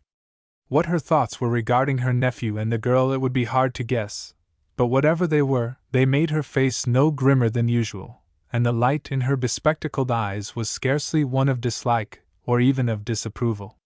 Yet there was a strange something in the woman's look or manner which suggested that she watched the visitor with thoughts or feelings which she wished neither the girl nor Tunis to observe. Late in the afternoon the two young people started back for the ball house, taking a roundabout way. They did not even follow the patrol path, well defined along the brink of Wrecker's Head as far as the beach. Instead, they went down by the wagon track to the beach itself, intending to follow the edge of the sea and the channel around to a path that led up the face of the bluff to the Ball homestead. It was a walk the girl had never taken. The reaction she experienced after having successfully met and become acquainted with Aunt Lucretia put Sheila in high spirits. Tunis had never seen her in quite this mood. Although she was always cheerful and not a little gay about the Ball homestead, she suddenly achieved a spirit of sportiveness which surprised the captain of the Seamew. But he wholly liked and approved of this new mood. She had made herself a new fall frock and a pretty, close-fitting hat, something entirely different, as he had noticed, from the styles displayed by the other girls of Big Wreck Cove. And he was observant enough to see that this outfit was more like what the girls in Boston wore. She ran ahead to pick up a shell or pebble that gleamed at the water's edge from a long way off. She escaped a wetting from the surf by a scant margin, and laughed delightedly at the chance she took. Back against the foot of the bluff certain brilliant flowers grew, fall blossoms that equaled any in Prudence Ball's garden, and the girl gathered these and arranged them in an attractive bouquet with a regard for color that delighted her companion. They came, finally, in sight of a cabin back under the bank on the far side of the little cove, where once Tunis had reaped clams while Captain Iare and the Queen of Sheba made their unfortunate slide down the face of the bluff. The sea was so low now that Tunis could aid the girl across the mouth of the tiny inlet on the sandbar which defended it from the sea. There was but one channel over which she need leap with his help. The cabin captivated Sheila, especially when she learned it was no longer occupied. It had a tight tin roof and a cement pipe chimney with a cap to keep the rain out. The window sashes had been carried away and the door hung by a single hinge. However, the one-roomed cabin was otherwise tight and dry. "Sometimes fishing parties from the port come around here and camp for a day or two," explained Tunis. "But Hosea Westcott used to live here altogether. Even in the winter. He caught his own fish and split and dried them. He dug clams and picked beach plums and sold them in town, or swapped them for what he needed. Sometimes the neighbors gave him a day's work." "An old and lonely man, Tunis?" the girl murmured. "That is what he was. All his immediate family was gone. So, when he fell ill one winter and one of the coast guards found him here almost starved and helpless, they took him away to the poor farm." They went on around the end of the headland and walked up the beach toward the port. Before they reached the path by which they intended to mount to the summit of Wrecker's Head, they observed another couple going in the same direction, following the edge of the water on the firm strand. The woman was dressed in such brilliant hues that she could be mistaken for nobody but a resident of Portage Town. "That is the daughter of Perita, who brought up your trunk when you came here, Ida May," said Tunis carelessly. "But do you see who the man is?" she said with some surprise. "It is your cousin. Ryan? So it is. Well," he added rather scornfully, "no accounting for tastes. She's a decent enough girl, I guess, but we don't mix much with the Portuguese. Although most of them are all right folks, at that. But fooling around those girls sometimes starts trouble, as Ryan ought to know by this time." As they climbed the path, Tunis aiding his companion at certain places, the girl, looking down, thought they were being closely watched by the other couple on the beach. There was nothing in this to disturb her mind. A feeling of confidence had overcome her since her experience with Aunt Lucretia. Her present environment was so far from the scenes of her old pain and misery that it seemed nothing actually could disturb her again. The peacefulness of the scene impressed Tunis as well. When they came up finally upon the brink of the headland, they saw a spiral of smoke rising from one of the chimneys of the distant Ball homestead. The man pointed to it, and smiling down upon her, repeated a verse he had read somewhere which he knew expressed the hope she held. "That is pretty near right, don't you think, Ida May?" "It is, indeed." "Oh, it is," she cried. "And my heart is humble, Tunis. I feel that God has been very good to me, and you," she added softly. "I've been mighty good to myself," he responded. "Ida May, there never was a girl just like you, I guess. Anyway, I never saw such a one. I don't know just how to put it, but I feel that you are the only girl in the world I can ever feel the same toward. Tunis." He took her hand, looking so hungrily into her face that she, blushing, if not confused, could not bear his gaze, and the long lashes drooped to veil the violet eyes. "You understand me, Ida May?" whispered the captain of the Seamew eagerly. "I don't know, fixed as I am, that I've any right to talk to you like this. But I can't wait any longer. She allowed her hand to remain in his warm clasp, and now she looked up at him again. "Have you thought of what all this may mean, Tunis?" she asked. "You bet I have. I haven't been thinking of much else, not since the first time I saw you." "What? You felt that you could like me that night when we sat on the bench so long on the common?" "My Godfrey, aka.ms," he exclaimed. "Since that time you slipped on the sidewalk in front of that restaurant, and I caught you. That's when I first knew that you were the most wonderful girl in the world." "Oh, Tunis! Do you mean that?" "I certainly do," he said stoutly. That you thought that? At very first sight? I couldn't get you out of my mind. I went about in a sort of dream. Why, aka.ms, when Captain Ira and Aunt Pooh talked so much about wanting that other girl down here, all I could think of was you. I half believed it must be you that they sent me for, until I came face to face with that other girl. Her face dimpled suddenly. Her eyes shone.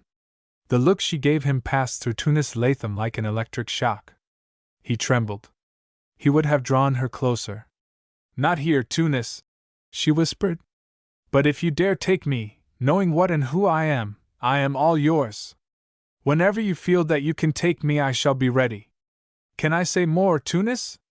He looked at her solemnly. "I am the happiest man alive. I am the happiest man alive, aka.ms," he breathed. Chapter 18. Ida.ms thinks it over. The Sea Mews sailed next day, short-handed. Not only had Tony the boy left, but one of the foremast hands did not put in an appearance. A grinning Portugee boy came to the wharf and announced that Paul he is versique. Tunis knew it would be useless to go after the man, just as it had been useless to go after Tony. He had been unable to ship another boy in Tony's place, and when he let it be known among the dock laborers and loungers about Louis' wharf that there was a berth open in the Sea Mews forecastle, nobody applied for it. "What is the matter with those fellows?" the skipper asked Mason Chapin. "They were tumbling over each other a few weeks ago to join us, and now there isn't an offer." "Some Portugee foolishness," grumbled the mate. "I wonder," muttered Tunis. "You wonder if it's so?" queried the mate. "You know how silly these people are once they get a crazy notion in their heads." "What's the crazy notion, Mr. Chapin?" The mate flung up his hands and shrugged his shoulders. "A haunt, a jinx, something. The Lord knows. I wonder if it is a Portugee notion or something else," said Tunis Latham, his eyes fixed on the back of Orion, busy, for once, at the other rail. "Whatever it is, Captain Latham," said Mason Chapin with gravity, "I suggest you fill your berths at Boston. Guess I'll have to. But the offscourings of the city docks? They will be worse than these Portuguese." It was not a prospect he welcomed. He well knew the sort of dock rats he must put up with if he wished to make up his crew with city hands for a short trip. The sea tramps who are within reach of coasting skippers are the same kind of worthless material that shiftless farmers must depend upon in harvest time. Even the lack of one man forward, to say nothing of the cook's boy, made a considerable difference in the working of the schooner. Ryan Latham loudly proclaimed that he was being imposed upon when he was forced to work with the captain's watch. He had shipped as supercargo and clerk, he had. This treatment was an imposition. "You know what you can do about it, Ryan, if you like," the skipper said to him calmly, but aside. "I wouldn't want to feel that I was holding you to a job that you did not like.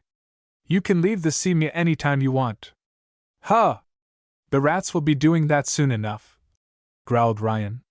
But he did not say this where Captain Latham could hear. It was Hoary Newbegin who heard him. "It strikes me, young feller, that if I quarreled with my victuals and drink the way you do, I'd get me another berth and get shed of all this." And the old salt wagged his head. "I don't get you at all, Ryan." "You wait," growled the younger man. "I'll leave at the right time. And if things go as I expect, everybody else will leave him flat, too." "You're taking a chance talking that way," admonished the old man. "It's just as much mutiny as though you turned and hit the skipper or the mate." "It is it? I'll show him." "Show who?" asked Hoary, in some wonder at the other's spitefulness. "That drat cousin of mine.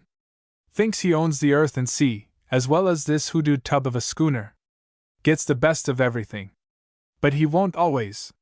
He never ought to have got the money to buy this old tub. You said you wouldn't have her for a gift, chuckled the old man.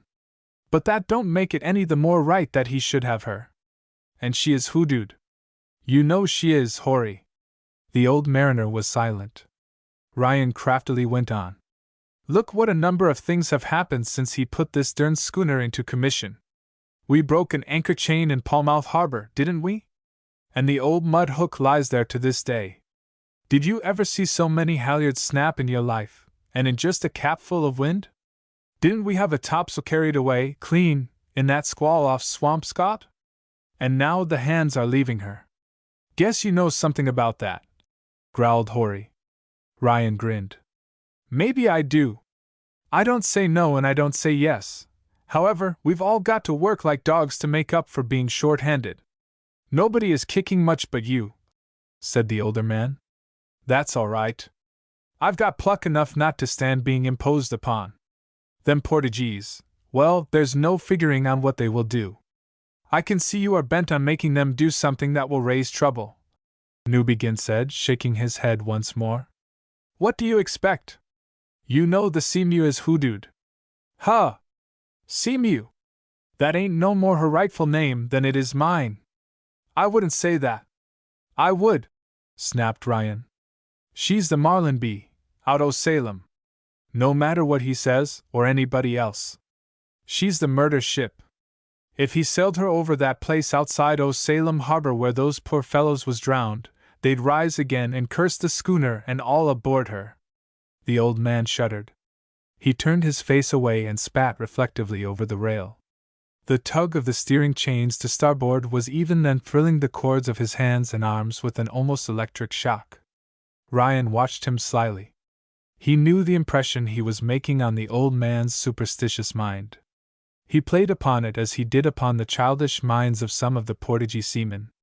So Captain Tunis Latham did not arrive in Boston in a very calm frame of mind. Although he had no words with Ryan, and really no trouble with the crew in general, he felt that trouble was brewing. And the worst of it was trouble which he did not know how to avert. It was not so easy to fill the empty berth in the forecastle, even from the offscourings of the docks. It was a time when dock labor was at a premium, and short voyages never did interest good sailormen. In addition, knowing that the Seamew sailed from her home port, decent seafarers wanted to know what was the matter with her that the captain could not fill his forecastle at that end. These men wondered about Captain Latham, too. They judged that infirmities of temper must be the reason his men did not stay with the schooner. He was, perhaps, a driver, too quick with his fist or the toe of his boot. Questions along this line were bound to breed answers, and answers from those members of the Seamew's crew who were not friendly to the skipper. In some little den off Commercial Street Ryan Latham had forgathered with certain dock loiterers, and after that, word went to and fro that the Seamew was haunted. If she ever sailed off Great Misery Island, the crew of a run-under Salem fishing smack would rise up to curse the schooner's company. And that curse would follow those who sailed aboard her, either for'ard or in the afterguard, for all time. In consequence of this, the only man who applied for the empty berth aboard the Seamew was more than a little drunk, and so dirty that Captain Latham would not let him come over the rail. Nor could the young shipmaster give much time to looking up hands. He had freight ready for his return trip. It must be got aboard, stowed properly, and advantage taken of the tide and a fair wind to get back to the Cape. He had not been in the habit of going up into the city at all of late. If that girl behind the lace counter of Hoskin and Marles had expected to see Tunis Latham again, she had been disappointed. Her warm invitation to him to call on her, possibly to take her again to lunch, had borne only Dead Sea fruit. He had accepted her decision regarding the balls and Cape Cod as final and irrevocable. At least, he had had no intention of ever going back and discussing the suggestion again. The possibility of the real Ida May Bostwick changing her mind and reconsidering her refusal to communicate with the balls or visit Wreckers had never once entered Tunis' mind, if it had Sheila Macklin's. He had seen how scornfully the cheap little shopgirl had refused the kind offer extended to her by her old relatives. He could not have imagined her thinking of the old people and their home and Big Wreck Cove in any different way. He was quite right in this. Ida May Bostwick never would have looked upon these several matters differently. The thing was settled. Born and bred in the city, she could not conceive of any sane girl like herself deliberately burying herself down on the Cape, to live on pollock and potatoes, as she had heard it expressed, and be the slave of a pair of old fogies. Not for her. She would not think of it. Indeed, this phase of the opportunist had brought her really made Ida May Bostwick angry. What did he think she was, anyway? In fact, she was inclined to think that seafaring person had almost insulted her. Although she had deliberately spoken of him as her cousin Tunis, to the girls who were her confidants in the store and to her landlady, who was likewise curious about him, Ida May Bostwick was much pleased by the thought of him. Then she began to compare Tunis with the young men she knew in Boston. She knew that the young men she got acquainted with were either very light-minded or downright objectionable. If any of them contemplated marriage at all, they knew it could not be undertaken upon the meager salaries they were paid.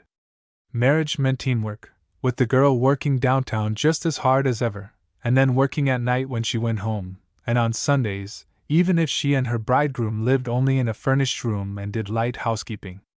Ida May Bostwick had a brain explosion one day when she considered these all too evident facts. She said, "I bet that fellow wouldn't expect his wife to stand behind a lace counter and take the sass of floorwalkers and buyers, as well as lady customers, all day long. Not much! He's a regular guy, if he is a hick. My gracious! Don't I wish he'd come back? If I ever get my claws on him again." Just what she might do to Tunis under those circumstances she did not even explain to herself. But she began to think of Tunis a good deal. He was a good-looking man, too. And he spent freely. Ida May Bostwick remembered the lunch at Barquette's. It was true that Sarah Honey had been all Prudence Ball and Aunt Lucretia Latham and other Wrecker's Head folk believed her to be. But she died when Ida May was small, and the girl had been brought up wholly under the influence of the Bostwicks.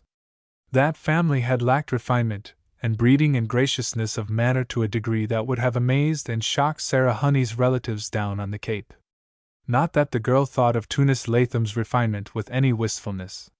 She thought of his well-filled wallet, that he was something more than a common sailor, that he undoubtedly owned a good home, even if it was down at Big Wreck Cove, and that he seemed soft and easy.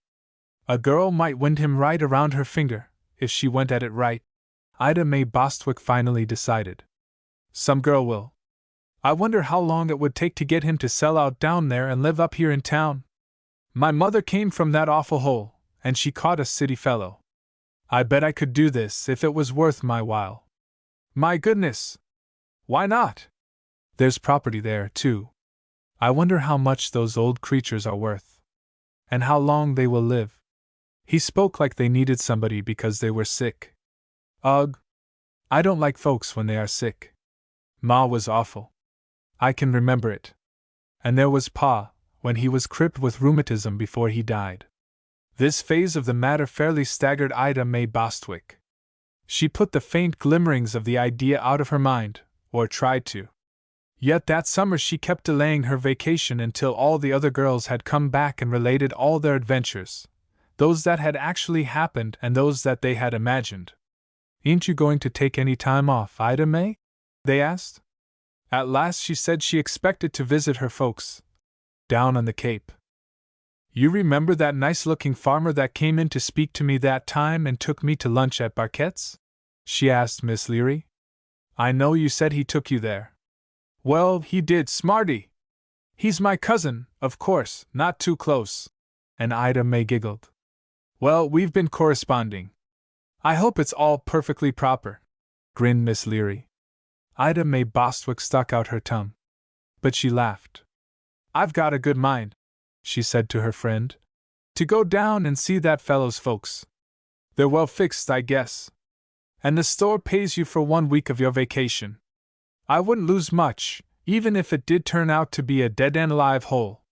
Chapter 19. The Arrival. There was a driving road down past Latham's Folly and on across certain sand flats and by cranberry bogs to a small settlement where Prudence had a stepsister still living. This old woman lived with her granddaughter's husband's kinsfolk, who were so distantly related to Captain Ira's wife that the relationship could scarcely be followed. "It takes us Cape Codders," remarked Captain Ira, "to study out the shoals and channels of kinship. It's 'cause we're such good navigators that we're able to do it. And now that we've got Ida May to harness up Queenie for us and look after the house while we're gone, and you feel so much sprier yourself, Ira, I don't see why we can't visit our folks a little," Prudence said. He agreed, and they set off in high fettle just before noon, expecting to return before dark. Sheila was upstairs dusting when, not long after the noon hour, she saw from one of the windows the spread canvas of the Seamew.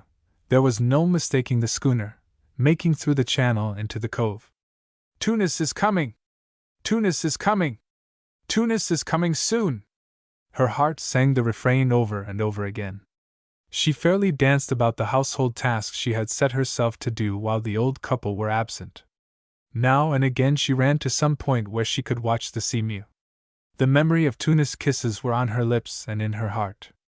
In the dusk of the previous Monday morning, when he was on his way to the port to take command of his schooner, the young shipmaster had held her in his arms at the back door there, and had told her over and over again of his love for her. Thought of that moment was an exquisite memory to the girl. She saw the schooner drop anchor off Portagee town, with all its canvas rattling down in windrows of white. She even saw the little gig launched. Tunis was coming ashore. He would soon be up the hill. His long strides would soon bring him to her side again, open-eyed, ruddy-faced, a veritable sea god among men. She ran out a dozen times to gaze down the road and wonder what kept him. Then she turned her back on the road and spent the next half hour in beating the dust out of all the parlor and sitting-room sofa pillows and one or two of the covered chairs. Peace, like the sunshine itself, lay over all of Wrecker's Head. Here and there a spiral of smoke rose from its chimney, and fowl wandered about the well-reaped fields. But not much other life was visible. The fall haze gave to distant objects a dimmer outline, softening the sharp lineaments of the more rugged landscape. Color and form took on new beauty. It was all so lovely, so peaceful, that it was impossible that the girl should have dreamed of what was approaching. Since she had come, her mind had not been so far from apprehension of disaster. Since Sunday, when she had wandered with Tunis along the shore, it had seemed to the young woman that no harm could assail her. She was secure, sheltered, impregnably fortified both in Tunis' love and in the situation she had gained with the balls and in the community.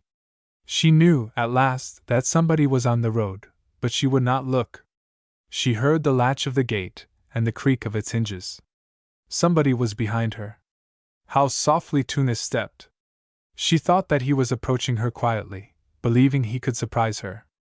In a moment she would feel his arms about her, and would surprise him by laying her head back against his breast and putting up her lips to be kissed.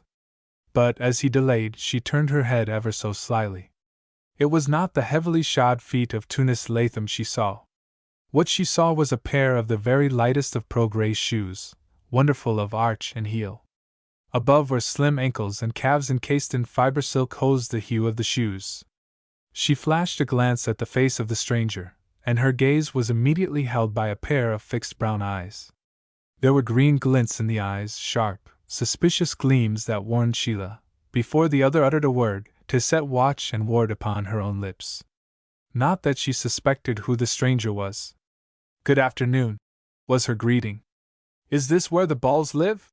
was the demand, with a note in the voice which betokened both weariness and vexation.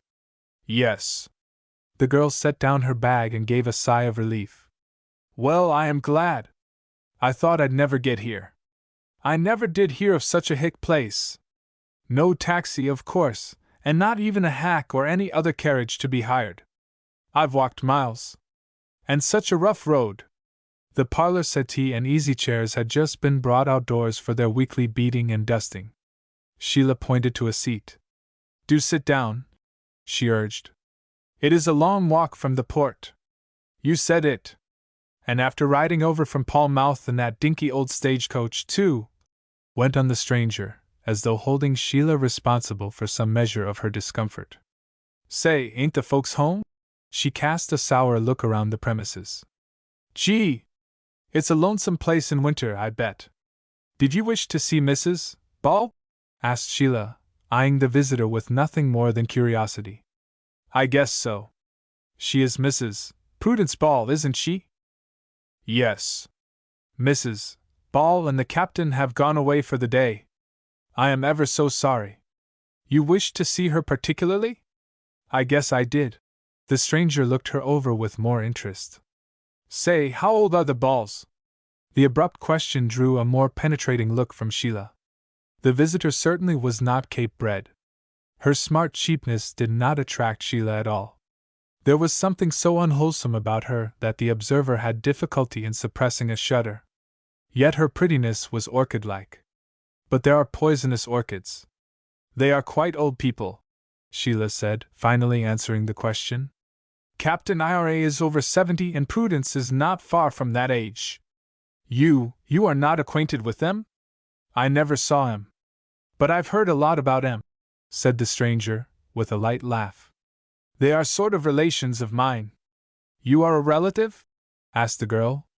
Even then she had no thought of who this newcomer was. Captain Ira's relative? Or Mrs. Ball's, if I may ask? Well, I guess it is the old woman's. But I'm kind of curious to see him first, you know, before I make any strong play in the relationship game. Gee! Is this the parlor furniture? Some of it, was the wondering rejoinder. Looks like the house, don't it? Down at the heel and shabby. Say, have they got much money after all, them Balls? You're a neighbor, I suppose? You must know 'em well. I live here, said the other girl rather sternly. Huh! You mean around here? I live here with Captain Ira and Mrs. Ball, was the further explanation. You do? You! Her voice suddenly became shrill. It rose half an octave with surprise. Her gaze, which had merely been insolent, now became suspicious. She scrutinized Sheila closely. I didn't know the Balls had anybody living with them, she resumed at length. You ain't been here long, have you? Oh, for some time, was the cheerful rejoinder. They hire you? Not exactly. You see, I am sort of related to them, too. A relation of this old Captain Ira? Of Mrs. Ball. Huh! Say, what's your name? My name is Bostwick, was the composed reply. You did not mention yours, did you? Bostwick? They call me Ida May Bostwick, said Sheila, demurely smiling, and even then without a suspicion of the vortex into which she was being drawn. Ida May Bostwick! The visitor rose out of her seat as though a spring had been released under her. Her eyes flattened, distended, and sparked like micaceous rock in the dark. Her hands clenched till the pointed, highly polished nails bit into the palms. What do you say? You are Ida May Bostwick? At that moment Sheila Macklin saw the light. It smote upon her brain like a shaft from a great searchlight, a penetrating, cleaving beam that might have laid bare her very soul before the accusing stranger. She staggered, retreating, shrinking, but only for a moment. The pallor that had come into her face left it. Color rose softly under the exquisite skin, and there came a haughty uplift of her chin. She stared back into the blazing, greenish-brown eyes of the other, her own eyes unafraid, challenging. Do you doubt me? She demanded, with as much composure as though a secure position and a conscience quite at ease were hers. Who are you? In what way are you interested in my name or in my identity? Why, you. The visitor was for the moment stricken speechless. But it was the speechlessness of rage, of wild and uncontrollable fury. Then she caught her breath. You dirty cheat, you! You stand there and tell me you are Ida Bostwick? You've got gall. You certainly have got gall. I'd like to know who the devil you are. Comin' right here, wormin' your way into a place that don't belong to you, gettin' on the soft side of my aunt and uncle, I suppose, and thinkin' to grab all they got when they die. Oh, I know you're kind, miss. But I'll show you up. I'll let 'em know what's what and who's who. They must be precious soft to take a girl like you in and think she's Ida Bostwick. How dare you? She stamped her foot. She advanced upon the other threateningly. But the girl she had accused did not retreat. The flush of outrage and that haughty expression were still upon her countenance. She spoke very firmly, but in a voice so low that it contrasted the more sharply with the enraged squall of her opponent. She asked, "Who are you, if you please? You've cheek to ask me. I'd ought to spit on you, so I had. But I'll tell you who I am, and it'll hold you for a while, I guess. I am Ida May Bostwick. You know full and well you are making out to these rich relations of mine that you are me. I'll show you up, miss. I'll have you whipped, or jailed, or something. The gall of you!" The other girl heard her with unchanging face. Somehow, that steady, unshrinking look gave Ida May Bostwick pause. It was she who recoiled. Chapter 20. The Lie. The girl who had seized upon the chance of becoming Ida May Bostwick, and so escaping the horror and despair that enshrouded Sheila Macklin like a filthy mantle, stood after the first blast as firm as a rock under the torrent of vituperation and rage which poured from the other girl's lips. The real Ida May, weak, save in venomous hate, unstable as water, as shallow as a pool of glass, could have joined issue in a hair-pulling, face-scratching brawl. She was of that breed and upbringing. Sheila Macklin's very dignity held Ida May Bostwick at arm's length. With all right and title to the name and place Sheila had usurped, the new arrival was awed by the impostor's look. Following that first, and merely instantaneous, expression of horrified surprise at Ida May's announcement of her identity, this girl, who was so secure in the confidence of the balls and the community, proceeded to look down at the claimant of her achieved position with utter calmness. It made the real Ida May almost afraid. Certain as she was of her own name and the assertion of her own personality, the bold and unshaken opposition confronting her and the very look of the impostor abashed Ida May Bostwick. After her first outbreak she was silenced. "Do you really know what you are saying?" the girl in possession asked. "Are you aware that I am Ida May Bostwick? There certainly cannot be two girls of the same name, both related to Mrs. Prudence Ball. That is too ridiculous," the other gasped. Though red and white by turn, from impotence and rage, her fury was quelled under the look of the more composed young woman. "There are 20 people almost within call who know me and who can swear to my name and my assertions that I am Miss Bostwick," went on Sheila, with a calmness which both frightened and daunted the other. "Just why you should come here and make such a preposterous claim I cannot understand. Where do you come from? Who are you, really?" Ida May stared, flaccid, helpless. For the time being all her rage, her rudeness, her amazement, even, drained out of her. For this impostor to face her down in this way, for her to claim Ida May's name and identity with such utter calm, such sang-froid, for Sheila to stand before her and deliberately declare that what Ida May had known to be her own all her life long, her name and distinctive character, was actually another's, all this was so monstrous a thing that Ida May was stunned. Suppose something had really happened to her mind? People did go mad, Ida May had heard. She had rather a vague idea as to what insanity was like, but she felt her mind slipping. The sure and unafraid expression of the other girl's countenance gave Ida May no help at all. She was sure that her opponent had not lost her mind. She was just a wicked, bad, horrid girl who had somehow got something that belonged to Ida May Bostwick, and meant to keep it if she could. Self-pity filled the visitor's mind in place of the fury she had expended in her first outburst. She dared not attack the other with tooth and nail, for she saw now that this girl was as much her superior in physical strength as she was in strength of character. Therefore Ida May fell back upon tears. She blubbered right heartily, and being really weary after her walk from the port, she fell back into the spring rocker, which squeaked almost as protestingly as she did, put her baring hands before her face, and gave herself to grief. Sheila Macklin's expression did not change. She revealed no sympathy for Ida May Bostwick. If she felt sympathy, it was for that girl who had been persecuted, unfairly accused of stealing, sent to a place worse than prison, afterward branded with the stigma of jailbird, that girl whom Tunis Latham had befriended, had rescued from a situation which she could not think of now without a feeling of creeping horror. Was she going to give over without a fight to this new claimant a place which had been and still was her only refuge? It could not be expected that she would do this.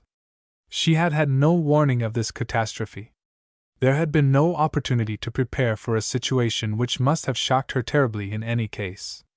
But if she had only had time. Time? Time for what?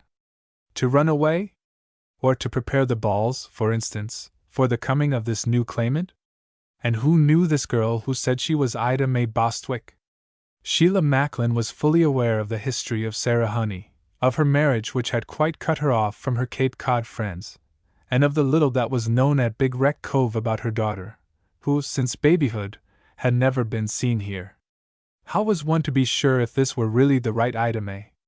If one girl could make the claim and carry it through so easily, why not another? How could this girl, crying in the rocking chair, prove her statement that she was Mrs. Ball's niece? These thoughts seethed in Sheila Macklin's brain. She must keep cool. She must hold herself down, keep control of her own mind, and keep the whip hand of this girl before her. And then, there was Tunis to think of. The appearance of the real Ida May Bostwick wrecked all her happiness, of course, with Tunis. Sheila could not let him continue his association with her. Yet what course should she pursue to save him? That suddenly became the first consideration in Sheila Macklin's mind. How to do this? How to save Tunis from being overwhelmed by the result of his own ill-considered deed? Impulse and love on Tunis Latham's part had brought about this terrible situation. Not that the girl blamed him in the least. Her thought was to protect the captain of the Seamew from being sucked into the whirlpool which she clearly beheld beside her path. Save Tunis. It must be done. This little, inconsequential, weak-minded, loose-lipped girl must not be allowed to wreck Tunis Latham's life. If people came to accept as true the tale the girl could relate, Tunis' reputation would be smirched utterly in the opinion of all Big Wreck Cove folk. Much as Sheila Macklin felt that her own happiness with Tunis was now impossible, a flash of Aunt Lucretia made this realization the more poignant.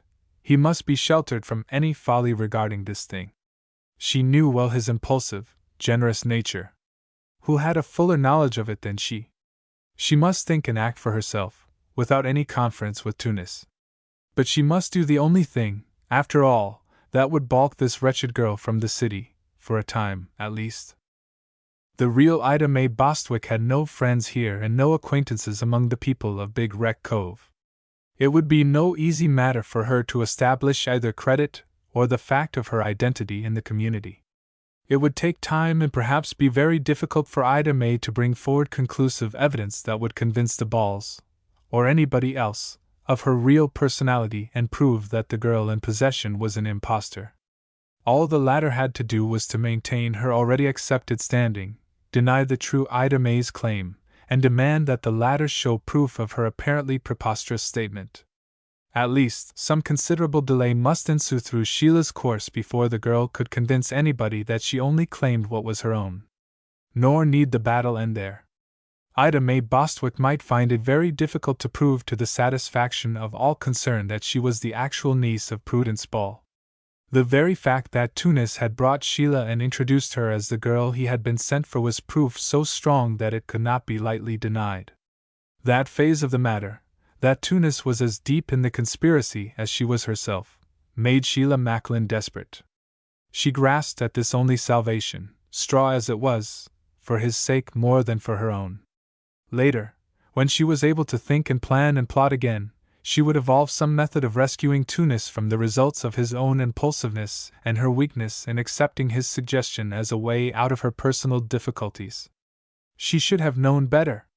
She should have scouted the idea at its inception. She saw that this position in which she was placed was far and away more serious than that she had been in when she sat with Tunis upon the Boston Common bench. She had thought at that time that it needed little more to make her condition too desperate to bear. She would now, she felt, give life itself for the privilege of being back there and able to refuse the reckless plan of escape the captain of the Seamew had submitted to her. She did not for a breath's length blame Tunis for the misfortune that had overtaken her, overtaken them both, indeed. She had accepted his plan with open eyes. In her desperation, she had even foreseen the possibility of this outcome. She must blame nobody but herself. But all these thoughts were futile. No use in considering for a single moment past situations and possibilities. She was confronted by a grim and adamant present. And that grim present was in the person of a girl with tear-streaked face who looked up at her, sobbing. "You're the meanest girl I ever heard of. I'll pay you for this. Think of the gall of you comin' here and tellin' my rich relations you was me. I never heard of such a thing. It beats the movies, and I thought they was just lies. Gee, but you must be a regular crook. I expect the very clothes you got on my aunt bought and gave you. I'll put you where you belong." "And suppose I put you where you seem to belong?" interrupted the girl in possession. "There is such a place as an insane hospital in this county, I believe. I think you must have either escaped from such a place, or that you belong in one." "Oh!" gasped the other girl, staring up at her amazedly and not a little terrified by Sheila's emphatic speech. "If you really are some distant relative of the family," the latter continued, "Mrs. Ball may wish to see you. Come into the house and I will make you a cup of tea. You need it. And you can wait for Mrs. Ball and the captain to return if you like." Ida May darted to her feet again. "A cup of tea of your making?" she cried. "You'd put poison in it. You must be a wicked girl, anybody can see that. I wouldn't put anything bad past you. I guess them stories in the movies ain't so much lies, after all. I want nothing from you, whoever you are, only my name back and the chance you have grabbed off here. I'll go to the neighbors about it. I'll tell 'em what you've done. I guess I can find somebody to believe me." Her abrupt halt warned Sheila that there was somebody approaching. Before she could turn to see who it was, the other girl ejaculated, "My goodness! What is it? A junk wagon? Look at that horse, will you? Say, who's these folks? What a pair of old dubs!" Captain Ira and Prudence had returned somewhat earlier than Sheila had expected. Old Queenie came up the lane and turned in at the open gateway beyond the garden. The new girl tugged excitedly at Sheila's arm. "Say, who are they?" she demanded huskily. "This is Captain Ball and Mrs. Ball," was the reply, and the girl in possession hurried forward to help them out of the carriage. "Ahoy, Ida May!" the captain hailed cheerfully. "What's the good word?" He prepared to climb down. The girl assisted Prudence first. "Who's that with you, Ida May?" asked the old woman. Then, with keener eyes than the captain, she observed the change in the girl's face. "What's happened?" "Something has gone wrong, Ida May, I know." "What is it?" That girl." Sheila almost choked. How could she prevaricate to the good old woman who had been so kind to her? "Who is she, Ida May?" "She says she is your niece," whispered the girl. "My niece? Land sake! I ain't got no niece but you, Ida May. Say, Ira, do you know this young woman? She ain't none o' your relations, is she?" Captain Ira came to the ground finally with a thump of his cane. He straightened up and started at the new arrival. "Red-headed, I swan," he muttered. "Never was a ball that I know of with that color topknot. And she looks like one o' these sandpipers ye see along shore. Look at that hat. Ida May says she claims to be our niece," Prudence told him. "I swan! I told you we was gettin' mighty popular." Sheila, her limbs now trembling so that she feared she would fall, took Queenie by the head and backed the carriage around. The old mare would have to be put in her stall and the carryall run under cover. But the girl was fearful of moving out of earshot. Captain Ira and Prudence approached the real Ida May. The latter had been staring at them, marveling. Unlike Sheila, almost everything that Ida May Bostwick thought was advertised upon her face. "My goodness!" considered Ida May. "What a pair of hicks! You was lookin' for somebody named Ball, I cal'late?" Captain Ira said within Sheila's hearing as she led the gray mare away. She could not catch the reply. Whatever the real Ida May said, she could not stand by to deny it. Besides, the matter must rest for the present on the evidence, and she did not know yet how much proof Ida May might be able to advance to strengthen her case. If it rested upon mere assertion, then Sheila need merely deny its truth and hold her own. And frightened as she was, that was exactly what Sheila intended to do.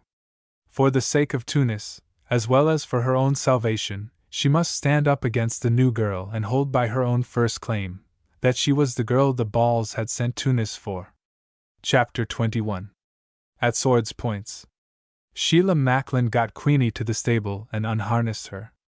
She ran the carryall into the barn, and then closed the big door for the night, although the sun was still an hour high. She stopped to fling grain to the poultry, too. These chores she did with the thought in her mind that she might never do them again for Captain Ira and Prudence. If that girl could prove her claim, if she could satisfy the old people that they had been cheated by Sheila and Tunis Latham, they might be indignant enough to put her right out, tonight. The trio had disappeared into the house. She heard voices from the sitting room. But she wanted to return the furniture to the front room and finish the task which the real Ida May's coming had interrupted. She had been strong enough when she carried the chairs and the settee into the yard, but she could scarcely get them back again. The strength seemed to have deserted her arms. She staggered in with the last article of furniture and set it in place. The murmur of voices from the room across the hall was steady.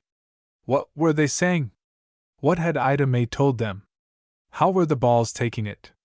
Could that cheap, little thing convince the old people that she was their niece and that the girl they had come to love and trust was an impostor? Sheila Macklin's heart bled for Captain Ira and Prudence. If she must go and they took this other girl in her place, would they be happy? And they had been happy during these last months. Would they not miss her if she left them to the mercy of this new claimant? Yes, Sheila loved Captain Ira and Prudence. She loved them as though they were her very own. Not since her father had died had the girl been so fond of anybody, except Tunis, of course. And what would Tunis say when he came? What would he expect her to do? To admit the truth of Ida May's claim and give up without a battle? If she did this, she would expose him as well as herself to infamy. It was a situation that would have appalled a person of much stronger character than Sheila Macklin, and she was no weakling. No! She could not give up, not without a struggle. As she had first decided, she must confront the new girl boldly and deny, if she could, any claim Ida May Bostwick put forward. She must do this for Tunis even more than for herself. She arose determinedly. With this thought, strength surged back into her limbs as well as into her mind. For a time she had been weak, undecided. Once more she gathered her energies to oppose the sea of adversity which threatened to overwhelm her. She crossed the hall and opened the sitting-room door. Captain Ira sat in his usual chair, leaning forward, with his hands clasped over the knob of his cane. Prudence, with a wondering look on her face, sat beside him, and just as far from the new girl as the length of the room would allow. The latter had been speaking with her usual vehemence, and she did not even glance at Sheila when the latter came quietly into the room. "Oh, Ida May!" gasped Prudence, and almost ran to her. "Do you know what she is saying? I never heard of such a thing.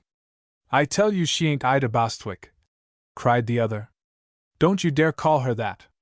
I'll—" "Hoity-toity, young woman! Avast there!" said the captain gruffly. "We won't get to the rights of this by quarreling. Wait." He looked at Sheila, and his weather-hued countenance was as kindly of expression as usual. "You know what this young woman says?" he asked. Sheila nodded, but she held Prudence closely. The old woman was sobbing. "This won't do, you know," said Captain Ira. "I swan! It beats my time. I expect you've got friends somewhere, young woman, and you ought to be given into their charge. I'm real sorry for you, but what you say don't sound sensible. Ain't you made a mistake? I cal'late you heard about us and Ida May." "I tell you," cried the girl, starting to her feet again, the brown eyes flashing spitefully, that thing there is an impostor. She's got my place. She's took my name. Why, I'll have her arrested. Ain't there no police in this awful place?" "There's a constable all right," said Captain Ira calmly. "But I wouldn't want to call him in." Not just now, anyway. It looks to me you wanted a doctor more than you wanted a constable. You think I'm crazy? Gasped Ida May. Well, it looks as though you was a leetle off your course, the old man told her calmly. You don't talk with sense, to say the least. Making the claim you do would make most anybody think you was a little flighty. Yes, a little flighty, to say the least. And he wagged his head. Look here, he pursued soothingly. Have you been sick, perhaps? You ain't quite yourself, be ye? I knowed a feller once that thought he was the angel Gabriel and went around with a tin fish horn, tooting it at all hours of the day and night. But no graves opened for him and nobody was resurrected. They finally put him in the booby hatch, poor feller. I'm your niece, I tell you, interrupted Ida May, pointing at Prudence, who shrank from her immediately in undeniable fear. My mother was Sarah Honey before she was married. I guess there must be enough people in this big wreck Cove place who knew her and remember her to prove who I am. I wouldn't try to do that, said Captain Ira thoughtfully. Telling such a thing as this among the neighbors would be the surest way of getting into trouble. That's right. If Prudence, Mrs. Ball, don't know ye, do you think strangers would be likely to back you up? Don't you think it would be better to sit down quietly and rest a while? Maybe you'd better stay with us overnight. Oh, Ira, gasped his wife. I wouldn't scarce dare have her stay. She's out of her head. She might do something. I'll do something fast enough, cried Ida May, stamping her foot. I'll do something to that hussy. You hear her, Ira? Murmured Prudence, trying to draw Sheila away from the enraged girl. Threatening damage never broke no bones yet, said the captain calmly. I'll do her some damage, declared Ida May bitterly. If none of you won't listen to me, I'll find somebody that will. She halted suddenly in her wild and angry speech. Her face changed as if by magic. The flush died in it, and the expression of her sparkling eyes became subdued. A simpering look overspread Ida May Bostwick's countenance that warned the other girl, at least, that another person had entered the house. Before Sheila could turn to look toward the kitchen door, Ida May cried, Oh, Cousin Tunis! If you ain't my cousin exactly, I guess you are pretty near. And ain't I glad you've come? Do you know what this awful girl is saying, what she is doing here? And these old fools won't believe me. I never heard of such a thing. Just you tell them who I am, and I guess they'll make her pack up and get out in a hurry. In the doorway stood the captain of the Sea-Mew. The two old people welcomed his appearance with a satisfaction that could not be mistaken. I swan, Tunis, you come at a mighty handy time, declared Captain Ira. Oh, Tunis! Take that girl away, cried Prudence faintly, pointing at Ida May.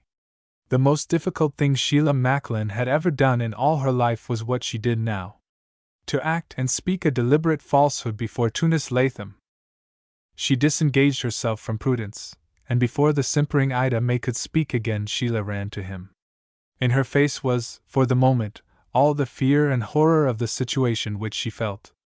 It was a warning to him, and he was acute enough to understand it even before she spoke. Oh, Tunis! This girl must be beside herself.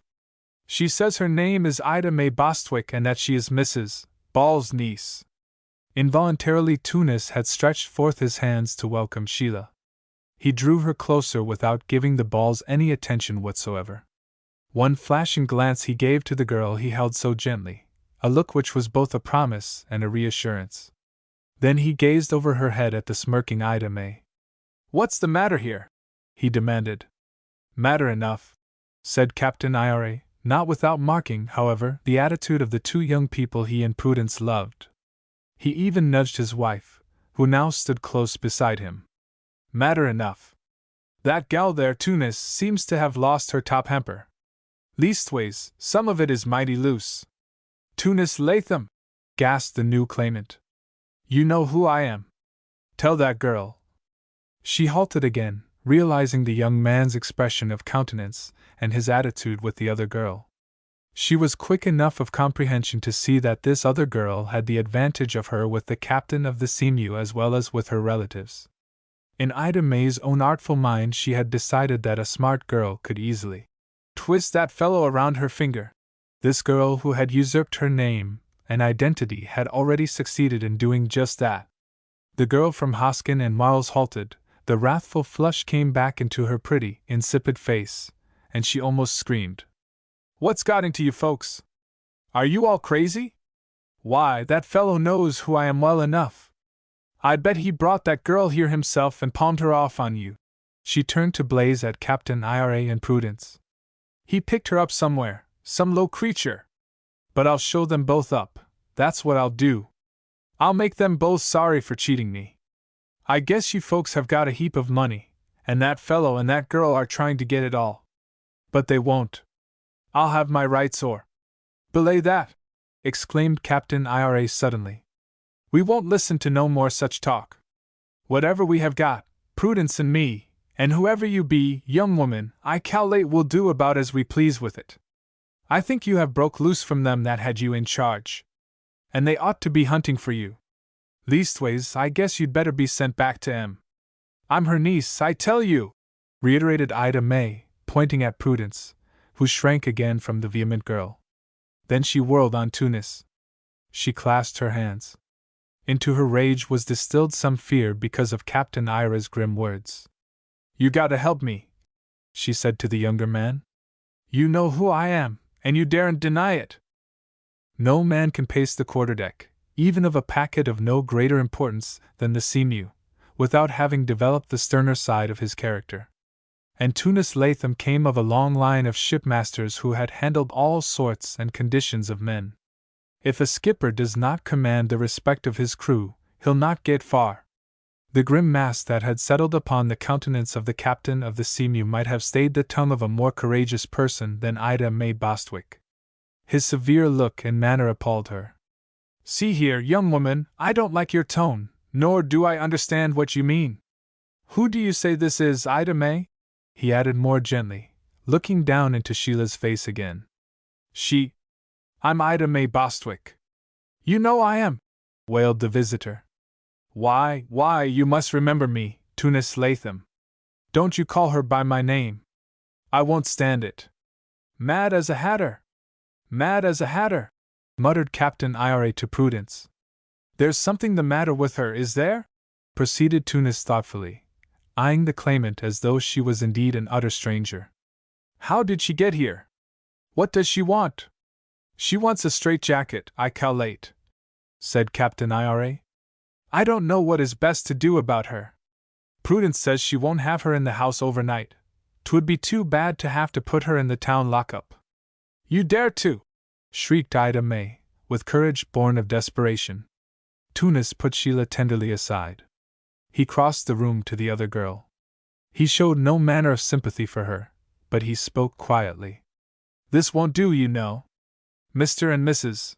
Ball don't want you here. You have no claim on them, none at all. Even if you chance to be a relation, they have not got to take you in if they don't want to. They've taken that other girl in, cried Ida May wildly. That is their business. They want her. They don't want you. You have no more standing here than you would have if you went into the house of the governor of the state and demanded recognition there. What a wicked man you are, gasped Ida May. And I thought you was a simp. Tunis did not even change color. He addressed her as though he believed she was not right in her mind. Sheila watched him, not now in fear, but in wonder. She had thought she must battle with this girl for Tunis' name and reputation. But the captain of the Seamew had seized the reins of affairs himself, and was likely to do much better in the emergency than Sheila could ever dream of doing.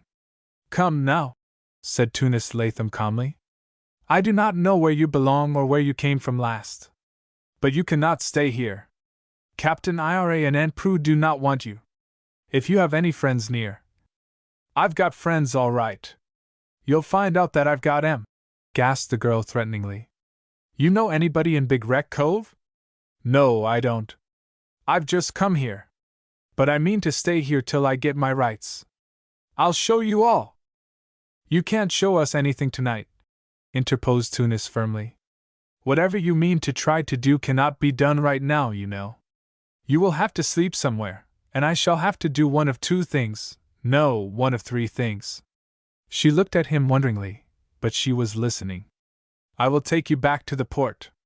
You cannot go home, wherever you live, tonight. In the morning you can go over with Ben Craddock on the stage to Palmouth. I won't! The girl's determination was roused. There was a stubborn streak in her character that would make her a bitter antagonist. Tunis, as well as Sheila, realized this. All right, said the captain of the Seamew calmly.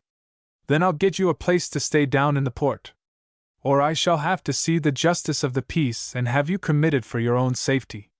You don't dare! Cried Ida May again. You tempt me too far, young woman, he said sternly. And you'll find just how much I dare. Will you come along with me now and behave yourself? That's the ticket, Tunis, muttered Captain Ira. Put her where she belongs. So my own folks turn me out, do they? Cried Ida May, hatefully, staring at the two old people. If anybody is crazy, it is those two. And she pointed to the balls. Take in a drab like that girl and throw me out. Why, I believe I've seen her before. Somehow, she looks familiar, she added, her sharp gaze fixed on Sheila again. Well, wherever it was, she was up to no good, I'll be bound. Are you coming with me willingly, and now? Put in Tunis more harshly. You are taking a chance, young woman, in talking this way. Oh, she's got you going. That's plain to be seen. I thought you was a nice fellow. But I guess you're like other sailors. I always heard they was a bad lot, running after women. Will you come without any more words? Interrupted Tunis grimly. I'll have to go back to the town, I suppose. But remember, this ain't the end of this, she weakly blustered. This your bag? Said Tunis calmly, picking up Ida May's satchel. All right. We'll go. He did not attempt to look at Sheila again, nor at Captain Ira and Prudence. He walked behind Ida May, but rather hustled her out of the door. She might have cast back some final defiance, but he gave her no chance. It was almost twilight when they went out at the kitchen door. They left the trio in the sitting room speechless for the moment. But Sheila Macklin's speechlessness arose through different thoughts from those of the balls. The girl left behind realized that this almost unexpected outcome was but the momentary triumph of falsehood. Chapter 22. A Way Out. Ida May, you'd better sit down. You look like you'd had a stroke, declared the captain. Why wouldn't she, the dear child? Cried Prudence. What do you suppose is the matter with that girl? Is she crazy? Crazy ain't no name for it, her husband rejoined. Her top hamper is all askew, I cal'late. I never see the beat. But just now Sheila could not endure any discussion of the strange girl. She rose as quickly as she had seated herself. I must fix supper, she said briskly. You sit still, and Prudence. You're flustered, I can see. There is nothing for you to do. That's right, put in Captain Ira. Get a bite ready against Tunis comes back. He'll want something fillin' after handling that crazy gal. He winked at Prudence and nudged her. The outstanding incident for the old man was the unmistakable signs Tunis and Sheila had given that they were in love with each other. What did I tell you when that gal first come here? Whispered Captain Ira hoarsely, when the girl had left the room.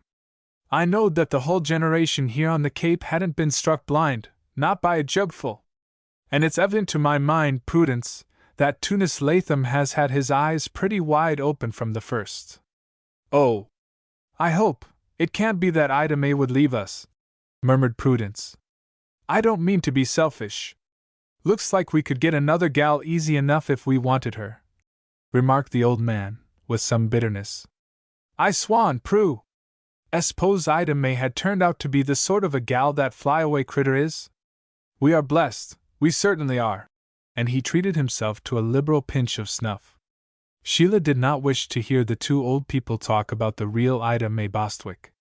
When Tunis took the girl away, it was an enormous relief. Of that she was quite sure. The malevolent attitude of the frustrated Ida May was sufficient to frighten anybody. Sheila was positive enough that, as Ida May had promised, the matter was not ended. That venomous girl would not be content to leave Big Wreck Cove without making a further attempt. Perhaps many, to establish herself in her right identity, and in what she considered her rightful place with the balls. Supper was late that evening. They were only just seated at the table when Tunis returned. "Come on, boy," said Captain Ira. "There's a place set for you. Tell us what you did with that crazy girl." Sheila was busy between the stove and the table and did not come to the side of the captain of the Seamew as he took the chair indicated. He was not smiling as usual, but neither did he seem alarmed. He replied to the questions of the old people with tranquility. "I did not advise her to go to the Burchell house," Tunis said. "You know what a talker Sally Burchell is. I remember that Mrs. Pauling took boarders in the summer, and I went to her with that girl." "You mean Zeb's mother?" asked Prudence. "Well, she'll take care of her, I guess. And Zeb is strong and willing. If she gets crazy in the night, they ought to be able to hold her." A faint smile flickered for a moment about Tunis Latham's stern lips. "I don't guess she will act up so very bad with strangers. I swan! We was strangers enough to her, it would seem," exclaimed Captain Ira. "But she seems to consider that you ought not to be," Tunis pointed out. "Never heard of such a thing," muttered the old man. "I would have been glad to get her out of town this very night," Tunis observed quietly. "But it could not be done. She is convinced that she has what she calls rights, and she proposes to remain and fight for them. I swan! You will have to be firm with her. I explained to Zeb's mother what we thought was the matter with her, and I'll try to find her friends. She says she comes from Boston." "Goodness gracious, Gallop!" exclaimed the old woman, more angry than frightened now. "She certainly can't stay here and tell those awful things she was saying about Ida May." "I don't really see how we are going to stop her right at first," Tunis rejoined. "Of course, if she continues to come up here and bother you, you can have her arrested." "Oh!" gasped Sheila. "Now, gal," said Captain Ira firmly, "don't you let your tender heart deceive you. That crazy critter ain't worth worrying about. She shan't be hurt. But I won't have her coming round here frightening you and Prudence." "No, sir!" "Quite right," said Tunis, agreeing. "Oh, Tunis!" murmured the girl. "But she will make talk." "No doubt she will make talk," said Prudence in a worried tone. "We ought to stop her, somehow, from telling such things about our Ida May." "Does she want money?" asked Captain Ira gruffly. "She talked as though she did." "I think to offer her money would be the very worst possible way of shutting her up," said Tunis. "She wants to come here and live and be accepted as your niece." "I never did," gasped Prudence. "She says nothing else will suit her. She seems to think she can prove what she had claimed. I think the best thing to do is to let her try it." Sheila could not eat. She merely stared from one to the other of the three and listened to the discussion. In no way could she see a shadow of escape from ultimate disaster, yet she saw that Tunis was determined to fight it out on this line, to deny the stranger's claim and hold to what had already been gained for the girl in possession. "Well," Prudence said with a sigh, "I can see plainly it is going to stir up a puddle of muddy water. Unless she says or does something that makes the authorities take her and put her away, there will be them that will believe her, or half believe her." "Let him talk," growled Captain Ira. "'Twon't be the first time Big Wreck Cove folks got a mouthful to chew." "But it will hurt Ida May," said Prudence, her voice trembling, as she squeezed the girl's hand and held it. "Sticks and stones may break my bones, but names will never hurt me," began Captain Ira. Then he broke off in anger when he saw the girl's face, and exclaimed, "But I swan! They'll keep you dodging, and that's a fact. Ought to be some way of shutting her up, Tunis. I don't know how that is going to be done. Not just at first, anyway. Perhaps something will turn up. And anyway, she hasn't begun to talk yet. It's like being tied down to one o' them railroad tracks and waiting for the fast express to come along and crunch ye," grumbled the old man. "I know how Ida May feels. But you keep a stiff upper lip, my gal. You've got plenty of friends that won't listen to any such crazy notions as that other gal's got in her noodle." In this manner the old folks comforted themselves in part. But nothing that was said could comfort Sheila. Tunis smoked a pipe with Captain Ira after supper, while the girl cleared off the table and washed and dried the dishes. Then he got her outside just after he had bidden Captain Ira and Prudence good night. They walked away silently from the kitchen door into the deep murk of a starless night. The moaning of a rising sea upon the outer reefs was the requiem of Sheila's hopes. One thing she saw clearly she must do. If she remained and fought for her place with the balls, she must stand alone. Whether or not she held her place, she must not allow Tunis to be linked with her in this situation. As she slipped deeper and deeper into the morass, she could not cling to him and drag him as well into infamy and disgrace. Away from the house, fully out of earshot from the kitchen, she halted. Tunis had taken her hand in his warm, encouraging grasp. She let it remain, but she did not return his pressure. "Dear, this is dreadful," he whispered. "I know. But leave it to me. I'll find some way out." "There is no way out, Tunis," she said confidently. "Cat's foot!" "Don't say that," he cried in exasperation. "There is always a way out of every jam." "This girl will do one of two things," said Sheila firmly. "Either she will prove her claim, or she will give up and go back to Boston. You know that." "She'll fight hard, I guess," he admitted. "Either way, Tunis," the girl pursued, "there is bound to be much doubt cast upon my character, upon me. If the truth becomes known, I am utterly lost. If it is hushed up, I must go on living a lie, if I stay here." "Don't talk that way," he exclaimed gruffly. "Of course you'll stay here. If not with the balls, then with me." "Stop!" she begged him. "Wait. I am going to state the matter plainly as it is. We can no longer dodge it. This is the truth which we have been trying to ignore. I have not been foolish only, I have been wicked. And my greatest sin was in allowing you to link yourself with me so closely." "What do you mean?" he gasped. "Just what I say. It was wrong for me to allow you to be friendly with me before the balls and other people. I should not have gone to your house last Sunday. I should not have allowed you to introduce me to your Aunt Lucretia. Ida May. That is not my name," she whispered. "Let there be no further mockery between you and me, Tunis. I have been wicked, we have been wicked. We must pay for what we have done. There is no escaping that. I must not keep you as my lover, Tunis. I was wrong, oh! So wrong, last Sunday. Reckless, wicked, drifting with the current, I scarcely knew where. My dear girl. Now I see the rocks ahead, Tunis. I can shut my eyes to them no longer. Disaster is at hand. You shall not be overwhelmed, as I may be overwhelmed at any time. I will not have your ruin on my conscience." "My ruin?" he repeated. "Ridiculous. My dear girl, you are talking like a mad woman. You cannot snap the tie that binds us. You cannot shoulder all the responsibility for this situation. The sin is as much mine as yours, if it is a sin. I'm in it as deep as you are. You must not be," she cried. "You can escape. You shall escape. Suppose I refuse to do so?" And he said it confidently. "Tunis, I have thought of a way out for you," she cried suddenly. "I don't want to hear it. But you must hear it. I will not accept it. You cannot help yourself," she told him firmly. "Oh, I know what I am about. You may be angry, you will perhaps be laughed at a bit. But to be laughed at is better than to be scorned." "What under the sun do you mean, girl?" he exclaimed, both startled and horrified by her determined words. "Do you think I would desert you in the middle of the current and swim ashore? But I will desert you. I am determined to desert you. I refuse to cling to you, a millstone about your neck to drag you down.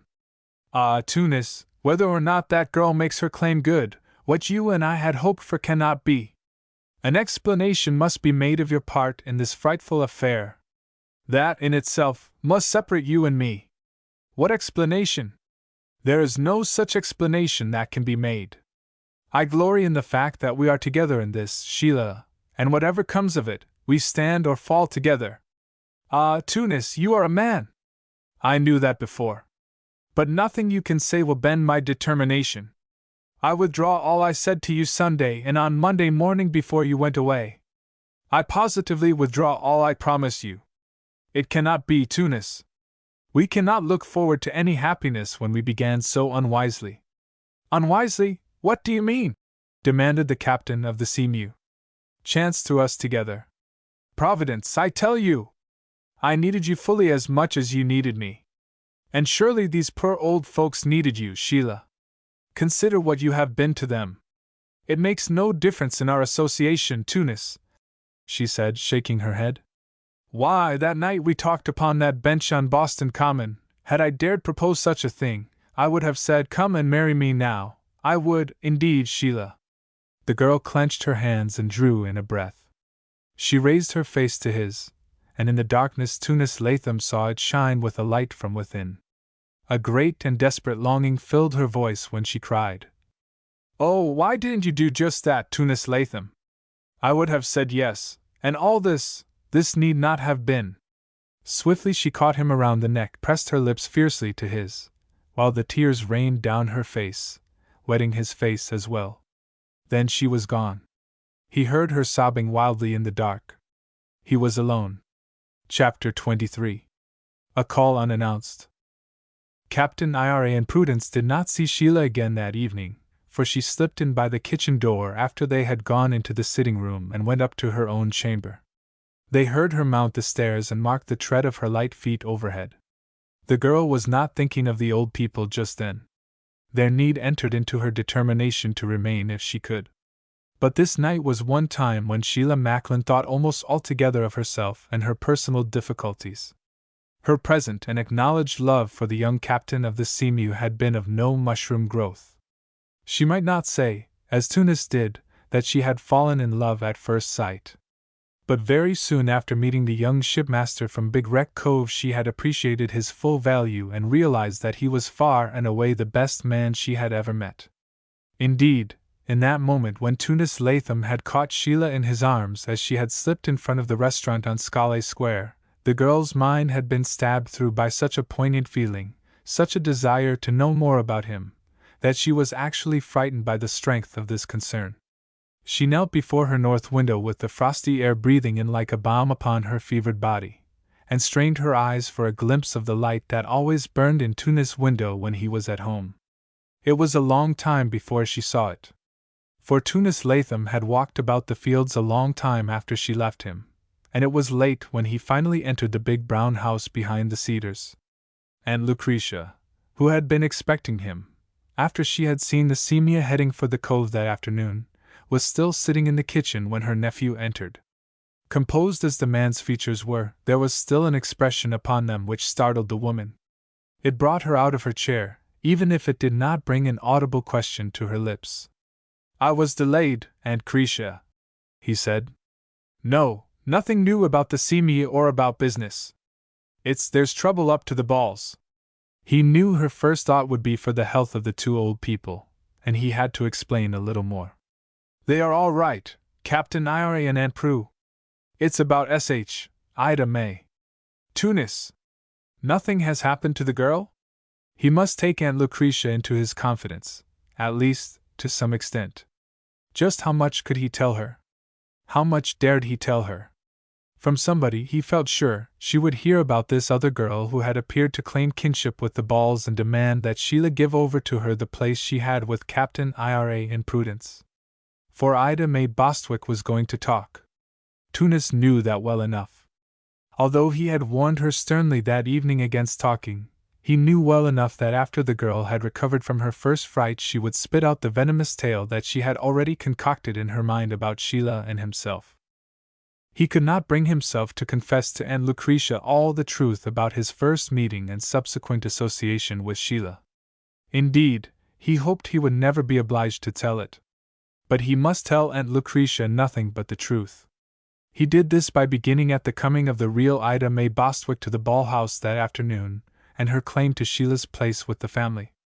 As he told the story, Aunt Lucretia gazed upon him so fixedly, so intently, that the captain of the Seamew was disturbed. He could not understand her expression. Perhaps he told the story haltingly of how Ida May had been turned out, and he had taken her back to the port, and housed her with Mrs.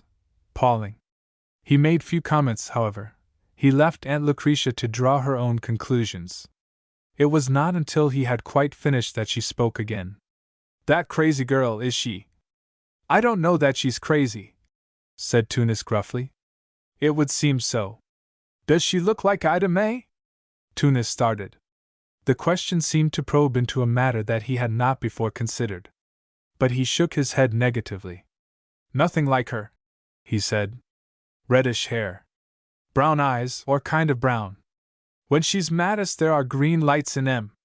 Not nice eyes at all." Aunt Lucretia nodded and said no more upon that point. What her question had dealt with in her own mind, Tunis could not guess. She watched his face, now pale and sadly drawn. Then she placed a firm hand upon his arm to arouse his attention. "Tunis! This girl at Captain Ira's is something to you? My God! Aunt Cretia, she's everything to me," he groaned, his reticence breaking down. "Is she a good girl, Tunis?" "As good as gold. On my honor, there was never a nobler or better girl. I love her." The words burst from him now in a great gush of emotion. These Lathams, when they did break up, often ran over. "I can't tell you the hold she has on me. If I lose her through this or any other cause, I'm done for. She thinks she isn't good enough for me. She is afraid of this girl who claims her place. She fears that I am going to be looked down on if I have anything more to do with her. And I tell you, if she was not the girl I know her to be, I would still cling to her. I must have her. I tell you, I must." Tears came to his eyes. His voice, hoarse and broken, carried to the woman's heart the knowledge that the one and overpowering passion of the man's life was rampant within him. What or whoever the girl at the Ball homestead might be, Tunis Latham was bound to her by ties which could not be broken. She did the thing most generous, quite in accordance with her unselfish disposition. She stepped nearer to her nephew and put her arms about his neck. She kissed him. She gave no further evidence of doubt or disapproval. Indeed, when he left her to go to his room, he was assured that, however the world might look upon him, Aunt Lucretia was his supporter. The girl in the ball house saw the glimmer of his lamp that night for a very few minutes. There was a day's work before him, and Tunis Latham, like other hard-working men, must have his sleep. Sheila kept the night watches alone.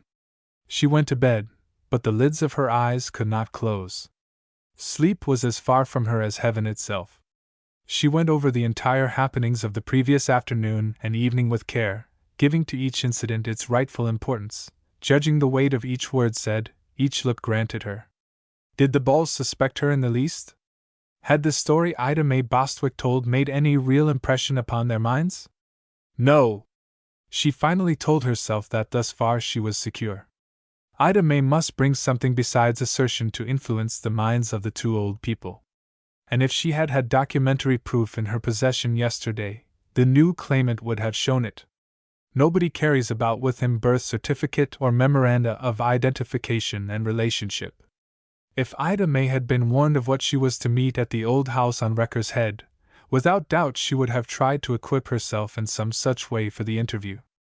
It might be very difficult for the girl to obtain any evidence that would assure the Balls of her actual relationship to them. Sheila had foreseen this possibility from the first. She was still quite determined to hold on, to make the other girl do all the talking and all the proving. She herself would rest upon the foundation of her establishment in the place Ida May Bostwick claimed. The latter certainly could not know Sheila's true history. Sheila was as much a stranger to Ida May as she had been to the Balls when Tunis had brought her to Wrecker's Head. And then, suddenly, a thought seared through the girl's mind. Something that Ida May Bostwick had said just before Tunis hurried her out of the house. "I believe I've seen her before. Somehow, she looks familiar." These two sentences, spoken in Ida May's sneering way, had made little impression on the excited Sheila at the time they were spoken. But now they made the girl's heart beat wildly. Suppose it were true? Suppose Ida May should really remember who Sheila was? It was not impossible that the girl from the lace counter of Hoskin and Marles knew of Sheila's disgrace. Sleep was not within her reach. The long hours of the night dragged past. Dimly dawn crept along the dark line of the horizon, circling all her world as far as Sheila could see it from her bed. But it was still dark below her north window when she caught the sound of a familiar step, the crunch of gravel under Tunis' boot. She lay shaking for a moment, holding her breath. She heard the tiny pebbles rattle upon the window sill. For the first time she had not been downstairs to greet Tunis on his way to the port. Could she let him go now without a word? But she must. She must be firm. Nevertheless, she slipped softly out of bed. The pebbles rattled again. She caught up a dark veil from her bureau and wrapped it about her face. She crept to the north window. The veil would mask her face so that he could not distinguish it in the shadow. But she could look down upon him. She saw him standing there so firmly, so determinedly. His was no nature to give over easily anything he had set his heart on. All the more reason why Sheila should not appear to weaken. She crouched there breathlessly as he tossed up more pebbles. Then she heard him sigh. Then he turned slowly away, and his feet dragged off along the path, and he went out of sight. The girl crept back into bed. She hid her face in the pillow and dry sobs racked her frame. This was the hardest of all the hard things she had to do. She had wounded Tunis to the heart. Chapter 24. Yunus Parida. Tunis Latham went down the track toward the port as the dull dawn glimmered behind him in a frame of mind so dismal and despairing that more than Sheila Macklin would have pitted the captain of the Seamew. Against the tide of emotions which now surged in his heart he scarcely had the energy to battle. Never had he felt less like approaching his usual tasks as commander and owner of the schooner, and facing the trials he knew would meet him upon this coming trip to Boston. Freight was waiting upon Lee's wharf, and he would be able to pick up the remainder of his cargo at Hollis, which, with the wind as it was now, he could reach that afternoon by 4 o'clock. Given good luck, he would warp into the T-wharf next day before nightfall. The uncertain point which troubled him most was the matter of the crew of the Seamew. The Portuguese remaining with him, even Johnny Lark, the cook, had been in a most unhappy temper all the way back from Boston on the last trip. Tunis could depend upon Mate Chapin, Boatswain Newbegin, and Ryan Latham himself to stick by the schooner. For, in spite of his quarreling and long tongue about a hoodoo, Tunis thought that his cousin was a man above any real fear of the very superstitions he talked about. But 4 men could not safely work the schooner to Boston, nor in season to keep his contract with the consignees of freight which the Seamew carried. Troubled as he had been at Boston, and delayed, Tunis wished now that he had remained there even longer while he made search for and engaged a proper crew for the schooner. He had better, perhaps, have paid the fare of the Portuguese back to Big Wreck Cove and so saved quarreling with them. When he had been about to leave the schooner the afternoon before, the foolish fellows had sent a spokesman to him asking if he was sure the Seamew was not the old Marlin B., the Salem fishing craft which had been acclaimed the murder ship from the Banks to the Cape by all coasting seamen several years before. To answer this question rasped the pride of the owner of the Seamew. For a seaman to ask a question of one of the officers, a question of such a nature, was flaunting authority in any case. Although Captain Latham considered the question ridiculous and utterly unworthy of a serious answer, he had replied to it. He had told the sailor that to the best of his knowledge and belief the old Marlinby was several thousand miles away from the Cape at that time, and that the Seamew was herself and no other. In any case, he had said he had no personal fear of sailing in the schooner as long as he could keep a decent crew of seamen aboard her, but that he would stand for no more foolishness from his present crew. Tunis had spoken quite boldly. But, to tell the truth, he did not know where or how he was to sign another crew and a cook if the Portuguese deserted the schooner. Not at Big Wreck Cove. He had heard too many whispers about the curse upon his schooner from people of all classes in the port. Even Joshua Jones, who was supposed to be a pretty hard-headed merchant, had been influenced by the story Ryan Latham had first told about the Seamew. He and his father had hesitated to give Tunis an order for another lot of freight now waiting on the dock at Boston. They wanted to be sure that the schooner was not going to sail from the latter port undermanned. Whether or not the Joneses believed in the hoodoo, they did know that if the Seamew sailed without a proper crew their insurance on the freight would be invalid. So the farther Tunis walked down toward the wharves, the more these thoughts assailed and overcame his mind, to the exclusion even of the tragic happenings back there on the head the night before. He could not consider Ida May Bostwick, not even Sheila, now. The schooner, with her affairs, was a harsh mistress. His all was invested in the Seamew, and business had not been so good thus far that he could withdraw with a profit. Far from that. There were financial reefs and shoals on either hand, and that fact the young skipper knew right well. As he drew near to Portage Town, he glanced toward the open door of Parita's cottage and saw the girl, Inez, seated upon the step. She did not come out to meet him, as had been her wont, but she hailed him as he approached, though in a sharper tone than usual. "So Captain Tunis Latham has still another girl? He is a lion with the ladies, it is plain to be seen." "Ah, you don't mind, do you, Inez?" replied the young man, trying to assume his usual careless manner of speech. "You have the reputation of being pretty popular with the fellows yourself."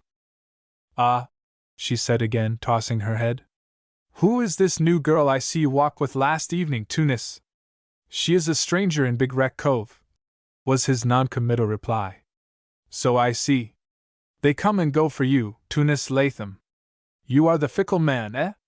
"Tut, tut, Inez!" he laughed.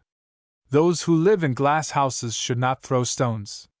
How about yourself? Didn't I see you going to church with Johnny Lark last Sunday? And then, in the afternoon, you had another cavalier along the beaches." "Oh, I saw you!" The color flashed into her dark cheek, and her black eyes reflected some unexplained anger. Beside her, leaning against the house wall, was the handle end of a broken oar. Tunis chanced to mark that there was a streak of dull blue paint on it. "You have sharp eyes, Tunis Latham," hissed the girl. "Not all of the Lathams are too proud to walk with Inez Parita, or too proud to think of her. But you, bah!" She got up suddenly, turned her back upon him, and entered the cottage. Tunis walked on, just a little puzzled. Hoary Newbegin sat on the rail of the schooner smoking, and evidently looking anxiously for the appearance of the skipper. There was no smoke rising from the galley chimney. "What's the matter with Cookie?" demanded Tunis briskly. "The drat Portuguese gone off to Palmouth. He left word that he couldn't sail with us this trip. Then he'll never sail on the Seamew again," declared the skipper grimly. "And that won't bother him none," said the boatswain gloomily. "I'll get breakfast for all hands," said Tunis. "I'm not above that. Where are the hands?" "As far as I know, Captain Tunis, they are where Johnny Lark is. Haven't shown up, and don't mean to," said Hoary doggedly. Tunis Latham cursed his delinquent crew soundly. The rage which flamed into his eyes, added to the pallor of his face, made an ugly mask indeed. It was not often that he gave way to such an outburst, but Hoary had seen the same deadly anger displayed on occasion by Captain Randall Latham. "Where's Mr. Chapin?" "He was here before you, Captain Tunis. He's gone up to town to see if he can drum up some hands." "Where's Ryan?" "He says he'll be here by the time you get ready to wheel the stuff aboard." And the old man pointed with his pipe stem toward the open door of the shed. "Ha!" ejaculated Tunis. "Feared I'd set him to work, eh?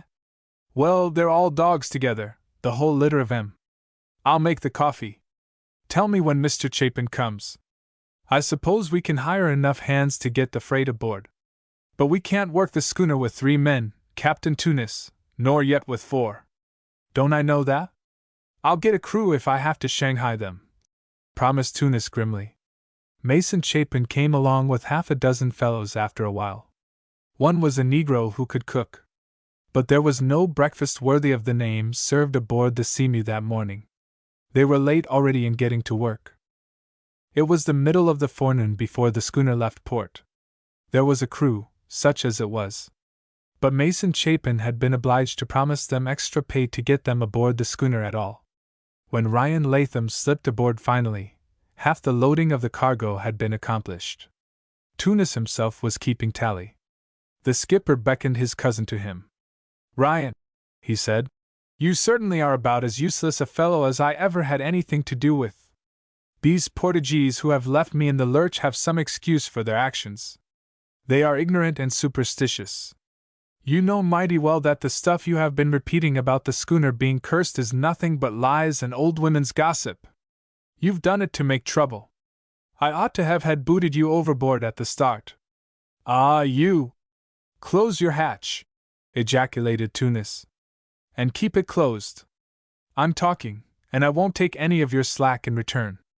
I am not married to you, thanks be. I think you've got pretty near enough of me, and I'm sure I have of you, Ryan. I give you warning. Oh. You do? Snarled Ryan, his ugly face aflame. Yes. I give you fair warning. When the Seamie gets back here to Big Wreck Cove again, you're through. You can take your dunnage ashore now if you like, but you go without pay if you do.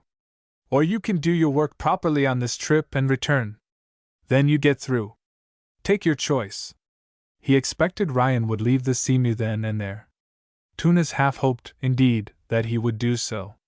But to his surprise, Orion suddenly snatched the book and pencil out of the skipper's hand and, growling that he'd stay the voyage out, shuffled away to the rail and began taking tally of the barrels and cases being hauled aboard. Working smartly, the new crew got the Seamie under sail and out of the cove 2 hours later. The wind held in a favorable quarter, and they reached Hollis betimes. There they finished the schooner's loading, and about dark went out to sea on a long tack and got plenty of sea room before they made the short leg of it. Supper was the first good meal they had had aboard that day. After everything was cleaned up, the black cook joined the crew forward. In whispers the men talked over both the skipper and his schooner. The story of the curse was known to everybody in Big Wreck Cove by this time, and none of these new men was ignorant of it. They had, however, merely used it as a means of getting more pay than ordinary seamen were getting in such vessels. "'Tain't nothing as I can see," one of the older men said. "That is likely to hurt us. It's a curse on the schooner, not on us folks that warned aboard her when she run under that other boat. And as long as we keep away from the spot where the poor devils was drowned, we ain't likely to see no ha'nts." The cook's eyes rolled tremendously. "You think's likely this year as that Marlin be?" "Bah!" exclaimed one, whose name was Carney. "It's only talk. Maybe she ain't that schooner at all. Mr. Chapin says she ain't." "Is that so?" sneered the voice of Ryan Latham behind them. "You fellows don't want to believe what the skipper and the mates say. It ain't to their benefit for you to believe the truth. Look here!" "What's that?" asked Carney, looking at the article Orion pushed forward in the dark. "A broken oar? That's what it is. I found it only this morning in the hold, when I was helping stow the last of the cargo. It was wedged in behind a timber of her frame." "Well? What of it? Strike a match, somebody. See what's burned into that handle." Their heads were clustered about the faint glimmer of the match flame. But the light was sufficient to reveal what Ryan pointed out. Burned more or less unevenly were the letters MARLINB. "What do you think of that?" exclaimed Ryan.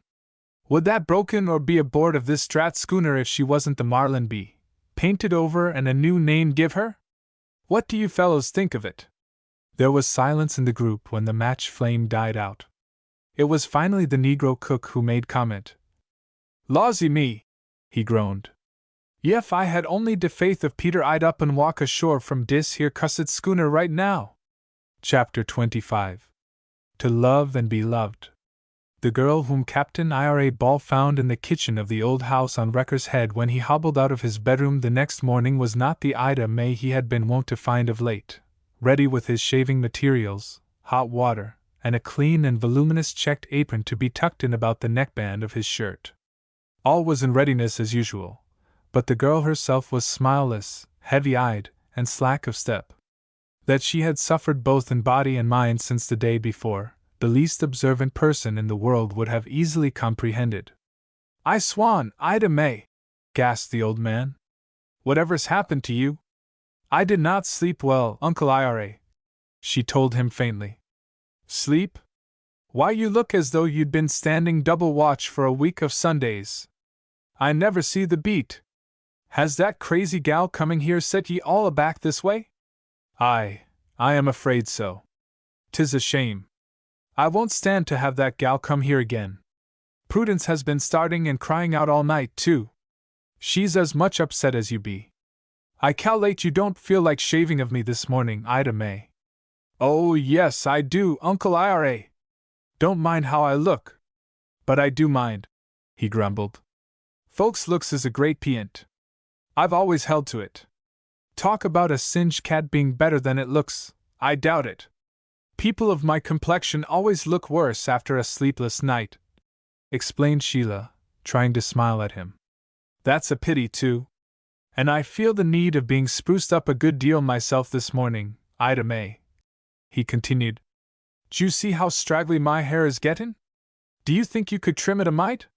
Why, of course I can, Uncle Ira, she rejoined cheerfully. I swan! You be a likely gal, Ida May, said the old man, both reflectively and gratefully. What would Prue and me do without you? And no other girl but just you would have begun to fill the bill o' lading. That's as sure as sure. See now, he went on with emphasis. Suppose you'd been such a one as that half-crazy critter that come here yesterday. Where'd Prudence and me been with her in the house? Well, she may not be as bad as she seemed under those particular circumstances, Sheila said hesitatingly. If she had come here first and you and Aunt Prue had not known me at all. I swan! Don't say no more! Don't say no more, I tell ye! Gasped Captain Ira. It's bad luck to talk such a way, I do believe it is. Come on, Ida May. You tackle my hair and let's see what you can do with it. I know right well you'll make it look better than Prudence used to do. Captain Ira was talking for effect, and the result he wished to achieve was bringing a smile to Sheila's face and a brighter light into her eyes, the violet hues of which were far more subdued than he desired. His success was not marked, but he changed to some degree the forlorn expression of the girl's countenance, so that when Prudence appeared in the midst of the operation of shaving, Sheila could greet the old woman with a tremulous smile. You dearie dear! Crooned Prudence, with her withered arms about the strong, young frame of the girl, drawing her close. I know you've suffered this night. That mad girl was enough to put us all out o' kilter.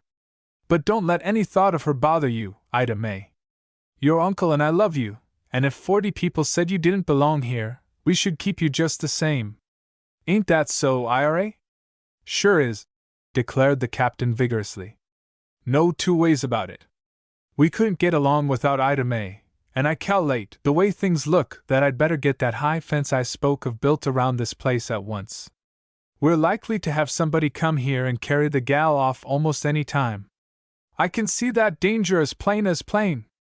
Prudence laughed, yet there was a catch in her voice too. She kissed the girl's tear-wet face tenderly. Sheila's heart throbbed so that she could scarcely go on with the task of shaving Captain Ira. How could she continue to live this lie before two people who were so infinitely kind to her, and who loved her so tenderly? And the girl loved them in return. It was no selfish thought which held Sheila Macklin here in the old house on Wrecker's Head. She had put aside all concern for her own personal comfort or ease. Had it not been for her desire to shield Tunis and continue to aid and comfort Captain Ira and Prudence, she might quickly and quietly have left the place, and thus have escaped all possibility of punishment for the deception she had practiced. Yes, had these other considerations not been involved, she would have run away. Although she chanced to have no money just at this time, she would have left the Ball homestead and Wrecker's Head and the town itself, and walked so far away that nobody who knew her would ever see her again. She had thought of doing this even as far back as the time when she was so lonely and miserable in Boston. Now, she would willingly have become a tramp for the purpose of getting out of the affliction which enmeshed her. She could not, nevertheless, yield to this temptation. If she ran away from the Balls and Big Wreck Cove, she would tacitly admit the truth of all Ida May Bostwick's claims, and possibly involve Tunis in the wreckage. Therefore she held to her determination of keeping her place here until she was actually driven forth. As a last resort, having now worked out the detail of that plan in her mind, she believed she could save Tunis from much calumny if it became positively necessary for her to depart under this cloud and abandon her place to the real Ida May. The latter must, however, come with positive proof of her identity, evidence sufficient to convince Captain Ira and Prudence, before Sheila Macklin would release her grasp upon what she had obtained by trickery and deceit. Not for a moment did the girl try to excuse to herself what she had done. In spite of the ball's need of her, and in spite of Tunis' love, Sheila did not try to deceive herself with any sophistry about the end justifying the deed. Such thinking could not satisfy her now. Sheila's eyes were opened. She beheld before her both the wide and the narrow way. If she took the pleasanter path, it was with a full knowledge of what she did. Yet would it be the pleasanter path? She doubted this. If she continued to fight for a place which was not hers by right, she must walk for all time in a slippery way. This claim of the real Ida May might be perennial. The girl might return again and again to the attack. For years, as long as the Balls lived and Sheila remained with them, she must be ever on the alert to defend her position with them. And after the good old people died, what then? Their property here on the head and their money would no more belong to Sheila Macklin than it did now. She shrank in horror from the thought of swindling the real Ida May out of anything which might legally be hers when the Balls were gone. Of course, Captain Ira and Prudence could will their property to whom they pleased. Still, Ida May was Prudence's niece.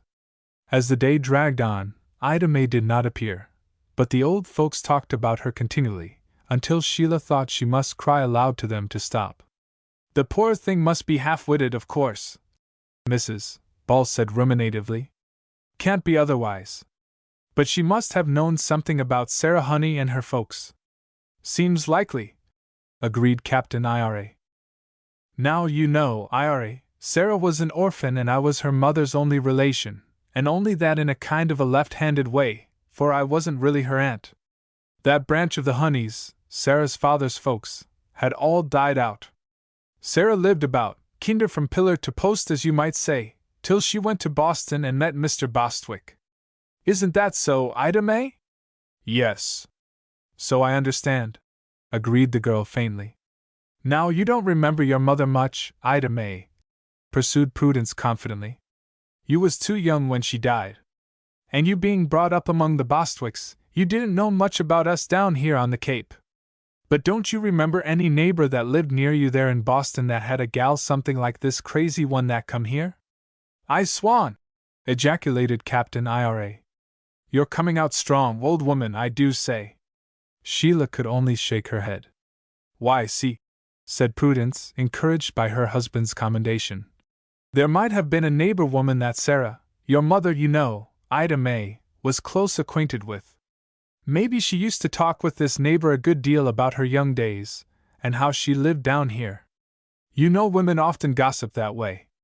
I'll say they do, put in Captain Ira, tapping the knob of his cane. Well now, said the old woman, greatly interested in her own idea, and a little proud of it. Suppose that neighbor had a little girl who heard all these things Sarah Bostwick might have said. And if that child's brain wasn't just right, if she was a little weak-minded, poor thing, what's more reasonable than that she treasured it all up in her mind and after years, in one of her spells of weak-mindedness, she got the idea she was Ida May Bostwick, and determined to come here and visit us. I swan, Prudence! Exclaimed Captain Ira. It's like a storybook, a regular novel. Well, it might be, said his wife, smiling quite proudly. Only after all, that gal didn't seem so very weak-minded, muttered Captain Ira. She seemed more mean and ugly than weak. Sheila had thought somewhat along this line herself. At least, she knew how weak the real Ida May's story must sound to most people in the neighborhood, unless the claimant had actual proof of birth and name to bolster her attempt to win the Balls. There was but a tenuous thread connecting Ida May with Big Wreck Cove, or any other part of Cape Cod. The Bostwicks, the girl's immediate family, at least, were dead. These facts, already gathered by Sheila from Aunt Prudence's conversation with the neighboring women, were the foundation on which she had built her desperate hope of keeping up the deception and thwarting the other girl, no matter how bitterly the latter might press her claim. Nor was she, Sheila felt, depriving Ida May of anything which the latter, if she obtained it, would actually prize. The shallow girl was not the sort of person to appreciate the kindness of the two old people, or give them any comfort and sympathy in return. Why, both Captain Ira and Prudence already shrank from the new claimant. This fact, however, did not cause Sheila, the impostor, to lose sight of the point that Captain Ira and his wife could both be very stern in attitude and speech toward the evildoer. They made no compromises with evil. Even the old man, philosophical as he was and wont to look upon most human frailties with a lenient if not a humorous eye, would not excuse actual crime. And something very like a crime had been committed. The day passed without any reappearance of Ida May upon Wrecker's Head, but just after nightfall and while the supper dishes were being cleared away, Zebedee Pauling knocked at the kitchen door. All three of the Ball household looked upon the young fellow expectantly when he stepped in. "I was just passing by and thought I'd look in and see how you all were," said Zeb, with his usual shy manner and apologetic smile. "Come in and set down, Zeb," said the captain eagerly. "I cal'late you've got some news for us." "I don't know," said Zeb thoughtfully, "but what you've got some news that might satisfy Mom and me. That is, about that girl Tunis brought to the house." "What about her, Zeb?" queried Prudence anxiously. "Mom and I would be glad to know what you know about her," said Zebedee. She 'pears to have a great imagination." "I shouldn't wonder," Captain Ira snorted. "She don't act crazy, but she certainly talks crazy," the visitor went on emphatically. "Why, she says the most ridiculous things about Miss Bostwick." He bowed and blushed as he spoke the name and looked penitently toward Sheila. "Why, she declares her name is Bostwick. That's what she done up here," said Captain Ira grimly. "I cal'late she means to kick up a fuss. Is she still stopping with your mother, Zeb?" "Yes. She paid a week's board money down. I expect Mom wouldn't have taken her or it if Tunis hadn't brought her." "That wasn't Tunis' fault," snapped the old man. "He had to get shed of her somehow. We expect she'll try to make trouble." "Oh, as for that," said Zeb with some relief, "I don't see, even if she is your niece, why she should expect you to take her and if you don't want to." "She ain't," said Captain Ira flatly. "You can take that from me, Zeb." "Not any relation at all?" "None at all, as far as we know," declared the captain. "Then what does she want to talk the way she does for?" cried the young man. "I told Mom she was crazy, and now I know she is." "I guess likely," agreed the old man, taking upon himself the burden of the explanation. "None of us up here ever saw the gal before. Neither Prudence nor me nor Ida May. She's loony." "I told Mom so," reiterated Zeb, with a great sigh of relief. "I know what she said must be a pack of foolishness. But you know how Mom is." "She's soft." "I know," returned Captain Ira. "She's so tender-hearted," explained Zeb. "The girl talks so. She's talked Mom not into believing in her, but into kind of listening and sympathizing with her. And now, tonight, she's took her to see Elder Minute." "What? I swan! To see the elder!" ejaculated Captain Ira. "What she needs is a doctor, not a minister. What do you think of that, Prudence?" "I hope Elder Minute will be able to put her in better mind," sighed his wife. "That girl must have a very wicked heart, indeed, if she isn't really crazy." Chapter 26. Elder Minute has his say. Another night counted among the interminable nights which have dragged their slow length across the couch of sleeplessness. To Sheila, lying in the four-poster, a downy couch, indeed, for a quiet conscience, the space of time after she blew out her lamp and until the dawn passed like the sluggish coils of some Midgard serpent. An eternity in itself.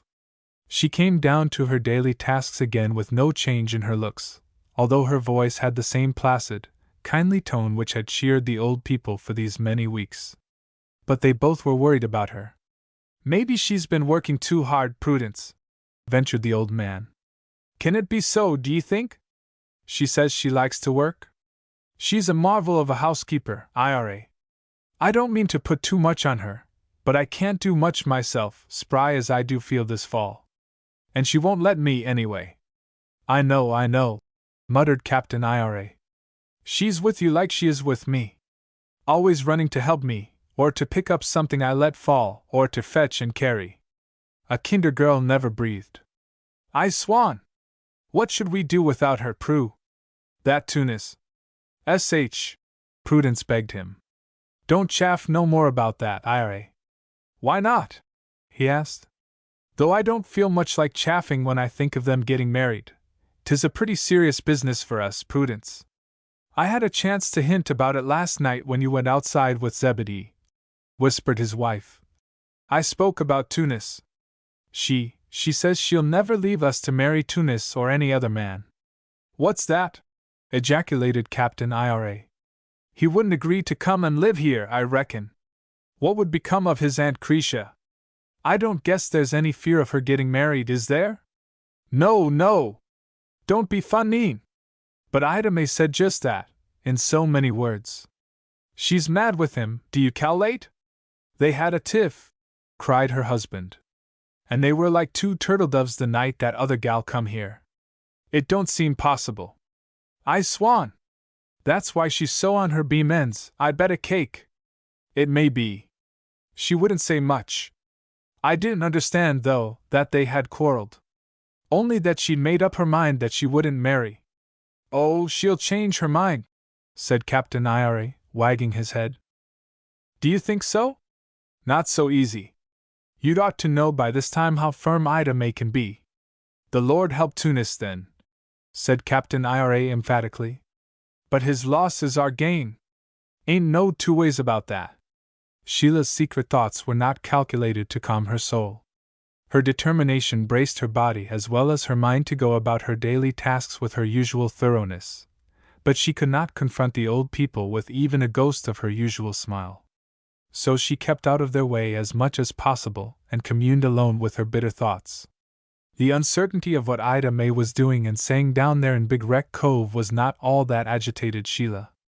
Her conscience, so long lulled by her peaceful existence here with the two old people, was now continually censuring her. Sin brings its own secret punishment, though the sinner may hide the effects of the punishment for a long time. But Sheila could not now conceal the effect of the mental pain and the remorse she suffered. Of one thing she might be sure. The neighbors had not as yet heard about the real ida.ms or heard her story. Otherwise some of the women living on the head would have been in to hear the particulars from Prudence. But that afternoon the throaty chug of Elder Minut's little car, it had created almost a scandal in Big Wreck Cove when he bought it, was heard mounting the road to the head. I swan! Commented Captain Ira, who sat at the sunny sitting-room window, for it was a cold day. Here comes that tin wagon of the elders. But he's alone. Get on your best bib and tucker, Prudence, for there ain't any doubt but what he's headin' in this way. Oh, dear me! Fluttered his wife. I wonder what he's going to say. Make the tea strong, ida.ms. The elder likes it so it'll about bear up an egg. And open a jar of that quince jam. I wish we had fresh biscuits, although them you made for dinner were light as feathers. I'll make some now. There's a hot oven, replied the girl. No, interposed Captain Ira firmly. I want you should sit in here with us and hear all the elders got to say. Perhaps Uncle Ira, he will want to talk to you and Aunt Prue privately. There won't be no private talk about you, ida.ms, snorted the captain, his keen eyes sparkling. Not much. If he's got anything to say to your aunt and me, he's got to say it in your hearing. The elder was a tall and bony man with a stiff brush of gray beard and bushy hair to match, which seemed as uncompromising as his doctrinal discourses in the pulpit. He was an old-fashioned preacher, but not wholly an old-fashioned thinker. Sheila had thought, on the few occasions when she had met him away from his pulpit, that there was an undercurrent of humanity in him quite equal to that in Captain Ira Ball, but his personal appearance and rather gruff manner made it difficult for one to be sure of the measure of his tenderness. How Elder Minute appeared in the sick room or in the house of sorrow, she did not know. She could not very well imagine his being tender at any time with the sinner at whom he thundered from the pulpit. Secretly she trembled at the old clergyman's approach. Well, Elder, was the warm greeting of Prudence at the front door when the rattling automobile came to a wheezing halt before the gate. Do tell! Ira said he see you coming up the road, and I was determined you shouldn't drive by without speaking. Do come in. I propose to, Sister Ball. was the grim-lipped reply. He came into the house and took the proffered chair in the sitting room. They spoke of the weather, of the tide, and of the clam harvest. The farm crops back of Big Wreck Cove did not interest Captain Ira. Well, said the elder finally, clearing his throat, I've come up here on an errand you can possibly guess, Captain Ira and Sister Ball.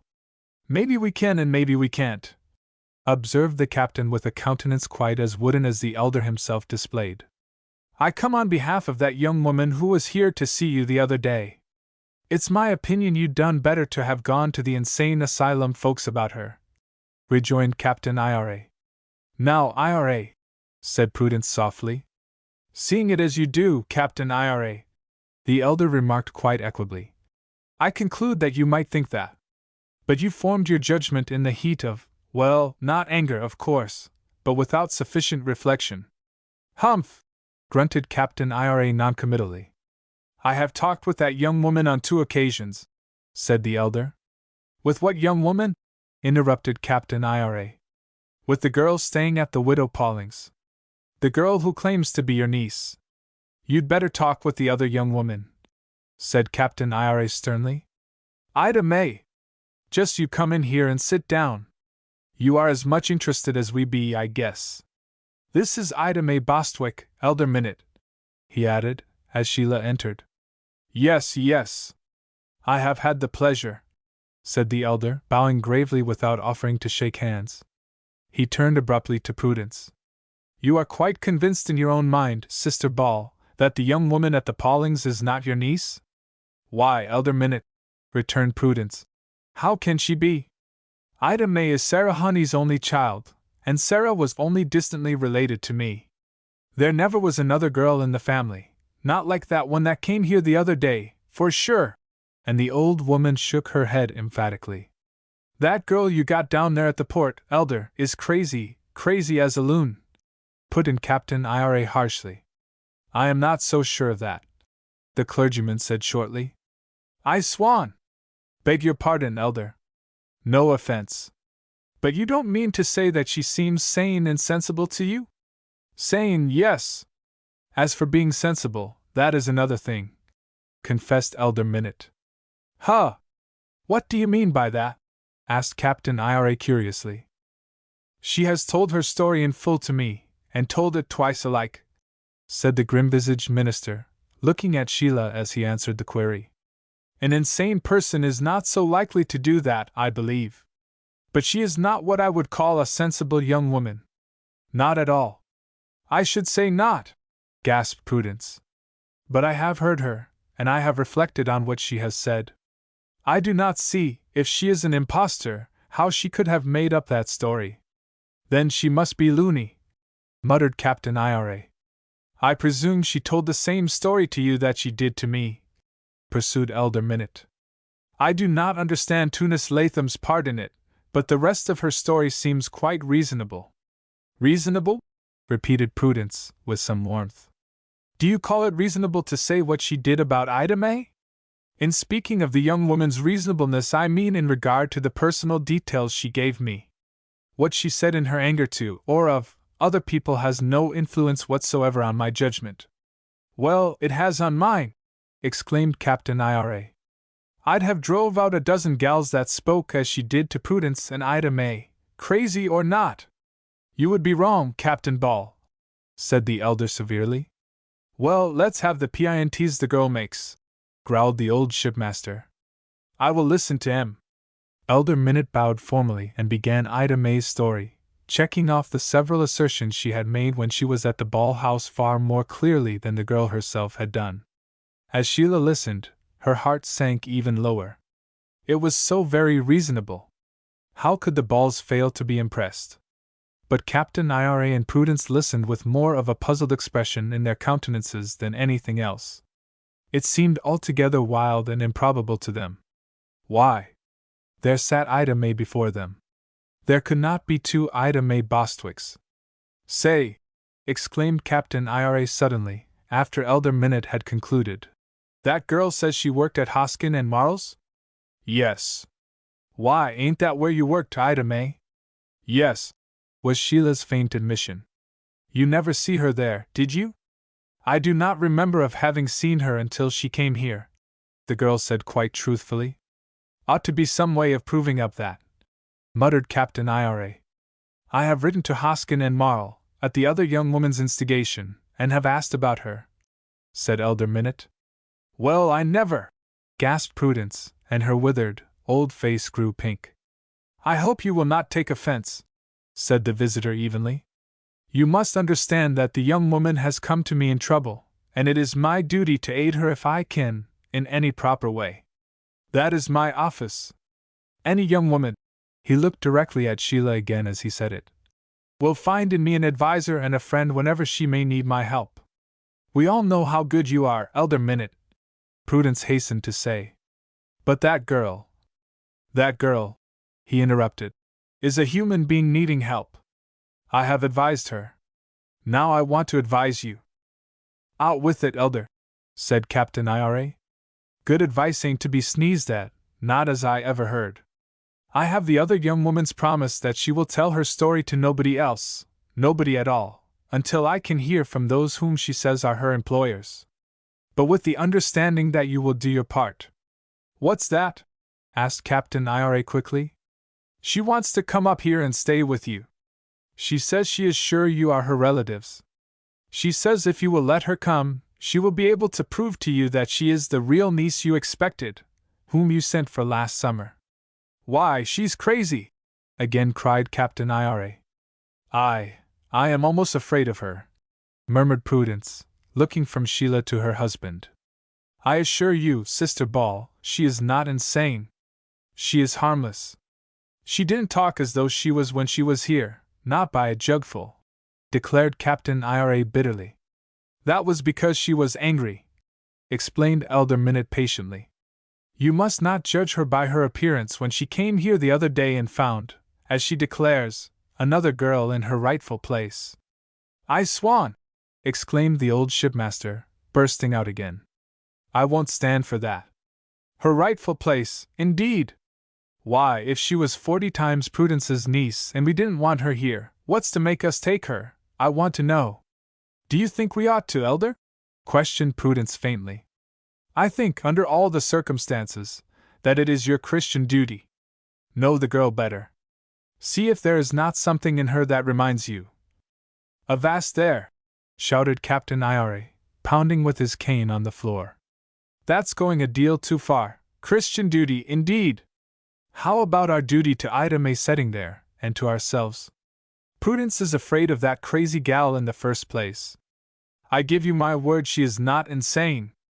That's your opinion, said the captain grimly. I wouldn't back it with my word, Elder, unless I was prepared to go the whole VYG. Do you mean to say that you accept that gal's story as true, in all particulars? I don't say that. Then I shall stick to my opinion. She's as loony as she can be. And I am plumb against insulting our aka.ms by letting the girl come up here. What do you say, Prudence? The old woman was much perturbed. Elder Minute was a minister of the gospel. To be told by him that it was her Christian duty to take a certain course bore much weight with Prudence Ball. But when she looked at Sheila, sitting there so pale and silent, and realized that on her head all this was falling, the old woman rose up, burst into tears, and threw herself into the girl's arms. No, no! She sobbed. Don't let her come here, Ira. We don't want her. We don't want anybody but aka.ms whom we love so dear, and who we know loves us. We can't do it, Elder Minute. Why, if they should come and tell me, and prove it, that aka.ms wasn't our niece and that other girl was, I couldn't bear the creature round. No, I couldn't. I couldn't forgive anybody that would separate us from this dear, dear girl. Captain Ira had got upon his feet and was leaning forward on his cane. With a shaking finger he drew the elder's attention to the two women, rocking in each other's arms. You hear that? You see that? Demanded the captain brokenly, the tears starting from his own eyes and finding gutters down his cleanly shaved cheeks. That's your answer, Elder. You have some idea how Prudence and I long for young company in this house, and somebody to help and comfort us. And we got her. Ida may come to us like the falling of manna in the wilderness for them spent, and wandering Israelites. She has been to us more than ever we dared hope for. If she was our own child and had growed up here on Wrecker's Head, our own born daughter, I couldn't think no more of her. And you come here and ask us to give countenance for a moment to a half-witted girl that says she belongs here in Ida May's place, and claiming Ida May's name. More than that, she's saying that our own girl that we love so is a liar and an impostor and altogether bad, such as she must be if she had fooled us so. I swan! Elder, I should think you'd have more sense. And Captain Ira concluded abruptly and with a return to his usual self-control. The silence which ensued was only broken by the old woman's sobs. Captain Ira, frankly wiping his own eyes with the great silk handkerchief which he usually flourished when he took snuff, strode across the room and patted Prudence's withered shoulder. He said nothing, nor did the elder. It was Sheila who broke the silence at last. She had stood up. Now she put Prudence tenderly into Captain Ira's arms. She gave him, too, such a thankful, beaming glance that the old man was almost staggered. For he had not seen one of those smiles for more than 2 days. Elder Minute, Sheila said, and her voice was quite steady. I think it is my place to speak. Yes? Was the non-committal response of the grim old minister. I should not think for a moment of doubting your judgment in such a matter. If you say Captain Ira and Mrs. Ball should receive this girl here while the matter is being examined, I hope they will agree with you and allow her to come.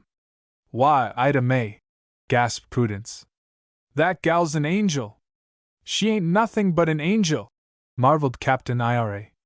But I think, said Sheila, that the girl should be made to promise that while she is here, and if she comes here, that she will not speak to anybody outside this room at the present time of the claim she makes, especially as it seems to affect Captain Latham. I swan! That's so. He's got a wage and share in this thing, ain't he? And he ain't here to defend himself, if we be. The elder nodded slowly. His gaze did not leave Sheila's face. I think I can promise that in her name. Indeed, I had already extracted such a promise before I would undertake to come up here. I have warned Mrs. Pauling not to repeat a word the girl said to her. And Zebedee is a prudent young man. I told Zeb myself to keep his hatch battened, growled Captain Ira. But I swan Ida May. I don't see how you can bear to have the crazy critter here. And Prudence. If Ida May says she is willing, sighed the old woman, glad to be able to set a course not opposed to her minister's advice. Thank you, young woman, Elder Minute said, speaking grimly enough to Sheila. Those who have nothing to fear can afford to be generous. You have done right. The subject was dropped, to the relief of all of them. Tea was poured from the marble-topped, black walnut table, and Sheila passed biscuit, jam, cakes, and other delicacies. She performed her part of the ceremony with apparent calm. She did not speak to the elder again, nor he to her, save when she ran out to carry forgotten gloves to him when he had climbed into the automobile. The grim old man shot her through with the keenest of keen glances as he accepted the gloves. I don't think, young woman, he said softly, that you are likely to put poison in that other girl's tea, as she says she's afraid you will. Then he drove away. Chapter 27. Captain Ira speaks out. Wrung as Sheila's heart had been by the expression of the old woman's utter confidence in her and by Captain Ira's warm words of approbation spoken before the elder, it was nevertheless for Tunis Latham's sake that she had abetted the minister's desire, and had agreed that the real Ida May Bostwick should come to the ball house on Wrecker's Head. By extracting a promise from Ida May that she would talk to nobody for the present, especially about the connection of the captain of the Seamew with Ida May's affairs, Sheila believed she had entered a wedge which might open the way for the young man to escape from a situation which threatened both his reputation and his peace of mind. To save Tunis. She was fairly obsessed by that thought. Her vow before the picture of Tunis' mother in the Seamew's cabin must be in Sheila's view to the very end. She had a sufficient share of that vision of the Celt to be deeply impressed by a promise made as that had been made, though in secret. It was a sacred pledge. It was no easy matter for any of the Ball household to consider the coming of Ida May with serenity. Prudence at heart shrank from the claimant on her hospitality almost as much as Sheila did. If Captain Ira hid his perturbation better than the others, he nevertheless hobbled about with a very solemn countenance. "I swan!" he muttered within Sheila's hearing. "It's most like there was a corpse in the house. This ain't no way to live. I do wish Elder Minute could have minded his own business and let well enough alone. Let the girl talk, and other folks too. Trying to stop gossip is like trying to put your finger on a drop of quicksilver. There won't be no good come o' that girl being here. That's as sure as sure." The elder's car came wheezing up the hill again about the middle of the forenoon. He did not alight himself, but Ida May needed the presence of nobody to lend her assurance. She hopped out of the car with her bag and flaunted her cheap finery through the gate and in at the front door. Her reception at this end of the house marked the unmistakable fact that Prudence and Captain Ira received her as a stranger rather than in a confidential way. "Well, Aunt Prue, for you are my aunt whatever you may say," was Ida May's prologue. "And you are my uncle," she added, her greenish-brown eyes flashing a glance at the grimly observant captain. "I must say it's pretty shabby treatment I've got from you so far. But I don't blame you, not at all. I blame that girl and Tunis Latham." "Avast there!" put in Captain Ira so sternly and with so threatening a tone of voice and visage that even Ida May was silenced. "We've let you come here, my girl, because Elder Minute asked us to, and not at all because our opinion of you is changed. Far from it. You're here on sufferance, and you'd best be civil-spoken while you remain. Ain't that the ticket, Prudence?" His wife nodded, in full accord with his statement of the situation, although she could not bear to look so sternly on any person as Captain Ira now looked at Ida May. "Well, I like that," sniffed the girl, tossing her head, but she actually shrank from the captain. "Furthermore, as regards Tunis Latham, you was to say nothing about him outside of this house if you was let come here. And I warn you, we don't care to hear nothing in his disfavor in this house." "Oh, I can see he's a favorite with you," muttered Ida May. "Then trim your sails according," admonished the old man. "In addition, you mentioned the young woman we already got here in a way we don't like none too well. I want to impress on your mind that it was only through her saying she was agreeable to your coming here that we agreed to the elder's request and let you come." "She did, eh?" cried Ida May, flouncing in her chair. "Well, I don't thank her." "No, I cal'late you ain't of a thanking disposition," said Captain Ira. "But you like enough won't drop your bread butter side down. That's all." Ida May, startled by his speech, stared with less impudence at the old man. For his part, the captain watched her pretty closely, and he had met and judged too many people in his day not to form gradually, as the hours passed, a decided opinion regarding Ida May. Nor did he cling to his first impression, the one made in haste and some vexation, when she had first tried to thrust herself into the Ball household and demanded the place filled by Sheila Macklin. This girl certainly was not insane. But with all her apparent smartness, Captain Ira easily saw that she was not intelligent, that she had scarcely ordinary understanding. Beside the newcomer's shallow nature and even more shallow endowments, Sheila seemed to be from a different world. "I swan!" whispered Captain Ira to Prudence some time later. "The difference between them two girls! They ain't to be spoke of in the same county, I declare. Look at that one, Prudence," he said, with a side glance at the newcomer. "Ain't she a sight with them thin and flashy clothes? I can't see anything about her that looks like any of the honeys, let alone Sarah." "Huh! No, only that her hair's sorta red," returned Captain Ira. "Like Sarah's was." The visitor proved her position in the household by sitting idly in a rocking chair looking over some pictures which were on the table, or staring out of the window. She offered to do nothing for Prudence. But, of course, Ida May was not very domestic. Living in a furnished room and working behind the counter in a department store does not develop the domestic virtues to any appreciable degree. She did not see Sheila until dinner was on the table, and she was called to the meal with Captain Ira and the old woman. The stiff, little bow with which Ida May favored the girl in possession was returned by the latter quite as formally. Sheila had regained complete control of voice and face now. Although she did not actually address Ida May, Her manner was such that there was no restraint put upon the company. It was the newcomer's manner, if anything, that curtailed the usual friendly intercourse at the ball table. Ida May possessed some powers of observation. She would have said herself that she was able to put two and two together. The way the meal had been cooked, the way it was served, and the work entailed in doing both these things, were matters not overlooked by the visitor. She knew that Prudence had given neither thought nor attention to getting the dinner. The girl the balls had received in Ida May's name and supposed identity had done it all herself. It seemed to be expected of her. She saw, before the day was over, that Sheila was a very busy person indeed. That she not only did the housework, but that she waited upon Prudence and Captain Ira, hand and foot. She did it with such unconcern that the new girl could be sure these tasks were quite what was expected of her. "Why," exclaimed Ida May to herself, "she's just hired help. Is that what they wanted me for when they sent Tunis Latham up to Boston after me? I'd like to see myself." She had foreseen something of this kind when she had refused so unconditionally to come down here to the Cape.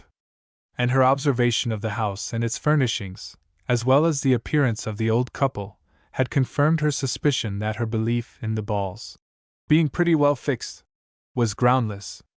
After her interview with Elder Minute, although she had refrained from detailing her story and her spiteful comments about Sheila and Tunis Latham to the Paulings, she had not ceased to question Zebedee and his mother about the financial condition of the balls. She had learned that a couple of $1,000 would probably buy all the real property the old people owned on Wrecker's Head. There was a certain invested sum which secured them a fair living. Beyond that, the Big Wreck Cove people knew of no wealth belonging to either Captain Ira or Prudence. Ida May already considered that she had come down here to the Cape on a fool's errand. She would like to make herself solid, however, with the old folks so as to benefit when they were dead and gone, if that were possible.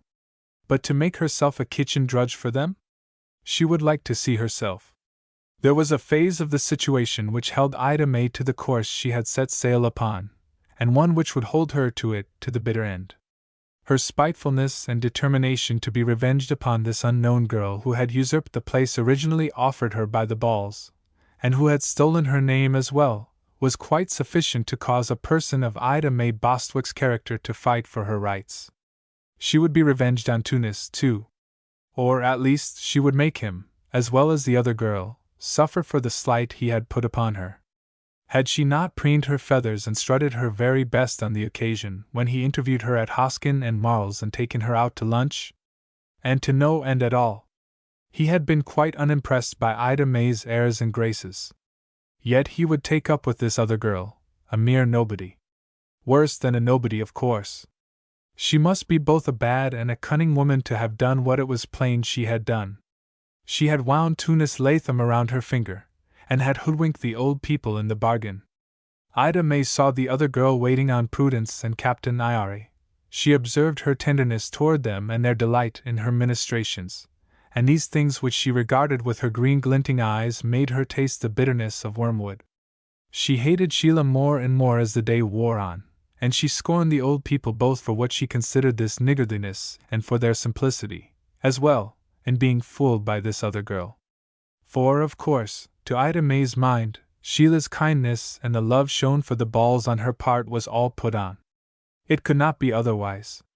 Ida May Bostwick could not, in the first place, imagine any sane girl falling for the two old hicks. Prudence could seldom show herself other than kindly toward any person whether she exactly approved of that person or not. So she chatted cheerfully at Ida May, if not with her. She was quite as insistent as Captain Ira, however, in keeping away from the vexing question of the identity of the two girls. Right at the first the question had been raised, where should the visitor be put to sleep? Ida May was prepared to object strenuously if any slight was put upon her, such as being given some little, tucked-up attic room away from the rest of the family. Had she dared, she would have demanded the use of the room the false Ida May occupied, only she was not sure, after seeing the position Sheila seemed to hold in the household, that she cared to be put to sleep in the room of the hired help. But Sheila herself settled that question. "The guest room is ready. And Prue," she said to Prudence. I cleaned it this week and the little stove is set up in there if it should grow cold overnight. All the bed needs is aired sheets. I'll get them out of the press. So Prudence took Ida May to the guest chamber, which was beyond the parlor. A black walnut set, which had been the height of magnificence when Captain Ira and Prudence were married, filled the shade-drawn room with shadows. There was an ingrained carpet on the floor of a green groundwork with pale yellow flowers on it, of a genus known to no botanist. The tidies on the chair backs were so stiff with starch that it would be a punishment to lay one's head against them. On a little marble-topped table between the windows was something made of shells and seaweed in a glass-topped case. It looked to Ida May like a dead baby in a coffin. Of all the junk! She muttered to herself when Prudence left her to arrange the contents of her bag as she chose. And that girl likes it here! Well, I'll show her who's who and what's what! I'd like to know where I ever saw her face before? I'd bet it was somewhere she'd no business to be, just as she has sneaked in here where she doesn't belong. The nasty, hateful thing! If Bessie Dole or Mamie Leary could only see this dump, she added, looking over the room again. Anyhow, I've made 'em give me the best they've got. I'll show 'em how to treat a real relation that comes to see 'em. Supper time came and passed no more cheerfully than had the midday meal. The society of the old people was anything but enlivening for Ida May. In desperation she began to talk, and out of sheer perverseness she lighted upon the subject of the establishment of Hoskin and Marl. Now Prudence found this topic of interest, for since Annabel Coffin, she who was a Buttle, had dilated upon those great marts of trade in Boston, the old woman had been vastly curious. Sheila had never cared to talk of her experiences as saleswoman behind the counter. They tell me they sell most everything you could name in those stores, Prudence said reflectively. Heaps of dry goods, I suppose. Let me see, what did you sell, my dear? I'm in the laces, said Ida May. But Hoskin and Marl sell lots besides dry goods. Oh, yes. Annabel did say something about automobiles and plasters, didn't she, Ira? Goodness knows, rejoined her husband with a groan. Annabel Coffin said so much the last time she was here that my head buzzes now when I think of her. Now you hesh, said Prudence. Never can interest a man in such things. So you sold laces, did you, my dear? Oh, Ida May, she exclaimed suddenly to Sheila, sitting on the other side of the table. Ida May, what did you say you sold in that store? You worked for Hoskin and Marl, didn't you? Yes. I was in the silverware and jewelry department, stammered Sheila, the question coming so unexpectedly that she could not exercise consideration before making answer. Now, is that so? Cried Prudence. That must have been nice. To handle all them pretty things. But lace is pretty too, she added, turning quickly to the guest again. I expect you find it so. The old woman was startled into silence by the expression she saw upon Ida May's face. The latter was glaring across the table at Sheila. No other word could so express the intense and malevolent look in those greenish-brown eyes and on that sharp countenance. Sheila's gaze was enthralled as well by Ida May's sudden emotion. She half rose from her chair. But her strength left her limbs again, and she fell back into the seat. What's the matter, Ida May? Demanded Captain Ira, in wonder and alarm. The real Ida May sprang up with a shriek. She shook her hand at Sheila and for a moment could not articulate. Then she said, I know her now! I knew I'd seen that creature before and I thought I'd remember what and who she is. And she dares come down here and sneak her way into honest people's houses. The gall of her! Chapter 28. Gone. Look her here, girl! Exclaimed Captain Ira sternly.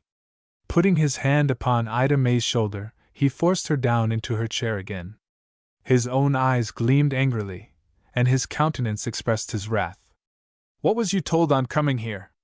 Didn't you promise to keep a taut line on all that foolishness? I won't stand for it. No, Prudence! He exclaimed, as his wife tried to interfere. I won't stand for it. She must either keep away from that business, or I'll put her right out of the house. Leastways, it being night, I'll send her to her room. Do you think you can boss me like that? cried Ida May hotly, so angry herself that she forgot her fear of him. I'm not your slave, nor your hired help, like that creature. She pointed scornfully at Sheila. And you'll just listen to something I've got to say. If you don't, I'll go out tomorrow and tell everybody in this hick town. I'll hire a hall to tell 'em in. Won't you be good, dearie? Begged Prudence, before her husband could make any rejoinder to this defiance. You know you promised Elder Minnick you would be if we let you come here. I don't want to stay here. I've seen enough of this place and you all. And I would be ashamed to stay any longer than I can help with folks that take in such a girl as she is. Again Ida May's little claw indicated Sheila, who stared, speechless, helpless, at least for the time being. The harassed girl could fight for herself no longer. She knew that she was on the verge of betrayal. She could not stem the tide of Ida May's venom. The latter must make the revelation which had threatened ever since she had come to Wrecker's Head. There was no way of longer smothering the truth. It would come out. Look here, Captain Ira said, his curiosity finally aroused. The elder says you ain't crazy. But it looks to me. I'm not crazy, I can tell you, snapped Ida May, taking him up short. But I guess you and Aunt Prue must be. Why, you don't even know the name of this girl you took in instead of me, in my rightful place. But I can tell you who she is, and what she's done. I remember her now. I knew I'd seen her before, the hussy. Belay that, exclaimed Captain Ira. But he said it faintly. He was looking at the other girl now, and something in her expression and in her attitude made him lose confidence. His voice died in his throat.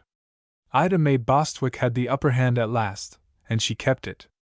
Look at her, she exulted, the green lights in her brown eyes glinting like the sparkling eyes of a serpent. Look at her. She knows that I know. She's come down here and fooled you all, but she can't fool you any longer. And that Tunis Latham? Why, it can't be possible he knew what she was from the first.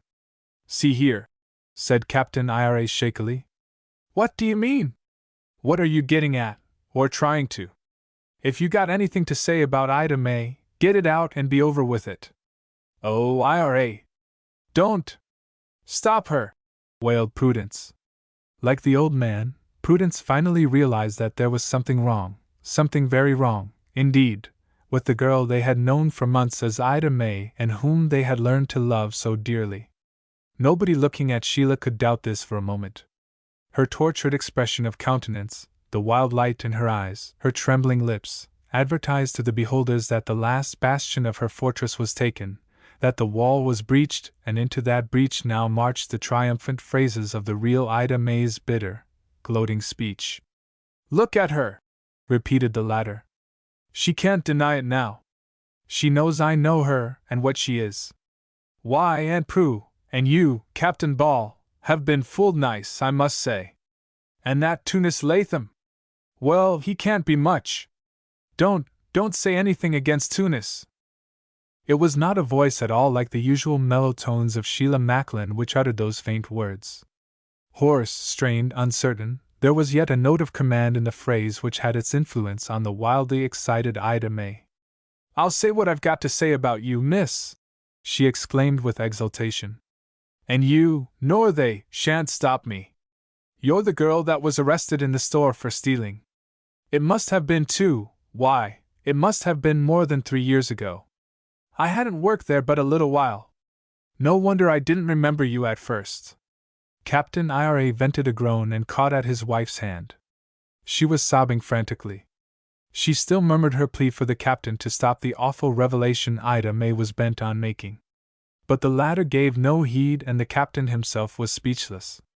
And I can't remember her name even now, went on Ida May, flashing a look at the balls. Their pitiful appearance made no impression upon her. But that don't matter. I guess they've got your record at Hoskin and Marles. You work there all right, sure you work there, in the jewelry section. You stole something. I saw the store detective, Miss Hopwell, take you up to the manager's office. I never heard what they did to you, but they did a plenty, I bet. She turned confidently again to the horrified captain and his wife. Just see how she looks. She don't deny it. How she managed to work that Tunis Latham into bringing her down here, I don't know. She pulled the wool over his eyes all right. Why, she's a thief. She was arrested. I guess you can see now that I'm not crazy, far from it. She won't dare say again that she is Ida May Bostwick. I guess not. The malevolent exultation of the girl was fearful to behold. But neither Captain Ira nor Prudence now looked at Ida May. Leaning against her husband, the tears coursing over her withered cheeks, Prudence joined Captain Ira in gazing at the other girl. She rose slowly to her feet. Something like strength came back to her, even into her voice, as Sheila again spoke. Nor did she look at Ida May, but fixed her feverish gaze upon the two old people. What she says is true, as far as I am concerned. But Tunis did not know. It is not his fault. I was desperate. I heard what he said to Miss Bostwick. I chanced to overhear it. I was desperate. I hated the city. I was willing to take a chance for the sake of getting among people who would be kind to me, who were good. Bah! Exclaimed Ida May raucously. You're not fit to go among good people. Sheila did not heed her. She spoke slowly, haltingly, but what she said held the old people silent. Tunis is not to blame. I told him this girl. She pointed to Ida May, but did not look at her. Was not the right Miss Bostwick. I said that I was the girl he wanted to see. I made him think so. I tricked him. Don't listen to her, she added wildly, as the enraged Ida May would have interposed. Tunis thought she had talked to him just for a joke. I made him believe that. I would have done anything then to get away from the city and to come down here. Perhaps he was at fault because he did not take more time to find out about me, to be sure I was the right girl. But he cannot be blamed for anything else. I tell you, it was all my fault. I don't believe it, snapped Ida May. But Captain Ira put her aside with his hand, and there was returned firmness in his voice. Is this the truth? Are you what she says you are? He asked. Oh, don't Ira, gasped his sobbing wife. We've got to learn the straight of it, said the old man sternly. If we've been bamboozled, we've got to know it.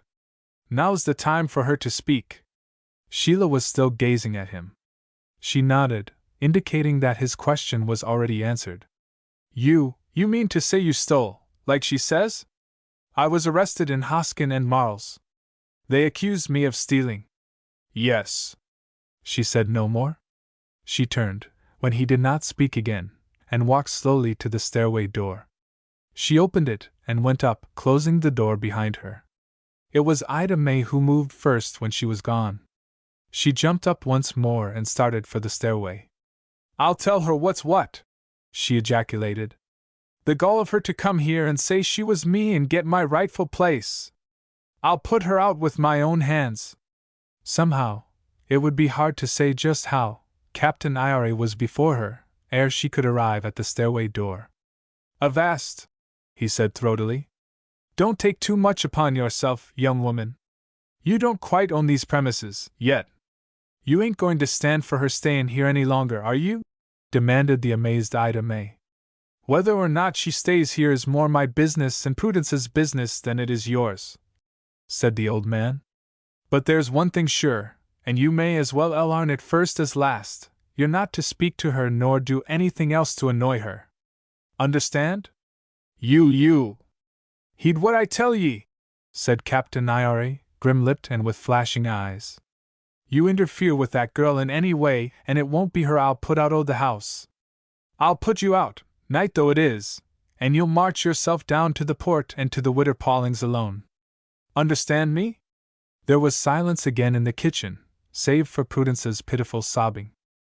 In Tunis Latham's mind as he came up from the port 4 days later was visioned no part of the tragedy which had occurred at the Ball homestead during his absence on this last voyage to Boston. He had suffered trouble enough during the trip even to dull the smart of Sheila's renunciation of him before he had left the Head. Indeed, he could scarcely realize even now that she had meant what she said, that she could mean it. So brief had been their dream of love, only since that recent Sunday when they walked the beaches about the foot of Wrecker's Head, that it seemed to the captain of the Seamew it could not be so soon over. If Sheila really and truly loved him, how could anything part them? When he considered her wild manner and her trenchant words when last he had seen her, however, his heart sank. He had gained during the few months of their acquaintance a pretty accurate idea of how firm she could be, how unwavering in face of any difficulty. He realized that her obstinacy, when her mind was once settled on a course of action, was not easily overcome. She had declared that they could not be lovers any longer, that the situation which had arisen through the appearance of the real Ida.May upon Wrecker's Head had made her decision necessary, and she had refused to consider any other outcome of this dreadful affair. In his business there was much which would have disturbed Tunis in any event. The Negro cook had deserted the Seamew the moment after she touched the Boston wharf. Although the other hands had remained by the schooner until she had just now dropped anchor in the cove below, he was not at all sure that they would sail with him for another voyage. Why these new men should be more troubled by the silly tattle of the hoodoo than even the Portuguese had been was a problem Tunis could not solve. And seamen were so scarce just then in Boston that he had been obliged to risk another voyage without engaging strangers to man the Seamew. Besides, being a true Cape Codder, he disliked hiring other than Cape men to work the schooner. For one thing he could be grateful. Orion Latham had taken his chest ashore this very day. And Zebedee Pauling had offered himself in Orion's place on the wharf, as Tunis had just now come ashore.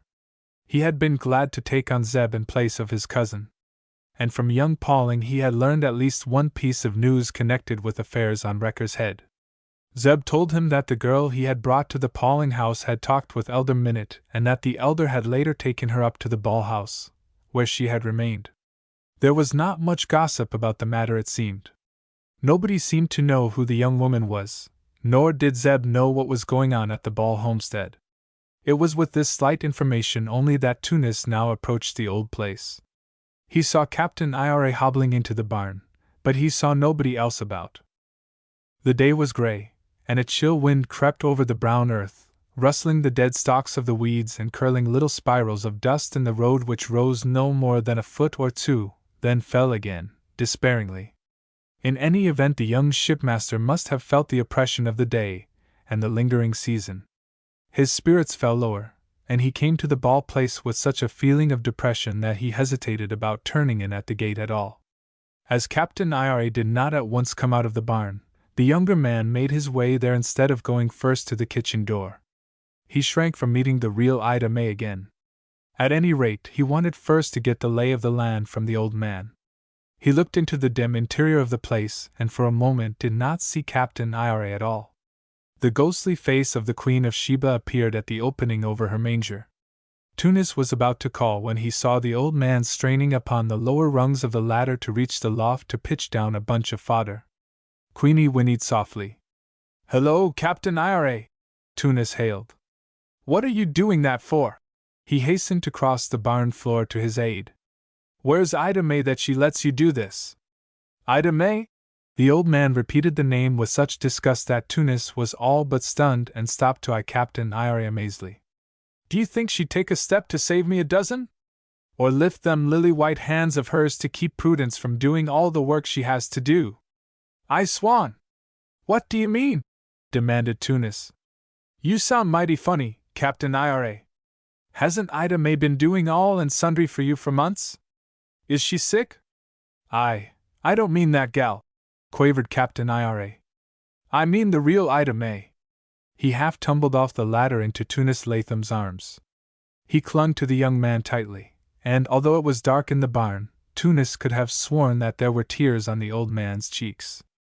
"Don't you know we've got the right Ida.May with us at last? Prudence's niece that has come here to visit for a while and play lady? Yes, you was fooled, we was bamboozled. That other gal, Tunis, is a real bad one, I ain't no doubt. She pulled the wool over your eyes and made a monkey of most everybody, it seems. She—" "Who are you talking about?" cried Tunis, in his alarm almost shaking the old man. "I'm telling you the girl you brought down here, thinking she was Ida.May Bostwick, turned out to be somebody else. I don't know who. Anyway, She ain't no relation of Prudence or me. I ain't blaming you none, boy. She told us we mustn't blame you, for you didn't know the truth about her either. Captain Ira, where is she? Demanded the younger man hoarsely. She ain't here. She's gone. She left 4 nights ago, after Ida May had remembered what she'd done in that big store in Boston. Oh, she admitted it. You mean to tell me she's gone? That you don't know where she is? Almost shouted Tunis. Easy, boy. Remember, I got some feeling yet in them arms you was squeezing. It ain't our fault she went. She left us in the night, stole out with just a bundle of clothes and things. Left, Prudence says, every enduring thing she got since she come here, that we give her. Tunis groaned. Yes, she's gone. And she's left that other drat girl in her place.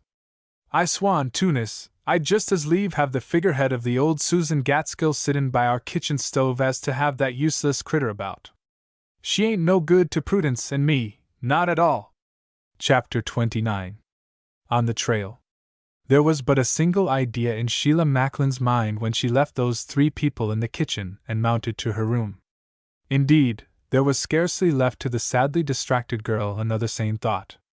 She must leave the house before she could be further questioned. She hoped that she had said enough to exonerate Tunis. If she said more, it might be to raise some doubt in the minds of Captain Ira and Prudence as to Tunis' ignorance of her true reputation. She must escape any cross-examination, on that or any other topic. She believed that the captain of the Seamew possessed sufficient caution to keep secret the particulars of their first meeting until he had heard from the old people the few false details she had left in their minds. She had done all she could to make Tunis' reputation secure in the eyes of those who must know any particulars of his connection with her. She had kept her vow to the dead woman whom the young shipmaster had, throughout his life, so revered, his mother. She did not light her bedroom lamp until she knew by the sounds from below that the family had retired for the night. Then, stepping softly, she went over her small possessions and made a bundle of those which she had brought with her when she came from Boston. The articles of apparel purchased with money given her by the balls she left in the closet or in the bureau drawers. This done, she did not lie down on the bed, but sat by the north window staring out into the starlit dark. There was no lamp to watch in the window of Latham's Folly tonight. Tunis was far away. Had she been prepared for this unexpected catastrophe, she would have been far, far away from Wrecker's Head before Tunis returned. As it chanced, she possessed very little money, scarcely more than enough to take her to Palmouth. There she would be no better off than she was at Big Wreck Cove. Sheila was not, in truth, quite accountable for her actions at this time. To get away from the ball house was her only really clear thought. What followed must fall as fate directed. At the first faint gleam of dawn in the sky, and as the distant stars paled and disappeared, the girl crept down the stairs with her bundle, her shoes in her hand, and went out by the kitchen door. She heard only the deep breathing of the old captain from across the sitting room, and now and then the sobbing breath of Prudence, like the breathing of a hurt child that has fallen asleep in pain and half wakes to a realization of it. As she turned to close the outer door softly behind her, the girl's heart throbbed in response to the old woman's sorrow. While she sat on the bench to lace her shoes, the cat, old Tabby, came rubbing and purring about her skirts. Muffled, as though from a great distance, a rooster vented a questioning crow as though he doubted that it was yet time to announce the birth of another day. She went to the barn to feed Queenie for the last time. That outraged old creature displayed her surprised countenance at the opening above her manger and blew sonorously through her nostrils. Perhaps the gray mare remembered how she had been aroused at a similar hour once before, and by Captain Ira himself. That experience must have been keen in the Queen of Sheba's memory if she had any memory at all. But the troubled girl gave the mare less attention than usual, throwing down some fodder and pouring a measure of corn into the manger. The mare turned to that with appetite. Corn came not amiss to Queenie, no matter at what hour it was vouchsafed her. Her sound old teeth did not stop crunching the kernels as Sheila went out of the barn. From the shed she secured an axe and a spade, as well as a basket. In spite of her condition of mind, she knew exactly what she wanted to do, and she did it.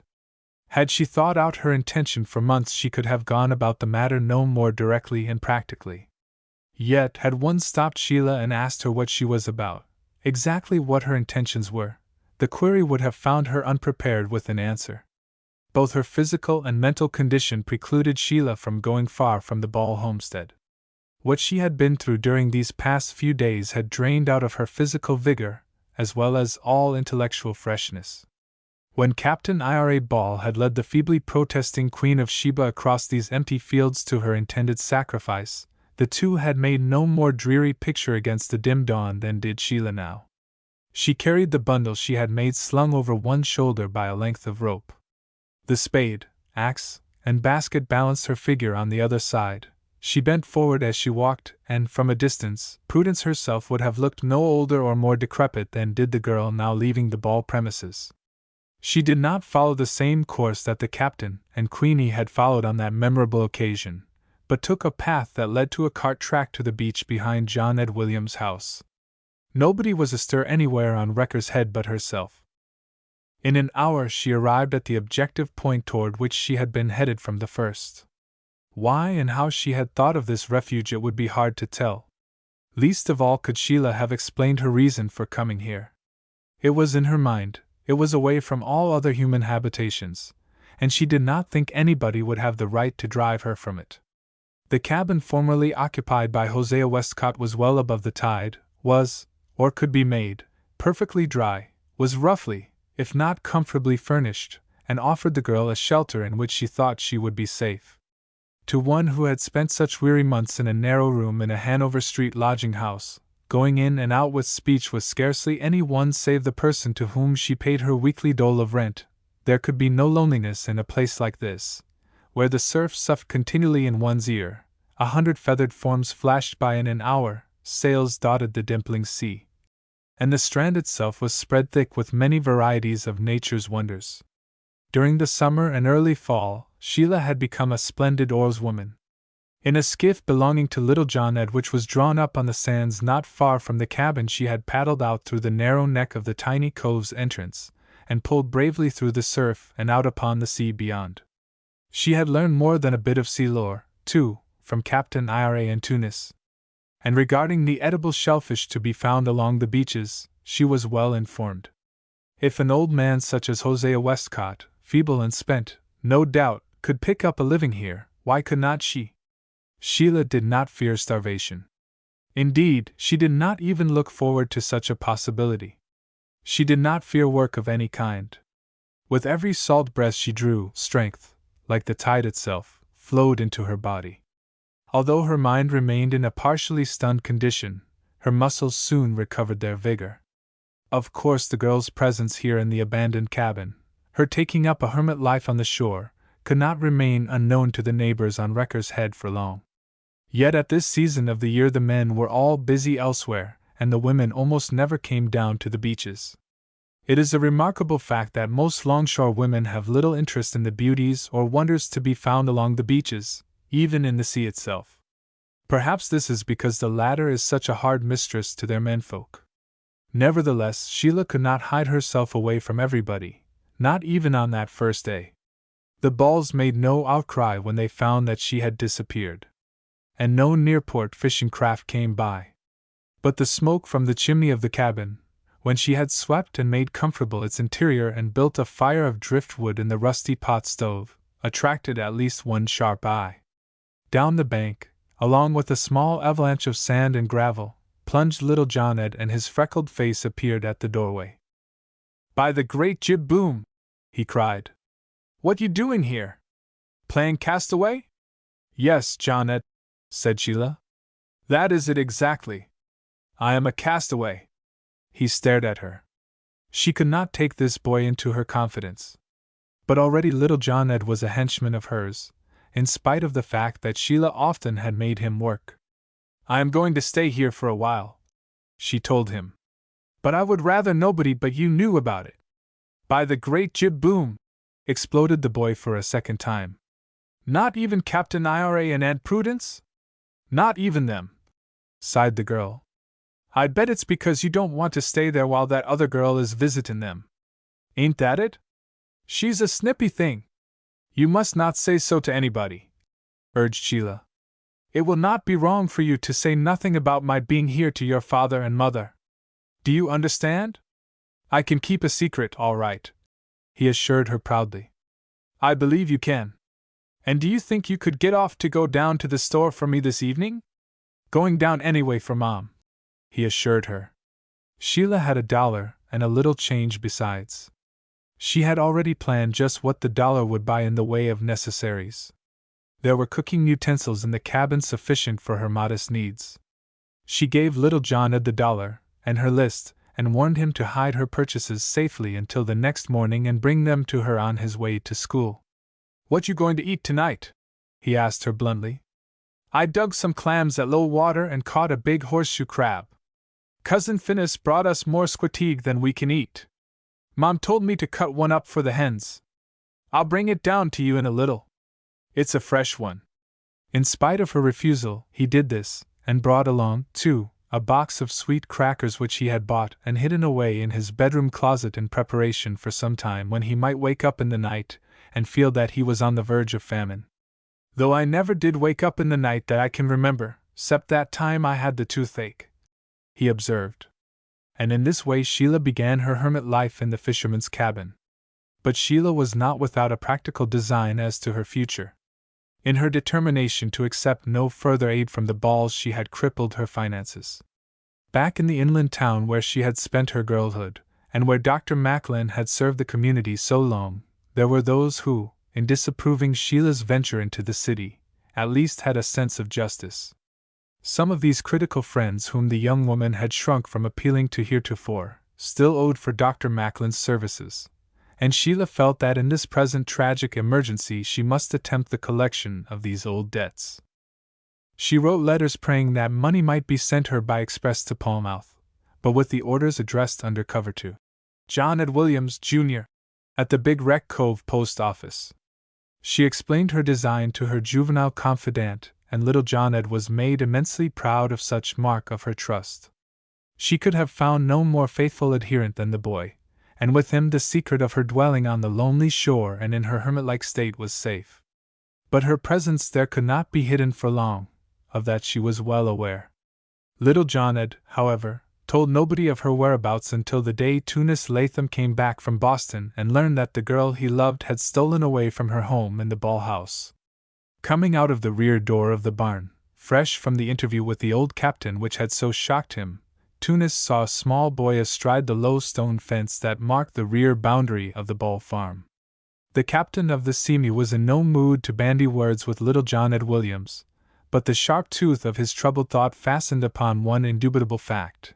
If there is anything odd going on in a community, the small boy of that community knows all about it, or, at least, as much about it as it is possible to know. Tunis could not have walked up to any adult person on Wrecker's Head and asked the question which he put to little John Ed on the spur of the moment. Where is she? He did not have to utter Sheila's name. Indeed, he was doubtful by what name it would be wise to call her.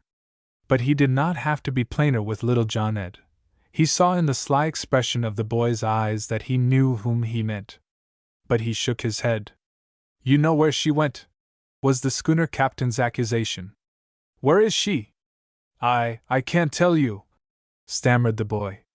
I promise not. A promise is a promise, especially to a small boy who scorns to snitch. Tunis thought a moment. Show me, he said, and his voice had in it that tone which made the foremast hands jump to obey when a squall was coming. The boy got promptly off the wall. All right, he said gruffly. But don't you tell her I showed you, Captain Tunis Latham. Trust me, agreed the captain of the Seamew, and followed after little John Ed with such tremendous strides that the latter had to run to keep ahead of him. Tunis was led to that point on the bluff from which a curl of smoke from the cabin chimney could be seen. He halted almost in horror, stricken to the heart when he understood. Alone? He muttered. Yep, was the reply. She's playing she's a castaway. Nobody but me knows it. Then, fearing he had said too much, John Ed ran away. Tunis descended the bluff by a perilous path. He would not delay to go around by the cart track, and came in plain view of the cabin. The door hinge had been repaired, and the door now swung freely. A strip of cotton cloth had been tacked over the gaping window. There was that neatness about the abandoned cabin which must always be associated in his mind with Sheila Macklin, even had he not seen her sitting pensively upon a driftwood timber by the door. The axe had been doing good service, for there was a great heap of wood cut into stove lengths. The fragrant odor of something, chowder, perhaps, simmering on the stove, floated through the open door. It was the coarse sand crunching under his boots which aroused her. She did not start at his approach, but raised her eyes languidly. He wondered if she had expected him. She must have seen the Seamew pass several hours earlier, as they headed in toward the channel. "My God, Sheila!" he exclaimed with bitterness, but without anger. "You can't stay here. I must for a while." "No, don't talk about it, please, Tunis." Her gesture had a finality to it which silenced the objections rising to his lips. "Nothing you can say will change my determination. And you must not come here again." "What will people say?" he gasped. The violet eyes blazed suddenly while she surveyed him. This was not the girl he had known before. At least, she was not the same as when he had seen her last. Even at that previous interview her look and manner had not so reminded him of the girl he had sat beside on the bench on Boston Common. She was alone again. The flower of her nature that had expanded while she lived her all too brief and happy life with the Balls was now withered. She was hopeless again. She had become once more the Sheila Macklin that he had met under such wretched circumstances at that past time. But in spite of her helplessness and her wretchedness, there was something in the girl's expression which convinced Tunis Latham before he again spoke that nothing he could say would in any degree change her determination. "That confounded girl never should have been allowed to come back to the house up there," he cried almost wildly. "Why did Elder Minute want to interfere? It was not his business. No one need have known the truth. Don't you see, Tunis, that just because it was the truth it was sure to become known? At least, the main points in the whole matter were sure to come out. But if you are careful, if you are wise, nobody need know more of your share in the transaction than I have told already. Captain Ira asked me if it was true. He told me what you said. Sheila, you ruined your own reputation with the old folks to save me." "Girl, did I have any reputation to lose, Tunis?" she interrupted, yet speaking softly. "I could not save myself. I have tried to save you. Don't be ill-advised, don't be foolish. Say nothing, and it will all blow over, for you." "You think I'll accept such a sacrifice on your part?" he demanded fiercely. "I am making no sacrifice. Nothing I can do or say, nothing you can do or say, nothing anybody can do or say, will change my situation. We need not both be ruined in the eyes of the community. Soon I will get away. They will forget me. It will all blow over. You need not suffer." "What do you think I am?" he cried again. "Am I the sort of a fellow, you think, to shelter myself behind you? Shelter your Aunt Lucretia. Shelter your business prospects. Shelter the good name of your mother's son. You can do me absolutely no good by telling any different story from the one I was forced to tell. Let it be, Tunis." She said it wearily. She dropped her eyes again, looking away from him. But when he would have stepped nearer and caught her to him, she leaped up and with look and tone warded him away. "Don't touch me. Be at least so kind, Tunis. Make it no harder for me than you can help. You are breaking my heart, Sheila." "Mine is already broken," she told him. "And I do not blame you, Tunis. It is the punishment for my own sins. I attempted to escape from my overwhelming troubles in a wrong way. I see it now. I know it to be so. I must go somewhere else and build again, if I may. But never again upon a foundation of trickery and deceit. Oh! Never! Never!" She stepped around the big block on which she had been sitting, entered the cabin, and closed the door behind her. She left him standing there hopeless, miserable, almost distraught by all the entanglements of this tragedy that had come upon them. Chapter 30. The Storm. Captain Tunis Latham, pacing the deck of the Seamew, had come to a conclusion which was by no means complimentary to his own self-respect. during his manifold duties and the business bothers connected with the sailing of the undermanned schooner, his mind had seized upon and grappled with a train of ideas which brought him logically to the decision that he was playing a weak and piffling part. Strong in most things, Tunis Latham had allowed his better sense to be throttled and his purpose balked in the thing which meant more to him than the schooner, his business success, or anything else in life. The broader the rift grew between Sheila and himself, the clearer he saw that without her he was a ship without a rudder, and that nothing could come of his life save wreck and disaster.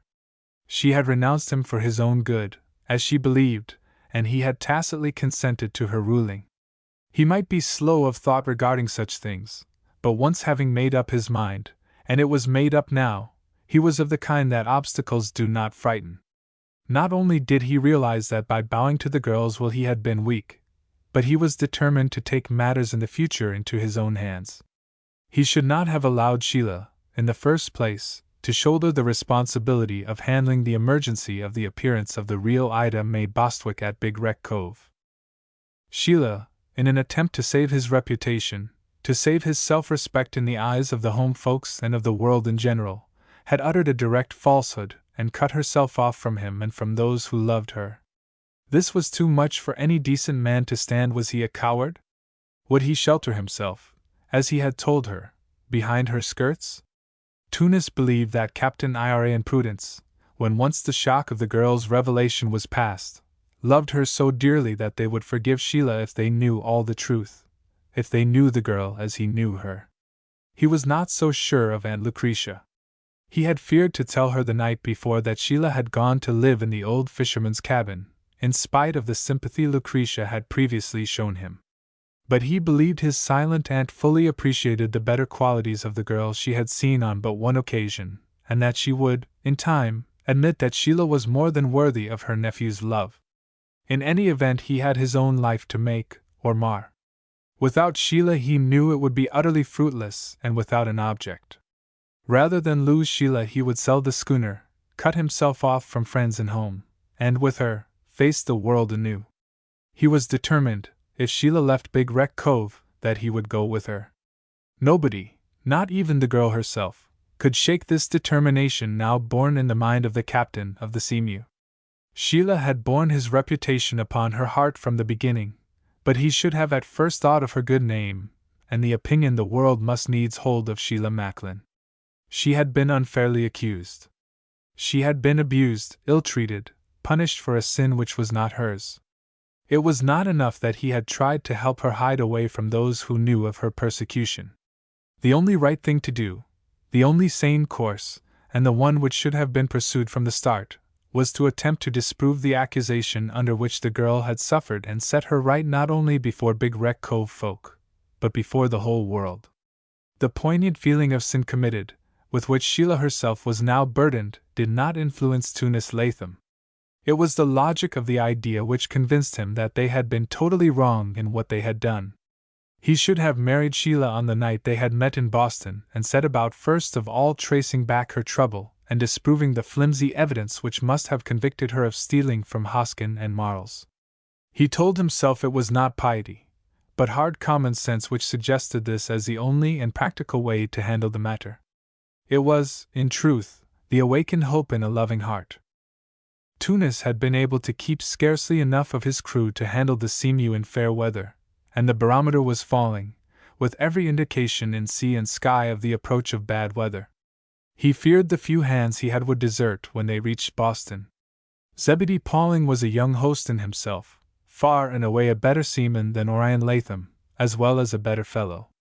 But the schooner could not be sailed with goodwill. Tunis' mind, however, remained fixed upon Sheila's troubles rather than upon his own, and as soon as the schooner docked, he went up into the town and wended his way directly to the great department store in which he had once interviewed the troublesome Ida-Mae Bostwick. The cargo was out, and the Seamew had already been warped into another wharf where freight was awaiting her when the skipper returned to the waterfront that afternoon. The 3 men remaining of the forecastle crew were still at work, assisted by Zebedee and Horry New Begin. They had not had a regular cook for 2 trips now. But a new complication had arisen. Mason Chapin stood at the rail waiting his return, and a taxicab had been summoned. The mate carried a bag. A telegram from Dr. Norris. My wife's worse, Mr. Latham. I've got to go back just as fast as steam will get me there, was his greeting to the skipper of the Seamew. This was according to the agreement Mason Chapin had made in the beginning. His wife was sorely ill, and surely Tunis would not stand between a man and his sick wife. But it left a very serious situation upon the schooner when the mate drove away in the taxicab. 6 men, forward and aft, to handle a suit of sails which equaled those of any seagoing racing yacht. If it had not been for the freight, some of which was perishable, the master of the Seamew would have laid up until he could have got together a more numerous crew at least. But instead of going to the Seamen's Employment Offices, Tunis had to turn to himself, while the heavier pieces of freight were lowered down the hatchway of the schooner. It was near evening when the hatch was battened down, and a small tug snaked them out of the dock and from among the greater shipping, and gave them a whistled blessing in midstream. All hands and the skipper tailed on to the sheets and got her canvas spread. Then the skipper went below to the galley and prepared supper. Tunis Latham could be no stickler for quarterdeck etiquette on this voyage, that was sure. But although the hands growled, and even Horry looked sour, Tunis seemed strangely excited. Indeed, he looked less woebegone than he had for many a day. Something seemed to have given him a new zest in life. He even spoke to the hands cheerfully, and they were a trio of as surly dogs as ever quarreled with their food and as ship's officers. I'll lay up at the Cove until I get a decent crew this time, if I lose all my existing contracts, Tunis said to Zebedee. I'll find a bunch of men who are not afraid of their shadows. Huh! Hoodooed is she? I'll show 'em that she can sail, even if Davy Jones himself sits on her bowsprit.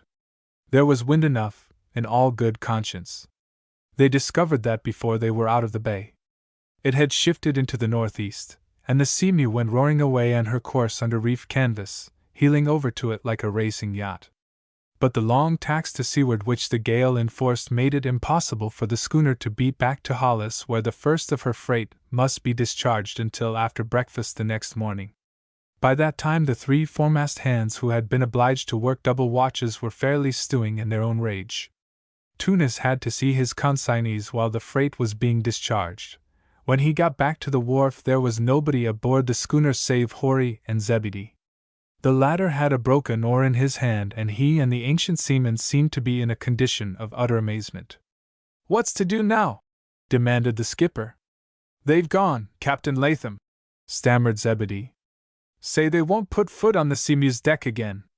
That confounded Ryan. What's the matter with Orion now? Exclaimed Tunis. I hoped I was well rid of him. Has he turned up here at Hollis? Look at this, said Zebedee, shaking the broken oar. Here's what it seems Ryan found in the hold 2 trips back. So those fellows say. He left it with them. And they say the schooner is a murder ship and they won't try to work her no further. Tunis seized the piece of oar. Along one side was a streak of faint blue paint. He knew immediately where he had seen that broken oar before, leaning against the door frame of Parita's cottage in Portagee Town, when he had last talked with the old man's daughter. What in thunder? He had turned it over and saw the straggling letters burned into the wood, Marlinby. Newbegin looked at Tunis with an expression which betrayed a great perturbation of soul. The old man could scarcely show pallor under the mahogany of his face, but it was plain that superstition had him by the throat. So this is the thing that rotten Ryan played them with, is it? Tunis demanded. Trying to make them think my beautiful Seamew was once the Marlinby. Why, the poor fools, this broken oar came out of Mike Parita's woodpile, or I'm a dogfish. See that blue streak? I saw this broken oar at Parita's house. Bet you anything Yunez had something to do with it, too. Though why she should want to harm me, who never said a cross word to her, I can't see. She and your cousin are mighty thick, Zebedee said reflectively. That's a fact. Thicker than they ought to be for the girl's good, I guess, agreed Tunis. Then he said to Horry, What's the matter with you, old man?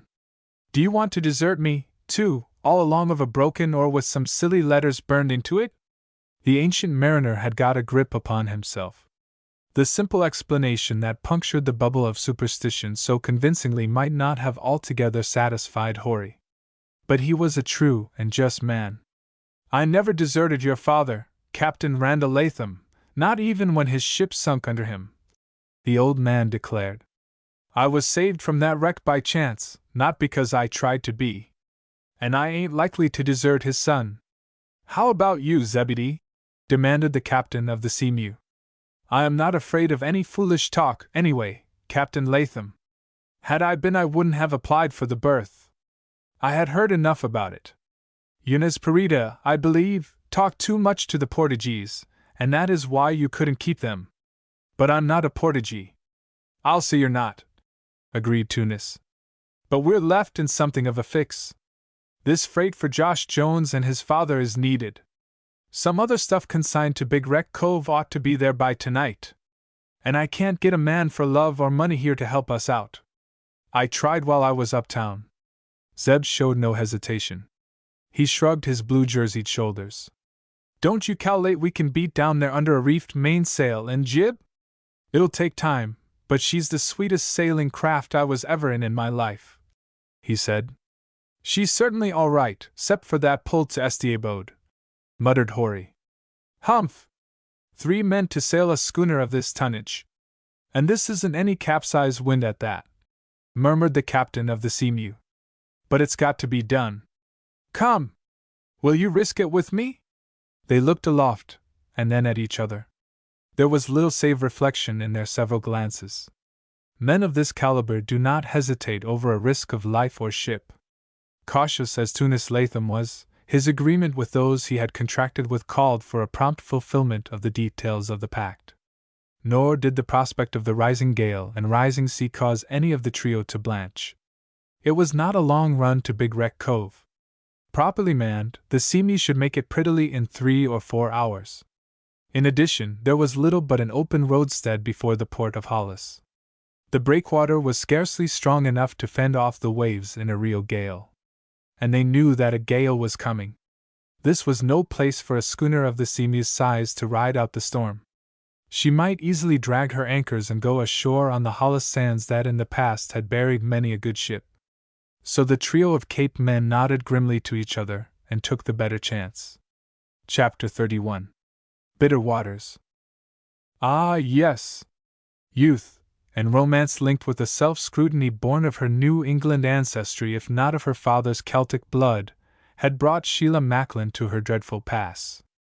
One might have said, if one were hardened enough, that had the young woman possessed an ounce of sense, she would not have made herself penniless, an outcast, and so suffered because she could not escape quickly from an environment well-nigh poignant enough to turn her brain. She was dazed and recovering from the shock of the appearance of the real Ida May Bostwick at the Ball homestead. And those hours of torture that had followed had eaten like acid into Sheila's soul. She had by no means recovered herself when Tunis had his brief interview with her. Had she not shut herself away from him, refused to even discuss the situation with the troubled skipper of the Seamew, she must have broken down, given way to that womanly weakness born of love for the man of her choice. For Sheila knew how Tunis Latham suffered. She felt that her course was right, nevertheless she fully appreciated how keen the blow of her decision fell upon the partner in her sin. A sin it was, almost, it seemed to her now, an unpardonable crime. To seize upon another girl's identity, to usurp another's chance, to foist herself upon the unsuspecting and kindly souls at the Ball homestead in a way that raised for them a happiness that was merely a phantom. The thought of it all was now a draught of which the dregs were very, very bitter. Over and over again she recalled all that Ida May Bostwick had said to and of her. It was all true. Coarse and unfeeling as the shopgirl was, Sheila lashed her troubled soul with the thought that what Ida May had said was deserved. Neither circumstances nor the fact that Tunis had suggested the masquerade excused the transgression. The days of her waiting on fate, alone in the cabin under Wrecker's Head, gave no surcease to her mental castigation. Her sin loomed the more huge as the hours dragged their slow length by. And yet, with it all, Sheila's keenest anguish came through her renunciation of Tunis' love. She could see no possible way of holding to that if she would purge herself of the faults she had committed. And above the stain of her false position since she had come to the Cape was the overcloud of that accusation which had first warped Sheila Macklin's life and humbled her spirit. She believed that she could never escape the shame of that prosecution and punishment for a crime she had not committed. She believed that, no matter where she might go nor how blamelessly she might live, the fact that she had been sentenced to a woman's reformatory would crop up like the ugly memory of a horrid dream to embitter her existence. Was her life linked with Tunis Latham's, he must suffer also from that misfortune. And so Sheila Macklin waited from hour to hour, from day to day, dully and in a brooding spirit, for release from a situation which must in time embitter her whole nature. From the cabin at the foot of the seaward bluff of Wrecker's Head, the coming of the black gale out of the northeast was watched anxiously by Sheila, from the very break of this day. Tunis might be on the sea. She doubted if the threat of bad weather would hold the Seamew in port. There was no rain, just a wind which tore across the waste of waters within view of her station, scattering their crests in foam and spoondrift, and rolling them in huger and still huger breakers on the strand. It was a magnificent sight, but a terrifying one as well. The girl watched almost continually for a white patch against the black of the storm which might mark a sailing craft in peril. Steam vessels went past, several of them. They, surely, were in little danger, were their hulls ordinarily sound and their engines perfect. All the fishing craft had made for cover the night before. The New York-Boston steamers would keep to the inside passage in this gale. Sheila had made all taut and trim inside the cabin. She had plenty of firewood and sufficient provisions to last her for a time. About noon she heard the crunch of footsteps on the sand. It was little John Ed who first appeared before her eyes. He thrust a letter into Sheila's hand. "Dad brought it up from the port this morning, and I got it away from him. Say," he continued, evidently much disturbed, "he's coming here." "Who is coming here? Your father?" "No, no! Not Dad. I couldn't help it. I didn't tell him. I said you wanted to play alone here at being shipwrecked, and I was just like you said, your man Friday." "Who do you mean?" asked Sheila, greatly agitated. "Not. I bet 'twas that Tunis Latham told him you was here," continued John Ed. "Anyway, don't blame me. All I done was to help him down the path." He disappeared. Sheila stepped to the door. Captain Ira was laboring over the sands toward the cabin, leaning on his cane, his coat flapping in the wind and his cap screwed on so tightly that a hurricane could not possibly have blown it away. But in addition and aside from the buffeting he had suffered from the wind, the old man looked much less trim and taut than Sheila had ever before seen him. He had not been shaved for at least 3 days. A button hung by a thread upon his coat. There was a coffee stain on the bosom of his shirt. He looked so miserable, and so faint, and so buffeted about, that the girl cried out, running from the door of the cabin to meet him. The sweat of his hard effort stood on his brow, and he panted for breath. "I swan! Ida May, or well, whoever you be, gal, let me sit down. I'm near spent, and that's a fact." "Oh, Captain Ball, you should not have done this!" cried the girl, letting him lean upon her and aiding him as rapidly as possible to the cabin door. "You should not have done this. You can do nothing for me. You can do no good by coming here." "Humph! P.R.E.P.S. not. Meb, you're right. Let me sit down on that box, gal," he muttered. He eased himself down upon the rough seat against the wall. He removed the cap with an effort and took his huge handkerchief from its crown. He mopped his brow and face and finally heaved a huge sigh. "I swan! That was a pull," he said. "So you're settled here. Gone to housekeeping on your own hook, have ye?" he said. "Just for a little while, Captain Ira. Only until I can get away. I have been expecting some money, payment of one of my father's old bills." She slit the envelope of the letter little John Ed had just brought her. Inside was a pale blue slip, a money order. "Yes," she said. "I can get away now. I must go somewhere to earn my living, and as far away from here as I can get." "So you think I'm traveling, do you?" said the old man. "You ain't content with Big Wreck Cove and the Head?" "Oh, Captain Ira!" she cried. You know I can't stay here. Winter is coming. Besides, the people here. Ain't none of 'em asked ye to come and live with them? Captain Ball! Ain't ye seen Tunis? The girl hid her face from him. She put her hands over her eyes. Her shoulders shook with her sobbing. Captain Ira took a reflective pinch of snuff. I calculate, he said, after wiping his eyes, that it ain't Tunis' fault that you are going away any more than it is mine and Prudence's. You just made up your mind to go. Captain Ball! She exclaimed faintly, and again raised her eyes to his. Can I help it? Now? I don't know, he said, pursing his lips. I don't know, gal, as anybody is driving you away from Wrecker's Head and them that loves ye here. She was speechless. She gazed at him with drenched eyes, her face quivering uncontrollably. A hand pressed tightly to her breast seemed endeavoring to still the wild fluttering there. I don't know, he repeated, that we got much to offer a gal like you, and that's a fact. We learned to know you pretty well while you stayed with us, Prue and me did. Somehow, we can't just seem to get the straight of what you told us that night you left. It ain't possible that you made some mistake, is it? Meb you was talking about some other gal? Oh, Captain Ball, she sighed. I am able to tell you nothing that will change your opinion of me. Well, I don't know. I don't know. What you did say, he observed in that same reflective, gentle tone, didn't seem to change our opinion much. Not mine and Prudence's. Captain Ball! No, he went on, wagging his head. You committing such a fault as you say you was accused of, and you coming down here as you did, through a trick, somehow those facts, if they be facts, don't seem to have much effect on our opinion. Me and the old woman feel that somehow, we don't know how, what you told us that night, and what you done for us before that night don't fit together nohow. She stared at him without understanding. He cleared his throat and mopped his brow again with the big silk handkerchief. No, gal, we can't understand how anybody as good and loving as you have been to us can be at heart as bad as other folks might try to make out. Fact is, we know you can't be bad. What do you mean, Captain Ball? She asked faintly. I swan! I tell you what I'm getting at, burst out the old man. We want you to come back.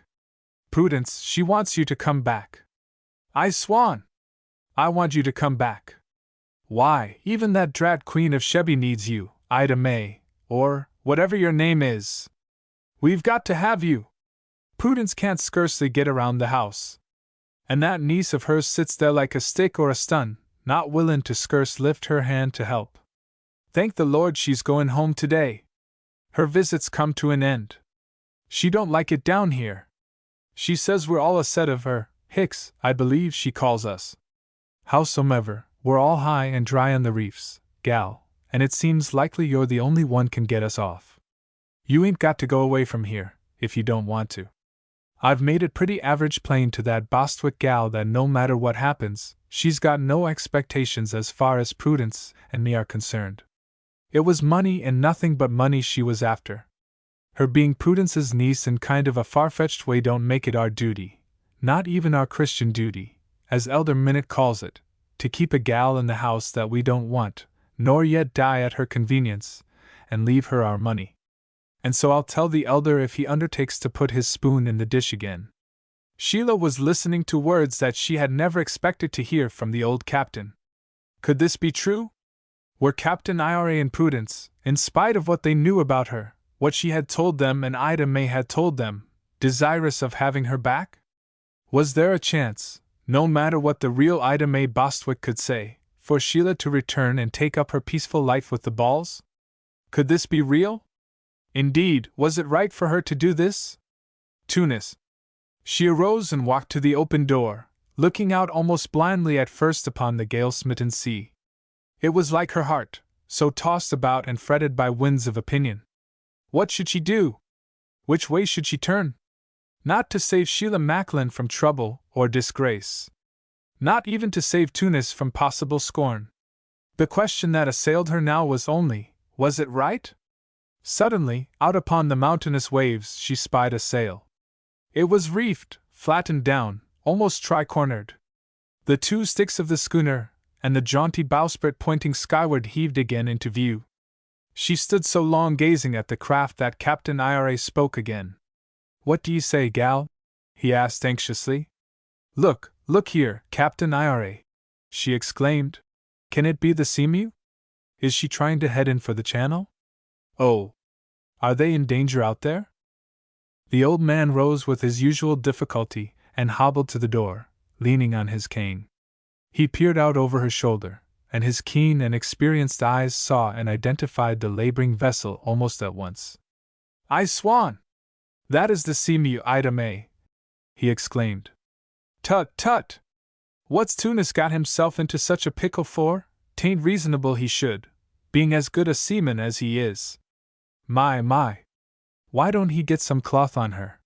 He can have lost all his upper canvas. Don't he know he needs topsails to beat up a slant of this gale and get into the shelter of the head? I swan! If there's men enough there to man her proper, why don't they do the right thing?" "Oh, Captain Ball," gasped the girl, "perhaps there are not enough men with him. Perhaps his crew has deserted again." "I swan!" rejoined the old man. "What did he set sail for, then? Ain't he got a mite of sense? But I tell ye, ida.ms, if he don't get more canvas on her, and get under better way, he'll never make that channel in this world. Oh! The schooner's sure to go on the outer reef. She never can claw off the land now. Without help, if that's his trouble, Tunis Latham will never get that schooner into Big Wreck Cove. And God help him and them that's with him," added the captain reverently. Chapter 32. A Girl to the Rescue. On shore the gale seemed a stiff and dangerous blow. At sea, even with a stanch deck under one's feet, the wind proved to have passed the hurricane mark long since. The captain of the Seamew felt that the elements had conspired bitterly to assail his schooner. Before they were a mile beyond the end of the Hollis breakwater, Tunis knew that he had the fight of his seagoing experience on his hands. When they were fairly out of the semi-shelter of the point behind which Hollis lay, Tunis and his two companions realized very quickly just what they had to contend with. They had spread a handbreadth of mainsail, but the jib was blown out of the bolt ropes by one big swoop of wind and carried down to leeward, looking like a giant's shirt. "Still feel that tug to Estiabode," grumbled Horry. "Just like." "Belay that," commanded Tunis. "I begin to believe that's bad luck, anyway. If you hadn't got onto that tack when we first put the schooner into commission, those Portuguese wouldn't have even remembered the Marlinby, and that schooner thousands of miles away from these seas. I calculate Ryan Latham would have found something else to harp on then," said Zebedee. "He was bound to ruin you if he could." Quickly the gale increased instead of abating, and it was utterly impossible for the trio to get topsails on her. She needed the pull of upper canvas if she was to tack properly for the mouth of the channel into Big Wreck Cove. They fought for 2 hours to bring this much-desired object to pass, hoping for a lull or a shifting of the gale which might aid them. The yellow sands of Wrecker's Head were plainly in view all that time. To give up the attempt and run before the gale was a folly of which Tunis Latham had no intention of being guilty if it could possibly be avoided. Manned as she was, the schooner might never be worked back to a landfall if they did so. The keen old eyes of Horace Newbegin first spied the thing which promised hope. From his station at the wheel he shouted something which the younger men did not catch, but his pointing arm drew their gaze shoreward. Coming out from the head was an open boat. 4 figures pulled at the oars while another held the steering sweep. The daring crew was heading the boat straight on for the pitching schooner. "The Coast Guard!" the old man was now heard to shout. "God bless them fellers!" But Tunis knew it was not the lifeboat from the distant station. He knew the boat, if he could not at first identify those who manned it. It was an old lifeboat that had been stored in a shed below John Ed Williams' place, and these men attempting their rescue were some of the neighbors from Wrecker's Head. They came on steadily, the steersman standing at his post and handling the long oar as though it was a feather's weight. His huge figure soon identified him. It was Captain John Dunn, who, like Ira Ball, had left the sea, and he had left his right forearm, too, because of some accident somewhere on the other side of the globe. But with the steel hook screwed to its stump and the good hand remaining to him, Captain Dunn handled that steering oar with more skill than most other men with two good hands could have done. How the four at the oars pulled the heavy boat! Tunis sought to identify them as well. He saw John Ed Williams, in a place at last where he was forced to keep up his end, though he was notably a lazy man. Ben Brewster had the oar directly behind John Ed. The third figure Tunis could not identify, not at once. The man at the bow oar was Marvin Pike, who pulled a splendid stroke. So did that unknown oarsman. They were all bravely tugging at the heavy oars. Tunis had faith in them. Zebedee suddenly plunged across the pitching deck and reached the rail where Tunis stood. Discipline, at least seagoing etiquette, had been somewhat in abeyance aboard the Seamew during the last few hours. Zeb caught the skipper by the arm. "See her?" he bawled into the ear of the surprised Tunis. "What's that? See her hair? It's a girl. As I'm a living sinner, it's a girl. Pulling number 3 or Captain Latham. Did you ever?" Clinging to a stay, the captain of the Seamew flung himself far over the rail as the schooner chanced to roll. He could look down into the approaching lifeboat. He saw the loosened, dark locks of the girl who was pulling at number 3 oar. On the very heels of Zeb's words, the captain was confident of the girl's identity. "Sheila!" His voice could not have reached her ear because of the rush and roar of the wind and sea, but, as though in answer to his shout, the girl glanced back and up over her shoulder. For a moment Tunis got a flash of the face he so dearly loved. What a woman she was! She lacked no more in courage than she did in beauty and sweetness of disposition. What other girl along all this coast, even one born of the Cape strain, would have dared take an oar in that lifeboat in face of such dire peril as this? "Good Lord, Captain Latham!" shrieked Zeb. "That's Miss Bostwick!" Tunis straightened up, squared his shoulders, and looked at Zebedee proudly. He wanted Zeb to know, he wanted the whole world to know, if he could spread the news abroad, that the girl pulling number 3 oar was the girl he loved, and was going to marry. An hour later the Seamew, her topsails drawing full and her lower canvas properly handled, drove on like the bird she was through the channel into the cove, trailing the old lifeboat behind her. The skipper had taken the wheel himself, but that tug to Estia boat did not disturb his equanimity as it sometimes did Horry's. Sheila, muffled in oilskins and sea boots, but with her wet hair flowing over her shoulders, stood beside the skipper. No matter how satisfied and confident Tunis might appear, the girl was still in an uncertain state of mind. "And so," she said to him anxiously, "I do not know what to tell them. Captain Ira seems so poorly and so unhappy. And he says Aunt Prue is almost ill. But it was Captain Ira who told me what to do when we saw the Seamew in danger, how to get the men together and how to launch the boat. Oh, it was wonderful. He was not too overcome to be practical and realize your need, Tunis." "Trust Captain Ira," agreed the young man. "And what other girl could have done what you did, Sheila? Hear what Captain John Dunn says? You ought to be a sailor's daughter. I can tell him you are going to be a sailor's wife." "No, no! Oh, Tunis! It can't." "No can't in the dictionary," interrupted the captain of the Seamew. "You and I are going to have one big talk, Sheila, after I take you up home." "Up home?" she repeated. "You are going back to Captain Ira's. You know you are. That other girl has beat it for Boston, you say, and there's not a living reason why you shouldn't return to the balls. Besides, they need you. I could see that with half an eye when I went away the other morning. The old man hobbling around the barn trying to catch an old hen was a sight to make the angels weep." Poor Captain Ira," she murmured.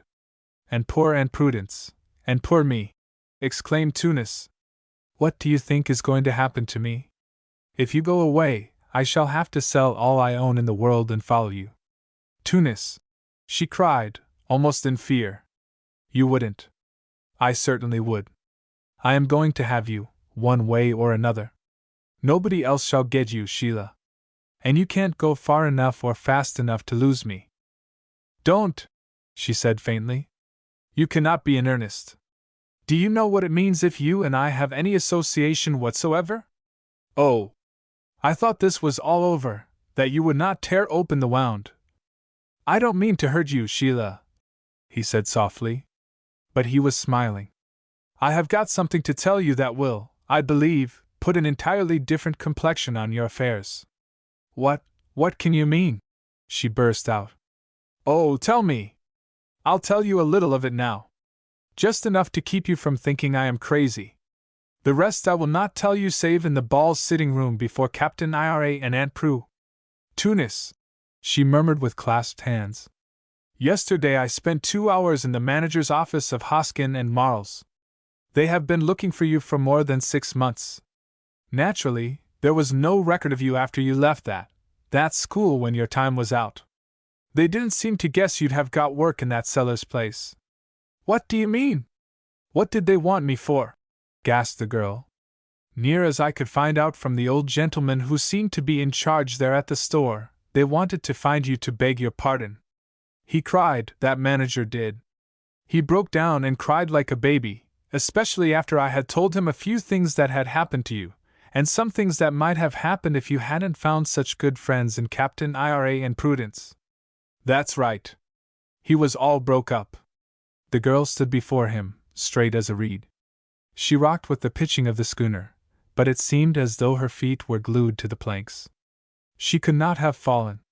They know. They know they sent to jail the wrong girl.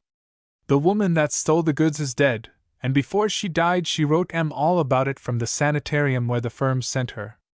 They are sending you papers signed by the judge, the prosecuting attorney, even the pawnbroker and the store detective, and a lot of other folks. Why, Sheila, you are fully exonerated. She began suddenly to weep, the great tears raining down her face, although she still stood erect and kept her gaze fixed upon him. 6 months! As long as I have been down here! Oh, Tunis!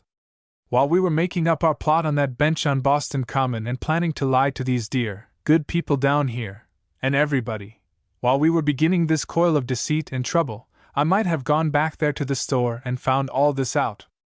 And I would never have needed to lie and deceive as I have done. Huh! Yes. I calculate that's so, Sheila, he said. But how about me? Where would I have come in, if you had found out that your name had been cleared and Hoskin and Marl were anxious to do well by you? Seems to me, Sheila, there must be some compensation in that thought. There is for me, at any rate. She flashed him a look then that cleaved its way to Tunis Latham's very soul. His tale did not remove from her heart all its burden. She was still penitent for the falsehood she had told in direct words to Captain Ira and Prudence about her first meeting with Tunis. But that prevarication, at least, had been for no purpose of self-gain. And so Sheila looked at her lover for just that passing moment with all the passion which filled her heart for him. Had Tunis not been steering the Seamew through a pretty tortuous channel at just that moment, there is no knowing what he would have done, spurred by Sheila's look. Chapter 33. A Haven of Rest. Wrecker's Head so shelters the cove from the northeast that the schooner could be brought safely in to Louise Wharf, instead of dropping her anchor in deep water. Half the port, and all of Portage Town, crowded nearby wharves and streets to welcome Tunis Latham's schooner, for news of her peril and the way in which help had reached the Seamew had come down from the head as on the wings of the wind itself. There was one face on the wharf Tunis Latham sought out with grim persistence as the schooner was made fast. He had purposely placed Sheila in Zebedee Pauling's care. Tunis kept, directly under his hand, the broken oar which had helped to make so much of his recent trouble. When the Seamew was safe, her skipper leaped ashore. And he carried the broken oar with him. Orion, grinning and sneering by turns, saw his cousin coming. It must have been preternatural sagacity which caused him to see and recognize the broken oar. Having seen it, he jumped for the head of the wharf. Tunis leaped away on his cousin's trail.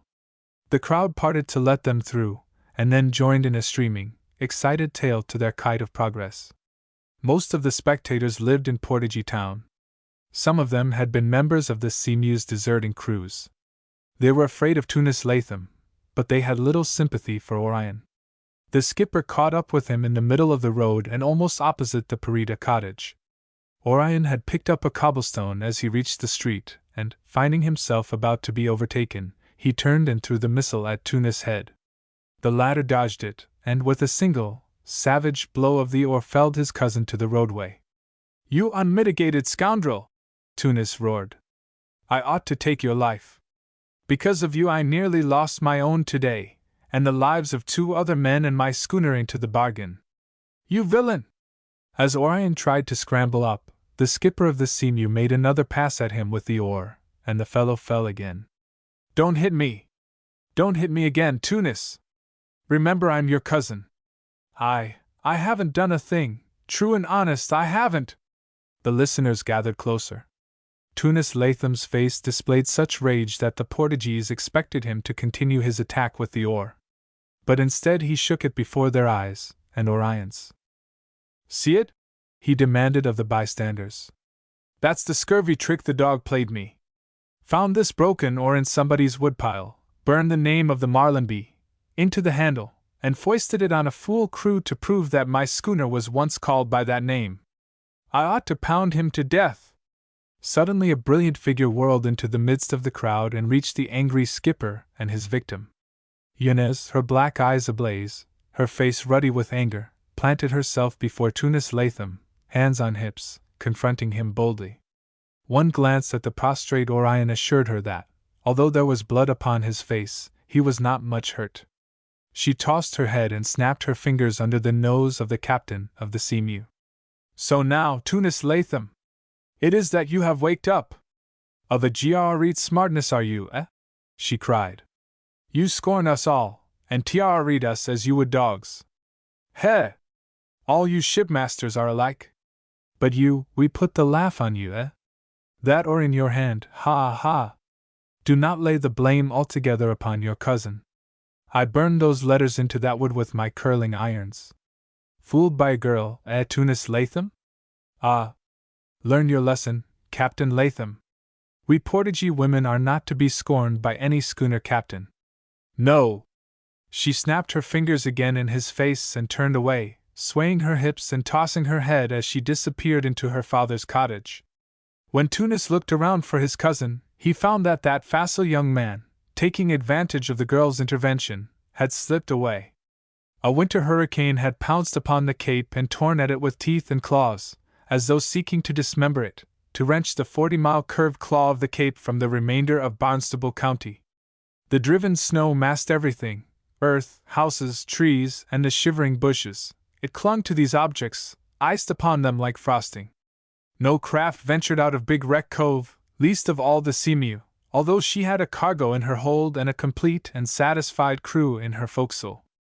Tunis Latham was speaking of the latter fact to Aunt Lucretia in the warm and homelike kitchen of Latham's Folly. "Zeb is a good fellow. He has got together a bunch of hands that aren't afraid of ghosts or bogies. You couldn't make those Portuguese or some of the other hands we had see the ridiculousness of their fear of the Seamew, bless her. But with this bunch Zeb has got together I wouldn't fear to sail around the Horn." His aunt looked startled at the suggestion and shook her head. "I know you wouldn't want I should go for such a long voyage, Aunt Lucretia," he replied, "and I don't want to myself. But I couldn't be content here if I didn't see the prospect bright before me of getting of getting Sheila." His aunt looked at him again not unkindly, but said not a word. "I've told you all about it, Aunt Lucretia," the skipper of the Seamew pursued. "Everything. If Sheila did wrong to come down here as she did, I did a greater wrong in encouraging her to come and in tempting her with the chance of escaping from the mess she was in. And she's paid, we've both paid, for our folly. As for folks talking, if that Bostwick girl wants to keep her job with Hoskin and Marl, she'll keep her mouth shut about Sheila. She understands that. And Hoskin and Marl, everybody, in fact that was connected with that awful thing that happened to Sheila, have done all in their power to make amends." For the first time his aunt's lips opened. "The poor child," she said. "I want more than your sympathy for Sheila, Auntie," he urged earnestly. "I want your approval of what Sheila and I mean to do, in time. Of course, I must be better established first and be making money enough to support a family. And Sheila would not think of leaving the old people up there. They need her so sorely. But you may as well know, first as last, Aunt Lucretia, that I mean to marry Sheila. I know it was wrong in me to try to palm her off on you as somebody she wasn't, to try to fool you. You did not fool me, Tunis, not for a moment, she told him softly. He stared at her in amazement. No, went on his usually inarticulate aunt. The moment I first looked into her face, I knew she was not Sarah Honey's daughter. That baby's eyes were brown when Sarah brought her here years ago, and no brown eyes could change to such a beautiful violet blue as Sheila's. I knew you and she were trying to deceive me, but I could not help loving the dear girl from my first sight of her. That was a very long speech indeed for Aunt Lucretia to make.